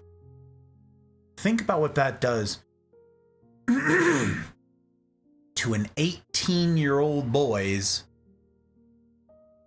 confidence.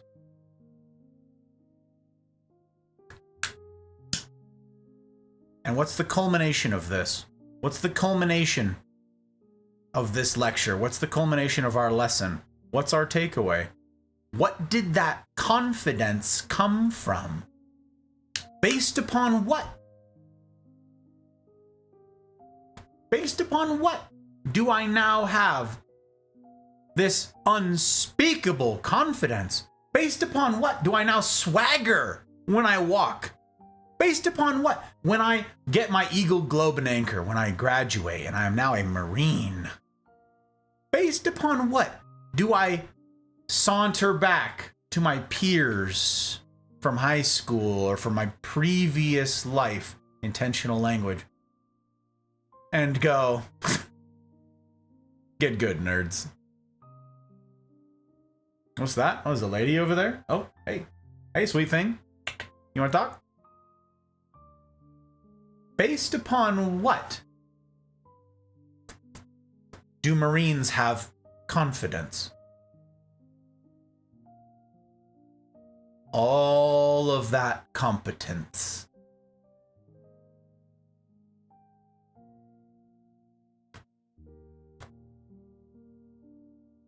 I am a confident person because I have a lot of that behind me. I've done a lot of stuff. I've been a lot of places. I've seen a lot of things. I've put my hand to a ton of tasks with the mindset of I'm gonna get good. I'm going to become an expert, or at least super well versed. I'm gonna learn a thing. I'm gonna get good. So, if someone enters my life and says, Gus, you suck as a carpenter, I say, and?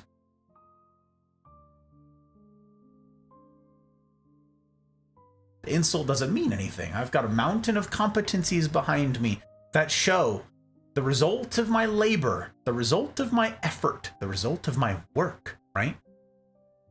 I could have been competent at carpentry. I just haven't put my hand to it. I can say that with total confidence with just about anything.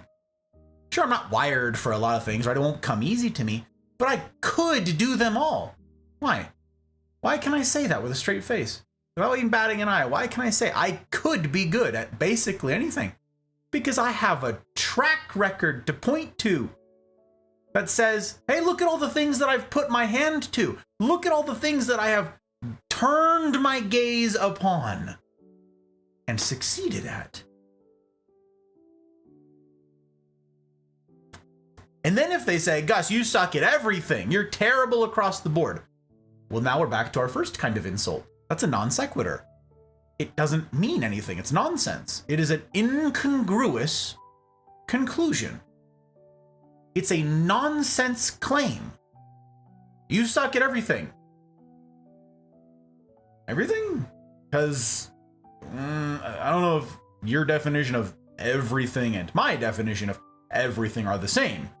Again, do you need a doctor? Are you okay? Like, again, why does a 9-year-old suffer from lack of confidence? Because they haven't done anything, right? There's no competence. But now let's bring that forward. You're 25 years old. You're 22 years old. And someone says, you suck at...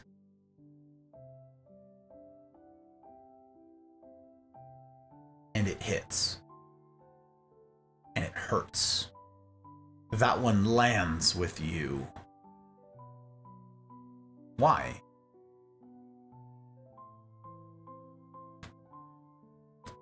Is it true?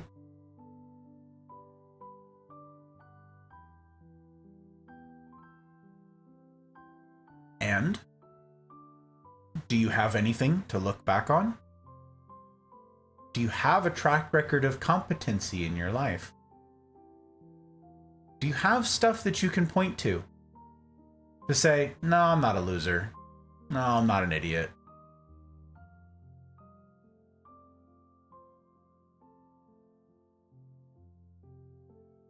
To the title of tonight's talk. There are a bunch of you out there that are very easy to wound, to hurt.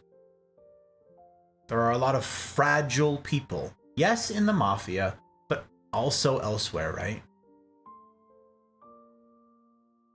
And that could very well be because you don't have any competencies to lean on, to look back at.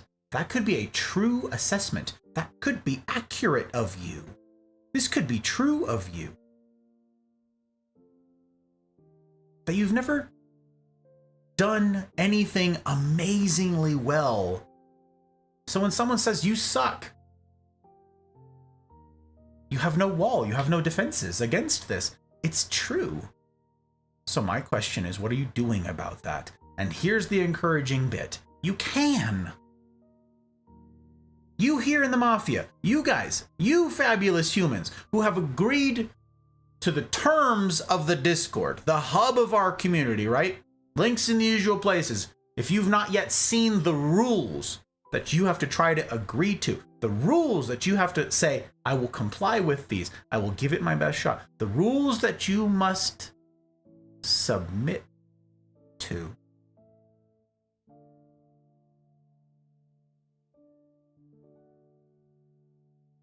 Then I implore you, go give them a look. But to those of you who have, looked at those rules, super tough rules, and said, I'm in.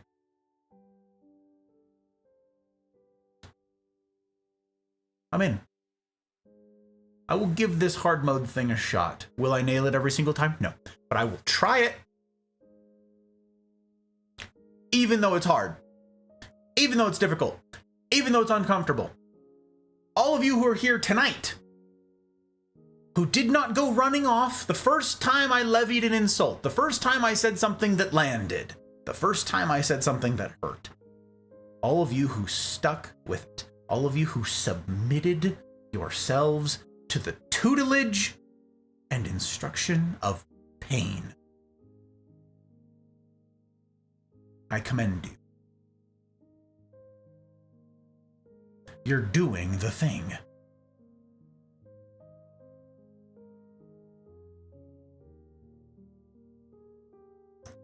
Are there a bunch of hurt and weak and frail people in the Mafia? Yes, it's a statement of fact.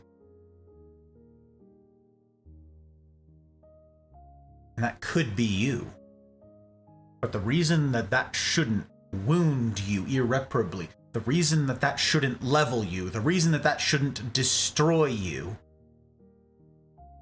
is why? Because you're doing something about it. Because you're doing something about it. You, fabulous human, you opted in. No one forced you to. No one twisted your arm. No one compelled you to. You're not here at gunpoint. You chose hard mode. You chose to join a Cosa Nostra rendezvous group, a CNR group on Wednesdays. You chose to rearrange your schedule on Wednesday, to find a time slot that works and say, I'm going to do this. Not even, for some of you, in spite of it being hard, but an especially big round of applause to those of you who said, I will do it because it is hard.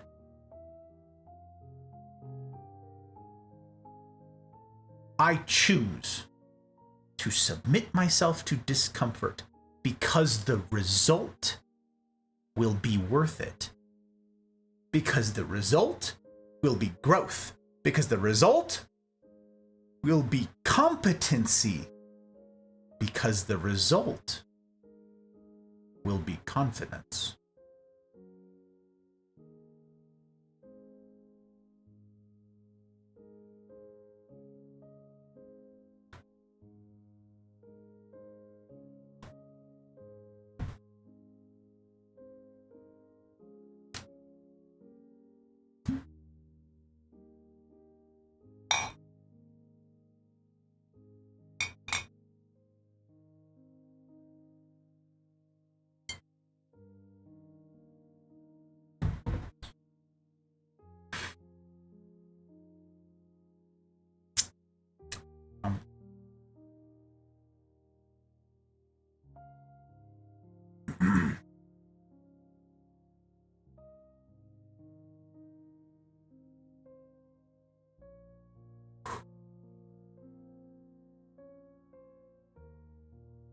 My friends, dear Mafia,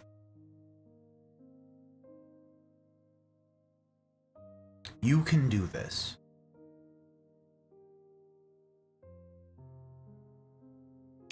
Are you perfect exactly as you are?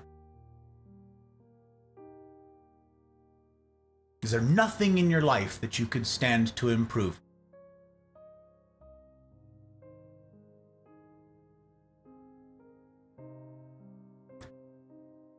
Are you capable of submitting yourself to difficult things, growing in your competencies, and having that lead to confidence? Yes, you are quite capable. Your being here demonstrates that.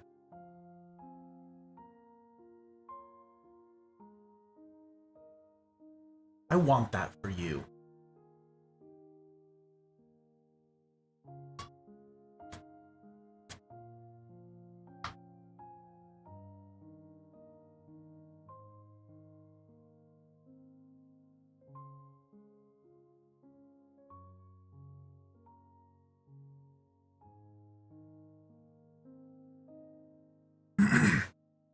I want you to have peace.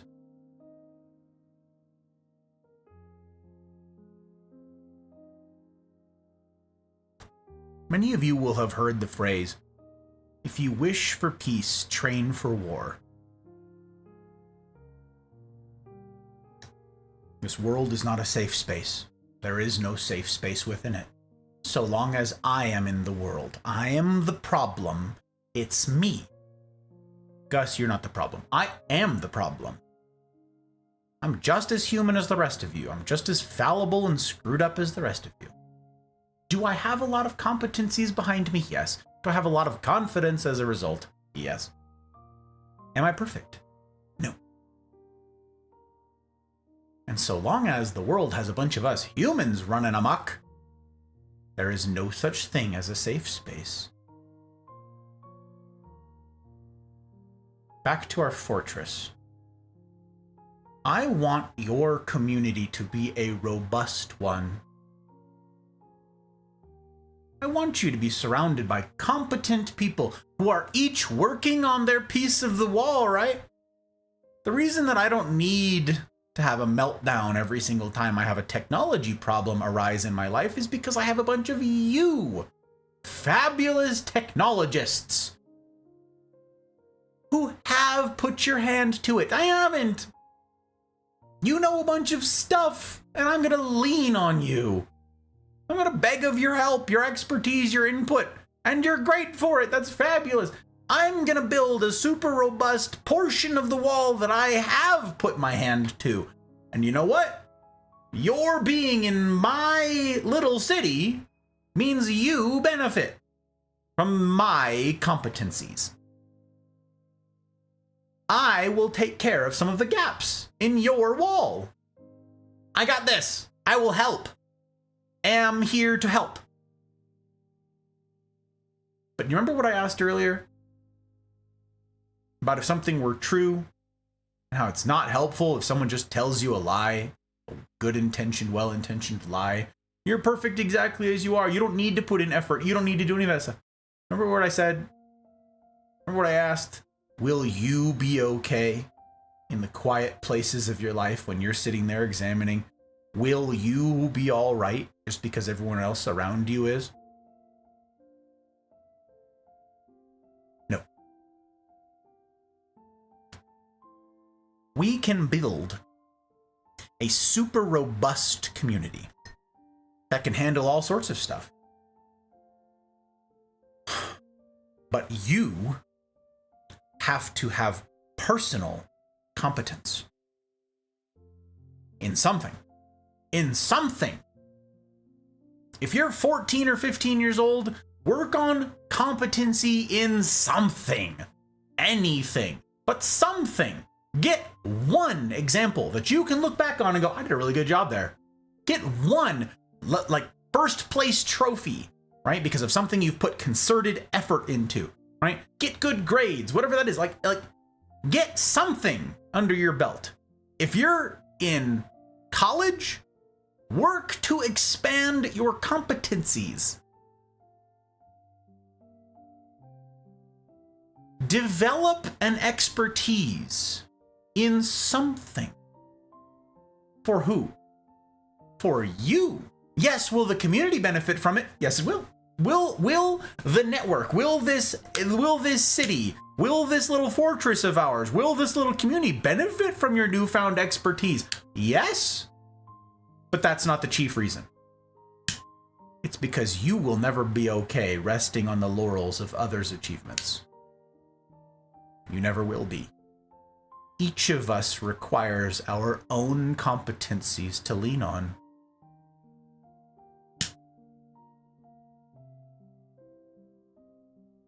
How good a community member are you? How's that for a competency? How competent at humaning are you? How well versed in serving someone else are you? How good of a listener are you?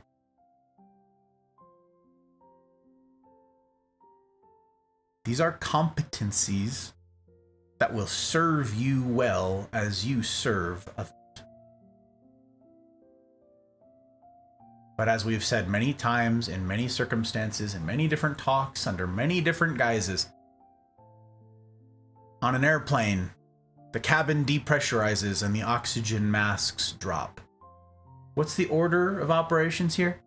Whose oxygen mask do you need to get secure first? Yours or the person next to you?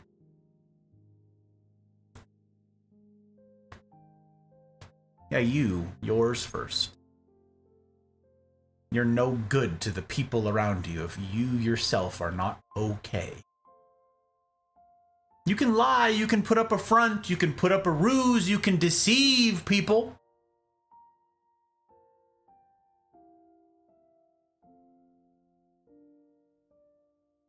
But when the storms come, how good will you be then? You can say, "Oh no, yeah, I got tons of competencies. Actually, I've done this and that. Oh, cars, I'm super good at cars. I actually built them from scratch. Building a house, built it from timber myself. Chopped down the trees with my own bare hands. And yeah, I did I'm actually an expert at all those. It's really remarkable, honestly. I'm quite the quite the hand at everything I've looked at. Actually, I'm just quite the study. Very good at it. What happens when those skills are needed? Sure, you looked good for a little while, but what happens when the wind comes?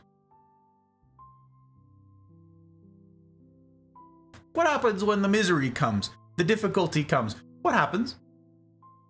Who are you good for? The people around you? Nope, not that. What about yourself? No, not that either.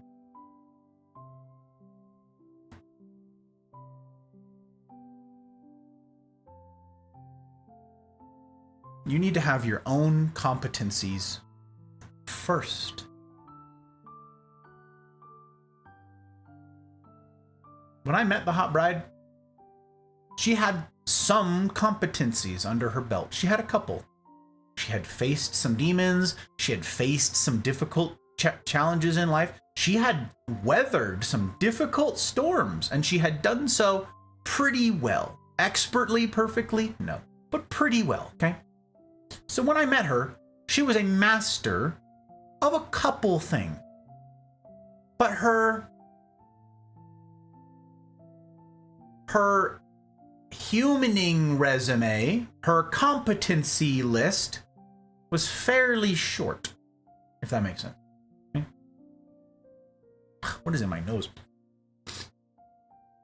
Her list of accomplishments, her list of competencies was fairly small. And then I met her. And I did what? Oh, nothing. That's right. I'm not in charge of any other person but this one. Oh, that's right. I can't do anything. Did she move? She moved. Yes, she moved into my little city, right? She moved into my little fortress. And she went, wow, there's some walls up here. That's kind of cool. And she brought her own competencies and built up those walls. Really darned cool of her to add the few things that she had to what I had, right? Now we were stronger together. That's pretty neat, yeah? But I don't control her. Can I give her competencies? No. She can be more robust as a person because of the network that she has, because of the community that she's built, because of her affiliation and association with me. Sure, but I can't make her do anything. I can't force her to submit to anything. She's her own person, right? So, what did she do? She got down to business.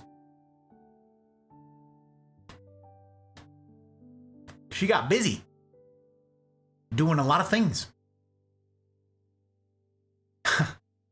She went to boot camp. I didn't ask her to go to boot camp. I didn't even encourage her to go to boot camp. I did none of that stuff. It was her idea. It was her idea. And she said, talk about submitting yourself to the tutelage of discomfort. She said, I think the military might be good for me. What does that mean? I think the competencies and therefore the confidence that will come as a result of my submitting myself to the tutelage of pain and discomfort, I think the competencies would be good for my confidence. So she did it. And I, of course, cheered her on. I was there to encourage her as she did it, you know, embolden her. Yeah, you got this. Go, baby girl, go. You got this. And she crushed it. And she now has behind her in the rearview mirror, I finished boot camp.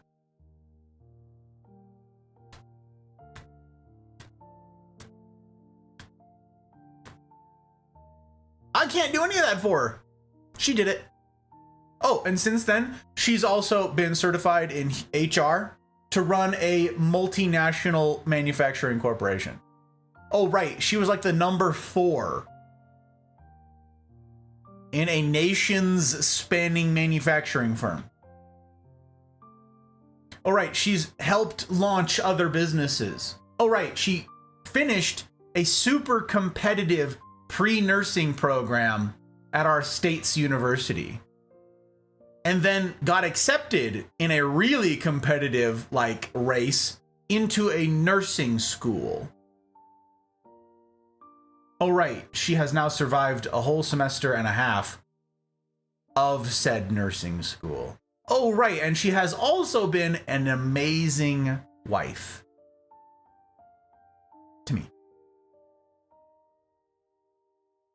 Right. She's also undertaken a whole bunch of physical challenges. She got into working out. She never worked out before. Not really. And not in her adult life. Now she's super fit. Now she runs all the time. She's in great shape. She can do incredible stuff physically. All of those are her achievements. When I met the hot bride, she was not terribly confident. Now, whenever she goes, I don't know if I can do this, I'm like, pause. Is that true? And she goes, looks behind at mountain of competencies. Huh. Yeah, okay. Well, I'm not smart. Is that true? Looks behind at super impressive, like, scholastic record. Oh. Well, I don't know that I could tough it out. I don't know. It's really hard. Is that true? Looks behind at surviving boot camp. Oh. No, I guess I've dealt with worse. I'm going to go away for a couple months. We're going to be separated. Oh, I don't know if I can be apart from you for that long. Don't you? Is that true? Looks behind at the 14 months that we had to be separated because of active duty military work that had us 2 time zones apart. Oh.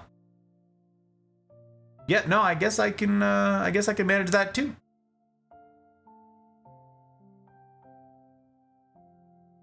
You know what the result of all this is as we close, as I wrap all this up? You know what the result of that process has been for her? This young woman who had very little under her belt, very little on her resume, right? Very few accomplishments to her name. Now, she's a very different woman. A stronger, more capable woman, yes. But of chief importance, and the thing that I want to hang all of this on here tonight, is that she started as a very anxious woman. She started as a very unsure woman. A very insecure woman. Filled with self-doubt. Now? Is she free of anxiety? No, she's still got some anxieties in her life. But they're way farther and fewer between. She doesn't have panic attacks anymore. She used to. She doesn't have those anymore. Anxiety attacks, no, she's done a lot of stuff to face all of those things, such that she has, and this is what I want for each of you, she has peace. I want peace for you. Do I want you to be good at something? Yeah, that's fun. Yeah, it's useful. And therefore you get some confidence, right? That's cool too. But you know what the outworking of confidence is? Do you know where that road leads? Do you know what that rabbit hole leads to? Peace. It leads to peace. I'm not worried about tomorrow, friends. I'm not worried about today either. I'm not worried about next week. I'm not worried about next year. I'm not worried about anything. I have peace. All of the work that I've put in, the things that I've put my hand to, all of the stuff that I've worked for, the result is peace. Am I perfect at everything? Again, no. But I'm good at a lot of things, and I'm therefore confident in a lot of areas, in so many different ways. I have peace because I've done the legwork, I've done the hard mode, I've opted in, I've submitted myself to the teaching and instruction of pain and discomfort, such that pain and discomfort do not scare me. They do not worry me. It doesn't matter what their flavor is. It doesn't matter what their field is. It doesn't matter what their relevance is. None of that matters. I've done it before. I'm gonna have to have an uncomfortable conversation with somebody. Cool. I've done that a few times. Is it still gonna be uncomfortable? But maybe a little. Yeah. It's uncomfortable. It's an uncomfortable situation. Can I manage it? Yes. Yes, I can. A troll comes into chat and says something mean. A troll comes into chat and insults me. Why am I not floored by the insults of a random troll on the interweb that doesn't know a thing about me, that just is coming in here to inflict pain, just to inflict discomfort, just to try and unseat me, right? Just to knock me off of my, mess up my bearings, right? A troll comes into chat and says something untoward and purposefully hurtful to me. Why won't it land?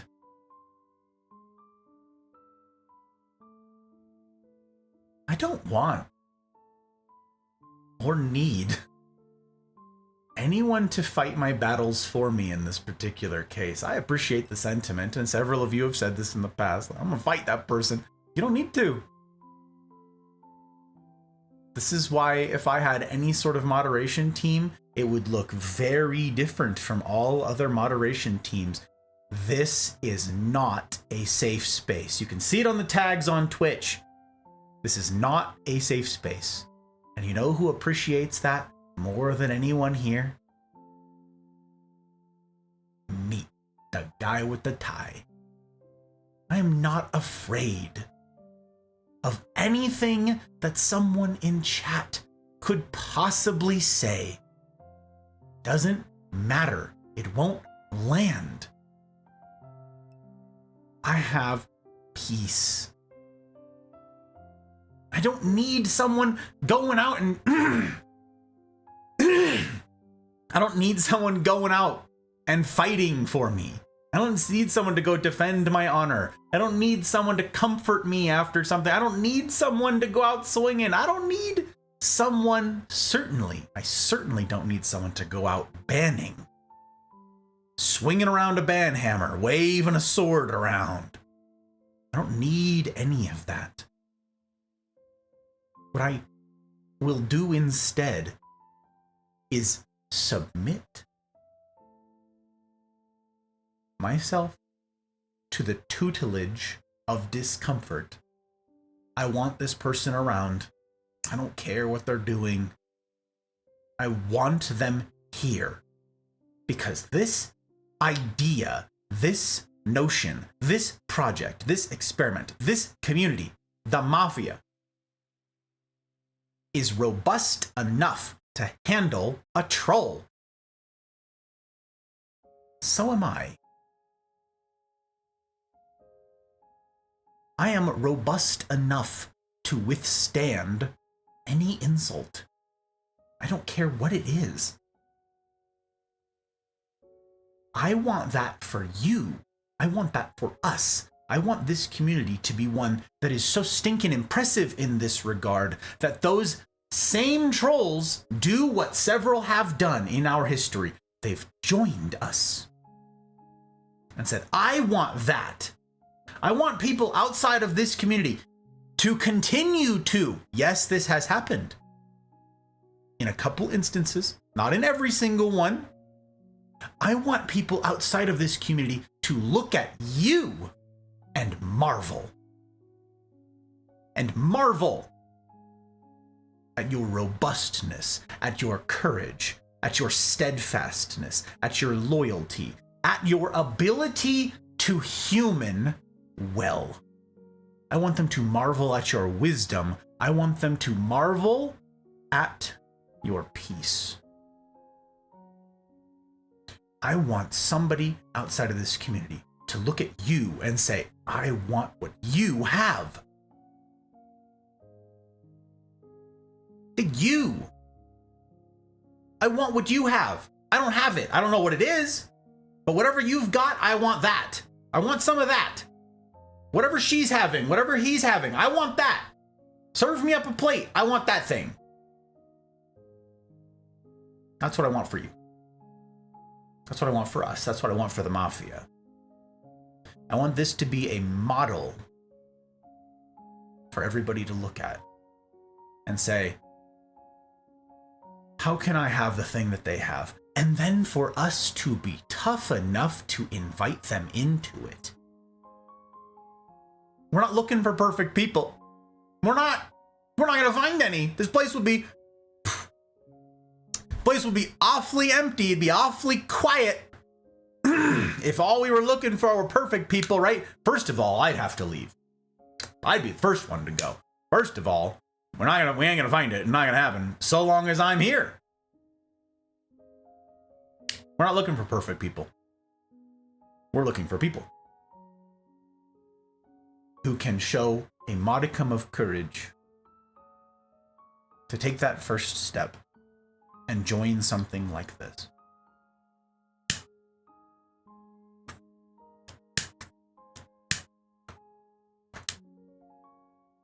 But Gus, I don't have any competencies. I don't even know where to begin. You begin small. You begin really small.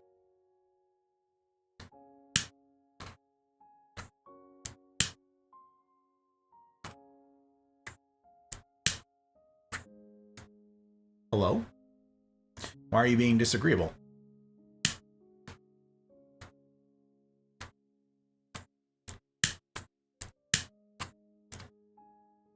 Okay, this cigar does not want to give me second-degree burns.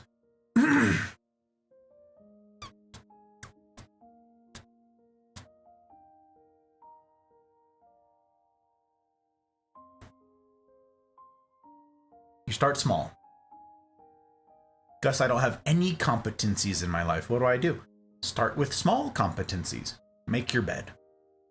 I've said many times, we start with discipline, we start with something tiny and that is achievable, right? You make your bed in the morning. Make your bed well in the morning. That way, for the rest of the day, you can look behind you and go, I did that thing competently. I'm not a complete lost cause. I was able to do that.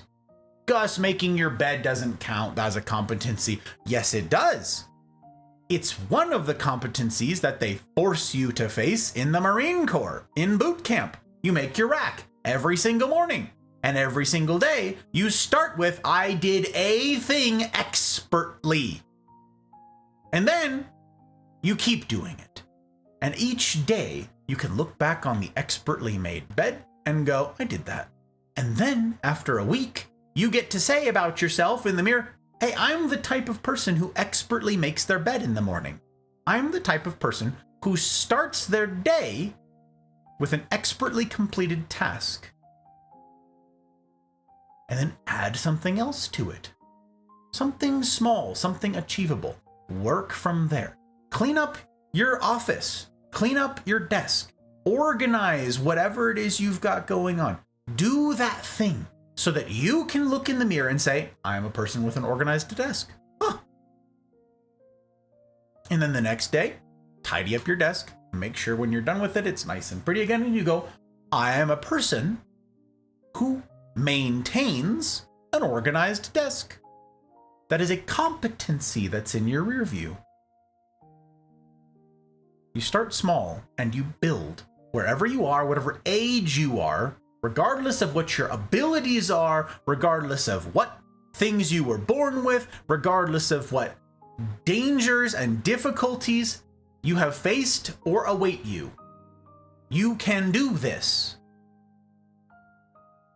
If only you will submit yourself to the instruction of discomfort.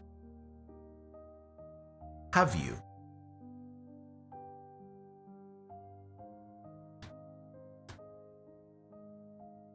Thank you for your service, Cigar.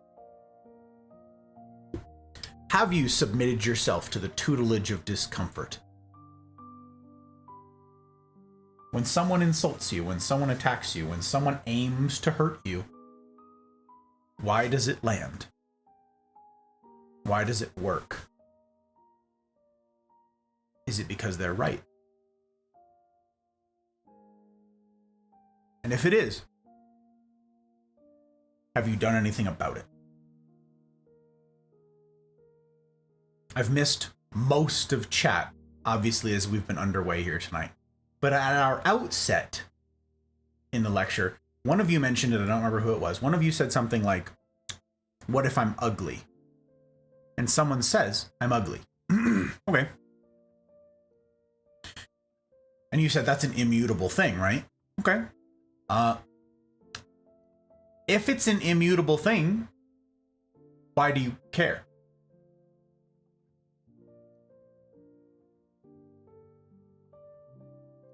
So you're ugly. Say in a classical sense, right? Say, I have a friend. I have a friend who was born with something was wrong with his face. So his face is like horribly misshapen. Okay. What can this person do about that? Nothing. So why does it matter? And it sounds like I'm saying grow a backbone. It sounds like I'm saying toughen up, you know? No. Why does that particular insult matter? Why will that insult land? Remember? Because I don't have other things to lean on, right? If someone went to Stephen Hawking and said, you're ugly, why would Stephen Hawking not care about that particular comment? Because Stephen Hawking can look at his incredible achievements in the world and go, yeah, that's my biggest concern. Now, my contributions to astrophysics and our understanding of life as we know it, it's that I'm ugly. Oh, right. And it's a thing that I was born with, and it's a thing that I literally couldn't do anything about even if I wanted to. Right. Yeah, let me get hung up on that real quick. Conversely, what if you're conventionally ugly for some reason? It's an immutable characteristic, right? That you can't do anything about. And you've done nothing with your life. And you have no competencies elsewhere to look at. Yeah, that'll land. Yeah, that'll hurt. Yeah, that'll wound.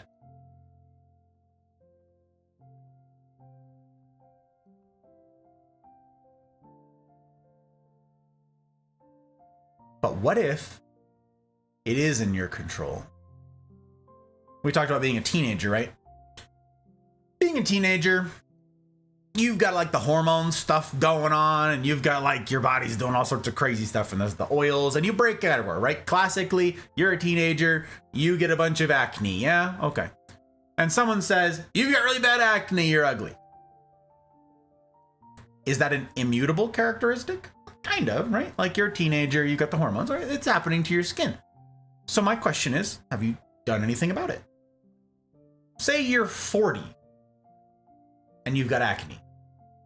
And it's not some sort of genetic thing. It's not rosacea. It's not like you don't have the, I can't remember what the other things are called. You don't say it's not a skin condition that you have, right? It's not something medical. It's you eat a lot of sugar and that causes you to break out a lot because that's a thing, okay? Or alcohol happens that have that effect on some people, right? Like your diet and all that jazz and your lack of like sunlight, all your choices in life mean you're acneed up, okay? And someone says to you, you got really bad acne, you're ugly. That may land. That may hurt, and rightfully so. Have you done anything about it? I submit to you guys that there are a bunch of insults out there in the world and that none of them are created equal. There are a bunch of incoherent nonsense ones, right? A bunch of incongruous ones that mean nothing to anyone or anything, right? It's just nonsense. Ignore those. There's a bunch of them that could be levied against you if you are, it's an immutable characteristic. You're short. Okay? You say to like someone who's actually born a midget, right? Like they're actually born with like dwarfism. You're like, you're short. And they're like, yes, you are correct. What? Am I taking crazy pills? What is? The insult means nothing, right? It's an immutable. I submit to you that you should also ignore those. The ones where they say, Gus, you suck at being a carpenter. And I get to look around at all the portions of the wall that I've built. Me, right? And I go, yeah, because I've never tried. But based on all the evidence around me, all the empirical evidence, all the wall that I have personally built up, I'll bet you I could probably be a decent carpenter if I had put my hand to it, but there aren't unlimited hours in the day, and I've done what I can with all the things that I have. So, I'm okay with being called a mediocre carpenter. Does the insult land? Yes, sure. It has the potential to hurt, but it just doesn't matter either. It doesn't have any effect. I'm okay with this insult. There's a bunch of them that they mean nothing. They don't have the potential to hurt you. But this one, I don't care. But again, if you have no competencies, if you have no track record of things, despite what people tell you, oh, you're perfect exactly the way you are, you're beautiful, and you're like, and you're not, and you hate yourself, and there's stuff that you could do about it, but you haven't, no amount of someone well-wishing or blowing smoke up your ass is going to make a difference. You know that you haven't stepped up and submitted yourself to discomfort to do something about it. That's the only kind of insult that should land and hurt. And what do we do with that final insult? With that final kind of insult, what do we do with it? The others we swat away. They don't matter, right? One lands and it doesn't hurt at all. Because again, who cares? But this last kind, this last category of inflicted hurt, this last category of inflicted pain, what do I do with that? Based on all we've gone over here tonight, what ought I to do with that pain? Perhaps I ought to sit at its feet and learn from it.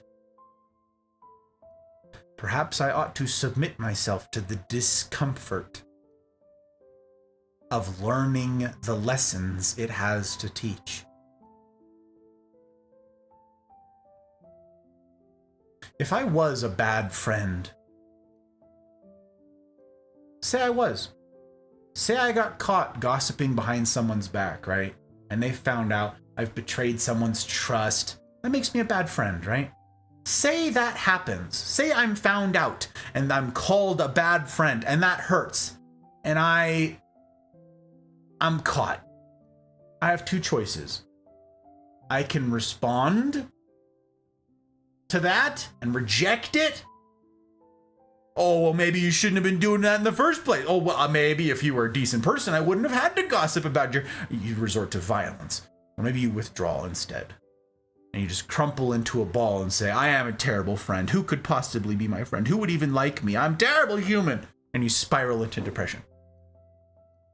That's all option one. Or, and this is far and away more difficult. Those first things, that's easy mode. Those first things, that's easy. It's the easiest thing in the world to lash out when you're in pain. That's easy mode. Hard mode is saying,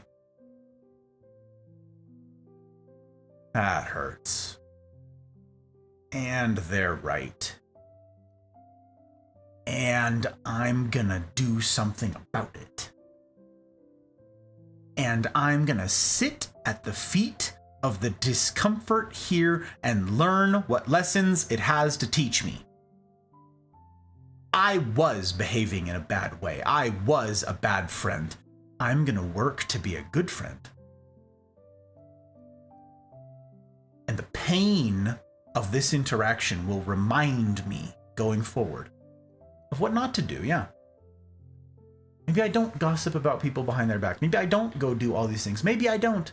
Maybe I work at being a good friend. This is the way that we grow, friends. This is the way that we mature. This is the way that we work to achieve peace. I want for each of you to have the exact same thing that I have. Peace. Someone comes into your chat and says something mean to you. I want you to look at it exactly the same way I do. Indifference. Or a step beyond indifference, which is pity. That's what I have. We just had a couple folks in chat last week before, I can't remember. Someone came in, ran a first-time chatter, right? The little thing tells you, first-time chatter, and they just said, you suck. That's all they said was, you suck. And I read it, and I even I saw it, and I read it back on purpose. I could have avoided it. I could have skipped it. If I had a mod team, maybe they would have, well-intentioned, maybe they would have banned or timed out the person or deleted the message. Maybe they would have done all that. But again, there is no such thing as a safe space, and this is not a safe space, and I am not afraid. So I'm so glad that that did not get disappeared from my chat. I am so glad that I got to face this. Because this person said, you suck. And I saw it in chat, and I read it, and I said, oh, you suck. Yeah, probably, at some things. Hey, it's good to have you in. Welcome in to the community. Are you new around here? How'd you find our corner of the interwebs, right? What's your name? What do you do? Do you have a community? Clearly not. I don't need to insult this person. I don't need to attack this person. And I don't need anybody else white knighting for me. I don't need anybody else to attack this person. I'm okay. You know what I'm not okay with? I'm not okay with that person not having what we have.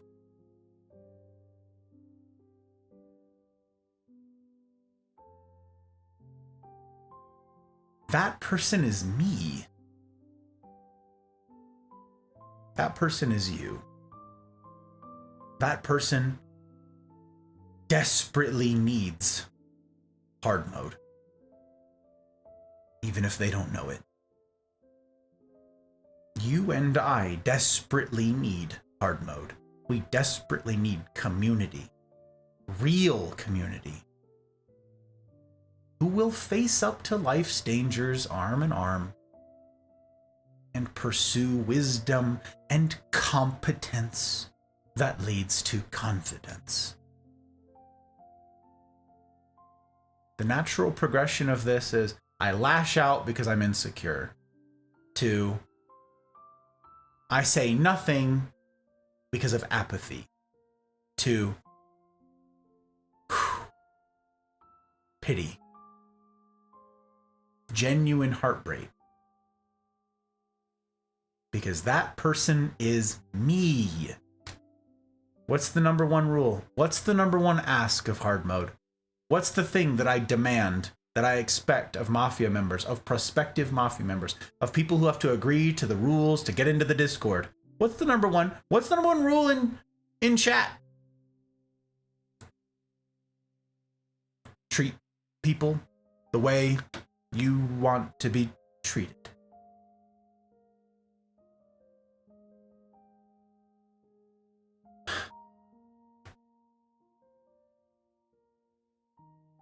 That troll in chat is me.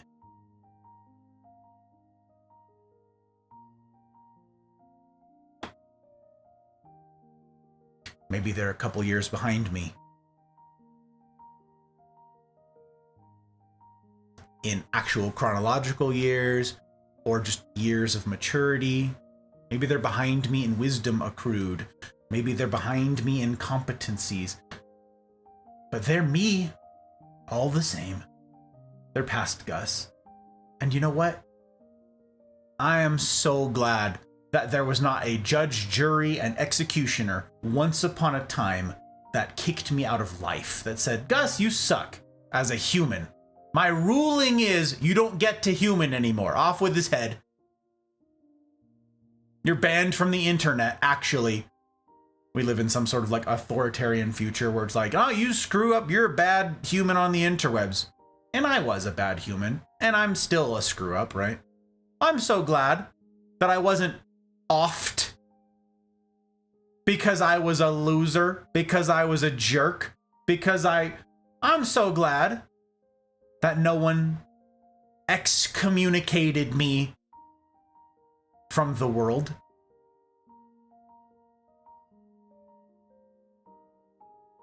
What now will I do with the power here as a streamer, right? I've got moderator powers, right? What now will I do with my powers of judge, jury, and executioner? Will I say, off with his head? Or will I look back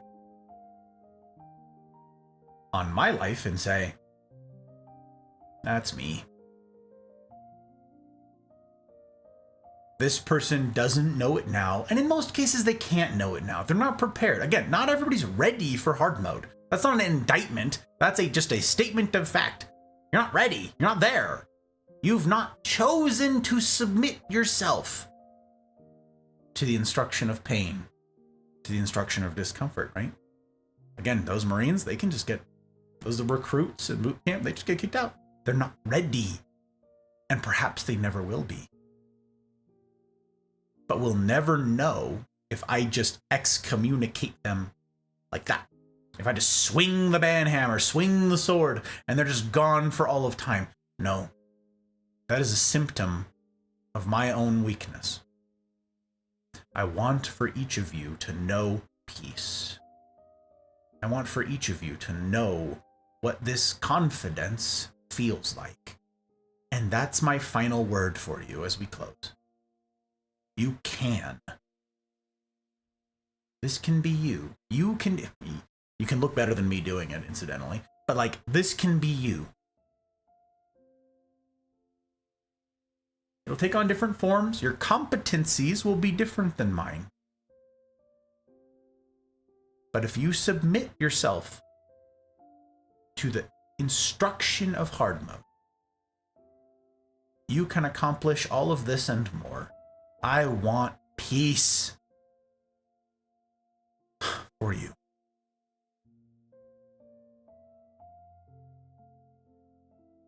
That's why I make such a big fuss about the CNR, about the Cosa Nostra rendezvous that we get up to now on Wednesdays. All day on Wednesdays. Now, as of 2 days ago, there are CNR groups. Pick one.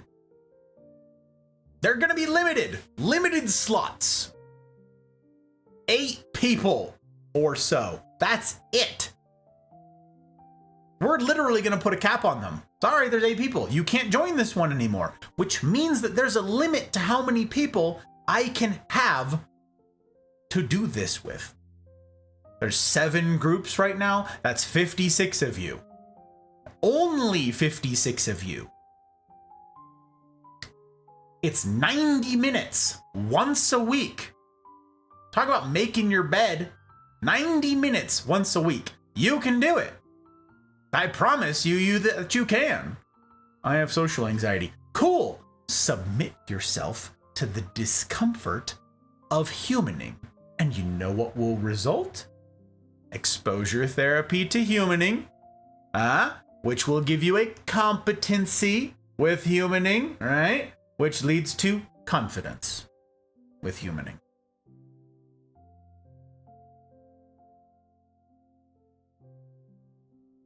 Get your reps in. I say that phrase a lot. Get your reps in. Submit yourself to discomfort, and it will cease to be discomforting after a while. It won't take long. You can do exposure therapy for just about everything in life. And it will lead to competency, which will lead to confidence. You can do this. There are not unlimited slots.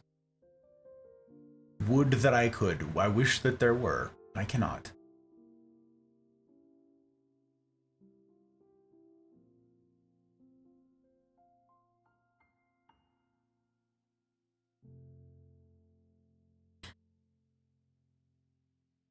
And then.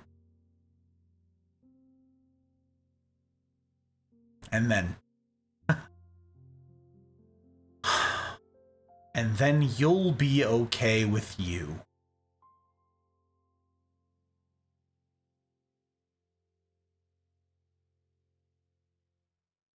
You can't be any good to anyone else until you're okay with you. Your oxygen mask first, right? You have to be okay by yourself. You can put up a front, you can put on a facade, you can put on a mask, you can lie. You can trick people into thinking you have it all together, but you know you don't, and the cracks will show. The truth will out.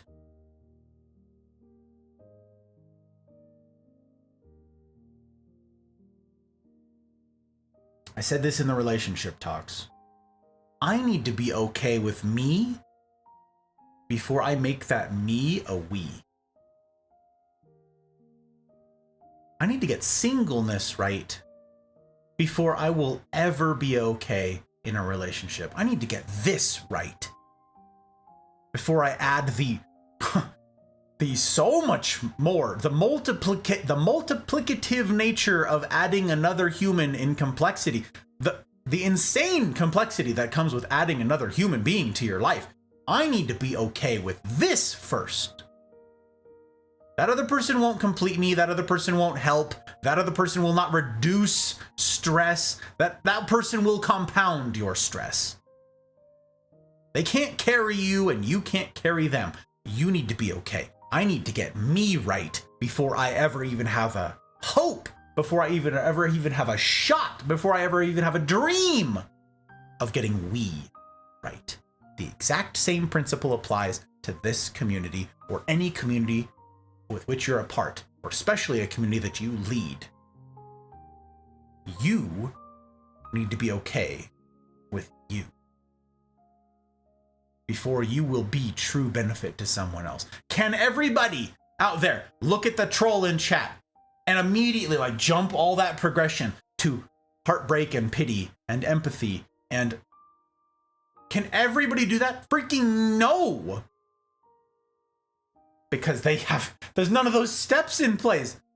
This is so far away to even think about what is this person as another human being. That's a base principle for all. I need to get me sorted out. I first need to not crumple under the weight of a single insult. I first need to understand me and be okay with me, which takes effort, which takes discomfort, which takes doing hard mode.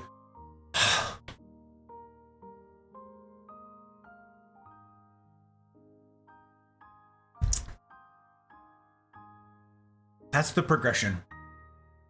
None of us get to jump the line.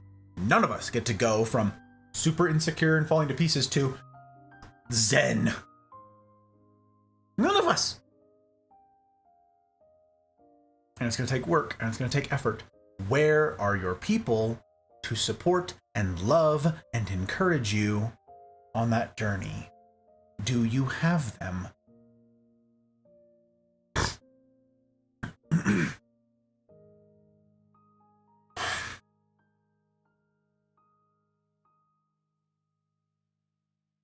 Final word is you can get it. Final word. Let this be an encouragement to all of you. It is possible. Not without effort, not for free. There's a cost. But there are things that you can do, regardless of what it is those insults were that you wrote down at the outset tonight. Regardless of what they were, you can do something about it. All the genres of insults, we've covered them tonight. You can do something about all of them. Whether it's direct or indirect, this is in your control. And your control alone. No one else can do it for you. Yes, you can have people around you to encourage you, and I strongly suggest that, yes. Have people to support you and cheer you on as you tackle the difficulty. When the hot bride submitted herself to boot camp, I was on the sidelines writing her letters and encouraging her, but I could not do it for her. I cannot accrue to her competence and therefore confidence. She had to do all of that herself. Now, she has told me in the past, Gus, I would not be where I am without you. That's a very sweet thing to say. But what is that communicating? I might not have stuck with it unless I had cheerleaders. Unless I had a cheerleader in you, Gus. Thank you for being one of the people that pushed and encouraged me and got me through it. I didn't get through it for her. Helped her get through it. We all need it. We all need it. That's it. We all need it. And you can do it. Whatever it is, whatever your demons are, whatever your background is, whatever your skeletons are in your closet, doesn't matter. You can do it. Doesn't matter where you've been, what you've done, what you've screwed up, or how few things you have under your belt, how few things you have on your humaning resume, how few competencies you have. It doesn't matter. None of that matters. You start where you are, and you can do this. You can manage this. Can you do it all alone? I mean, theoretically, I suppose. Should you? Absolutely not.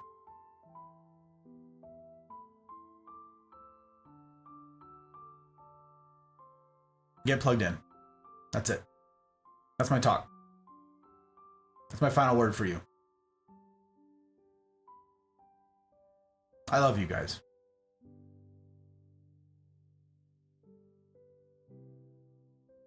And I am willing to sit at the feet of discomfort day after day after day, week after week, month after month, and now year after year after year, I am willing to sit at the feet of discomfort because you are a worthy goal.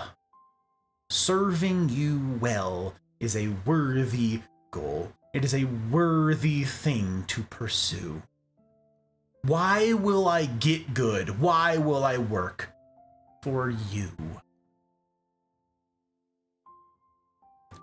I want to make content of value because you have value. I want to make meaningful content because you're meaningful. So is your life. I want to make content that matters because you matter.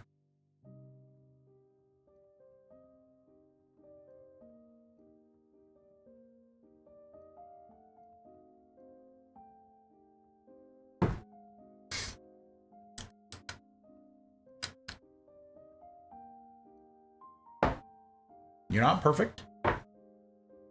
Not even close.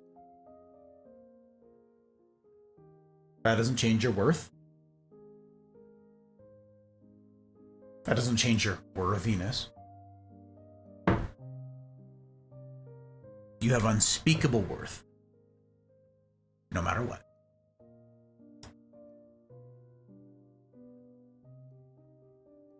And I only get to sit here and tell you those true things. I only get to sit here and be an encouragement to you, hopefully. I only get to sit here and leverage all of this for your benefit.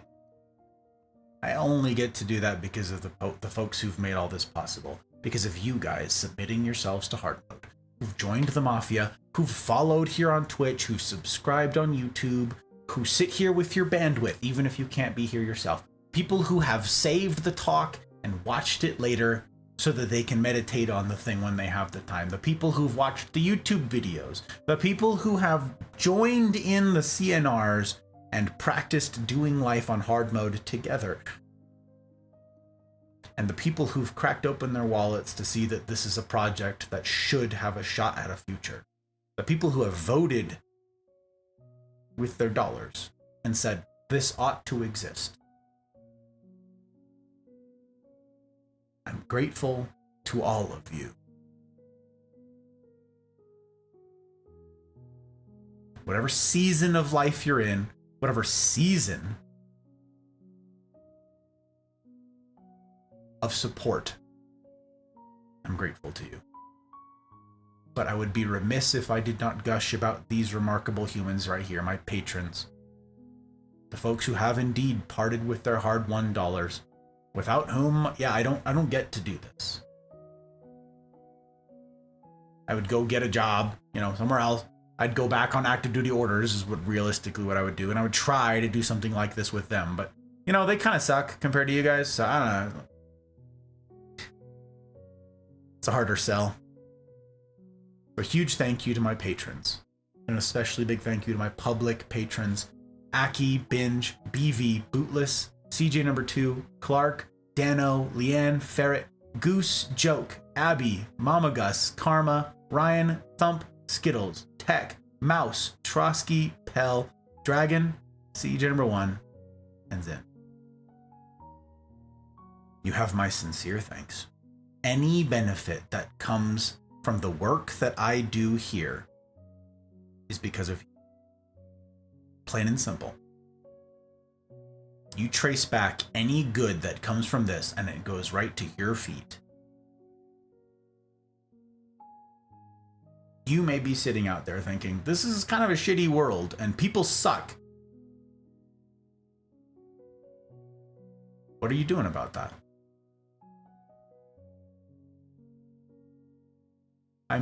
I would never ask anybody who is out of season financially to support this project.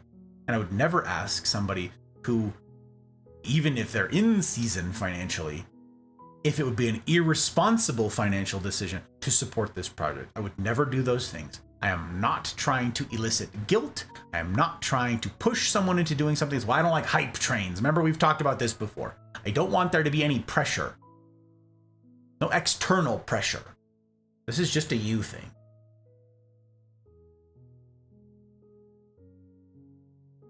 You patrons have said the world's a shitty place, full of shitty people. And I'm gonna do something about it, and so you have. The good that comes from this goes back to you. You are doing something to make this world a little bit better. Maybe you're super busy out there and you don't have time for all this. And you're like, I don't know how I would even begin to do all this community type stuff, Gus. I don't have the time. I just work and work and work. Great. Fund someone who's making the world a better place. That's what a lot of the patrons have done. I don't have time to steward a community like that. That's insane. Fund something. Doesn't need to be me. Fund something in this world that is adding light to the darkness. You patrons are. And all of you who are here tonight, who sat at the feet of discomfort, despite the foreboding mention at the beginning that this is going to be uncomfortable. This is going to be awkward. This is going to be tough.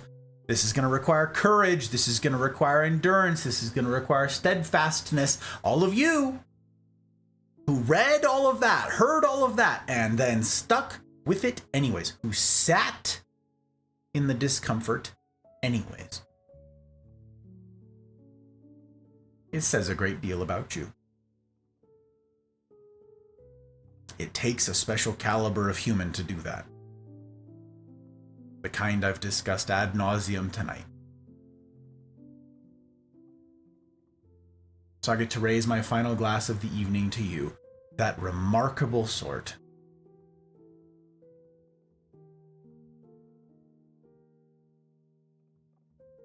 I'm grateful. Grateful to know you, grateful to have you, grateful to struggle through life with you. Cheers.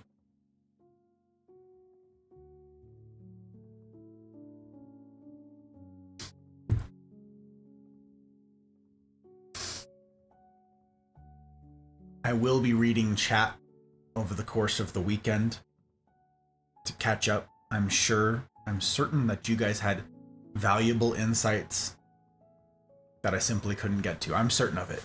I know you guys well enough by now. And I know that you guys offered insights that I didn't have, perspectives that I don't have in my life. I'm certain that you guys provided meaningful examples, had good questions, and I'm sorry that I can't do both. I'm sorry that I can't both hold forth and respond to every little thing. But I will read them. I will read your comments.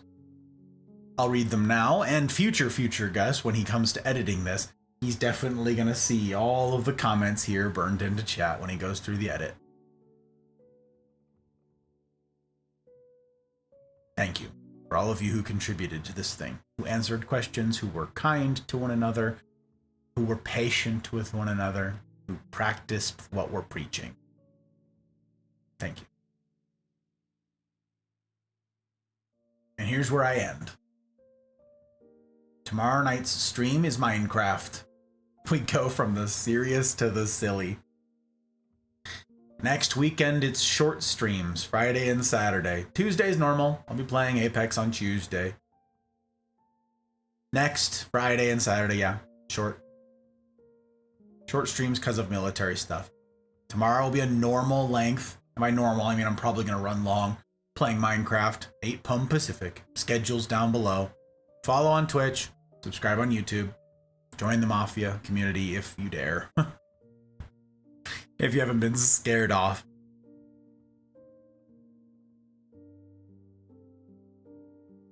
What'll it look like, gang? What'll it look like to try life on hard mode? What does it look like to join a community of people who've agreed to the same? What does it look like to submit yourself to the discomfort, knowing that who you'll be on the other end of it is a stronger version of who you are now? What does it look like to get plugged into this thing for real? Come and see. Come and see. And as ever, I will strive to see that it's a decision that you don't regret. In the meantime, I wish for you each marvelous evenings, mornings, wherever ye be. And I will see you on the other side.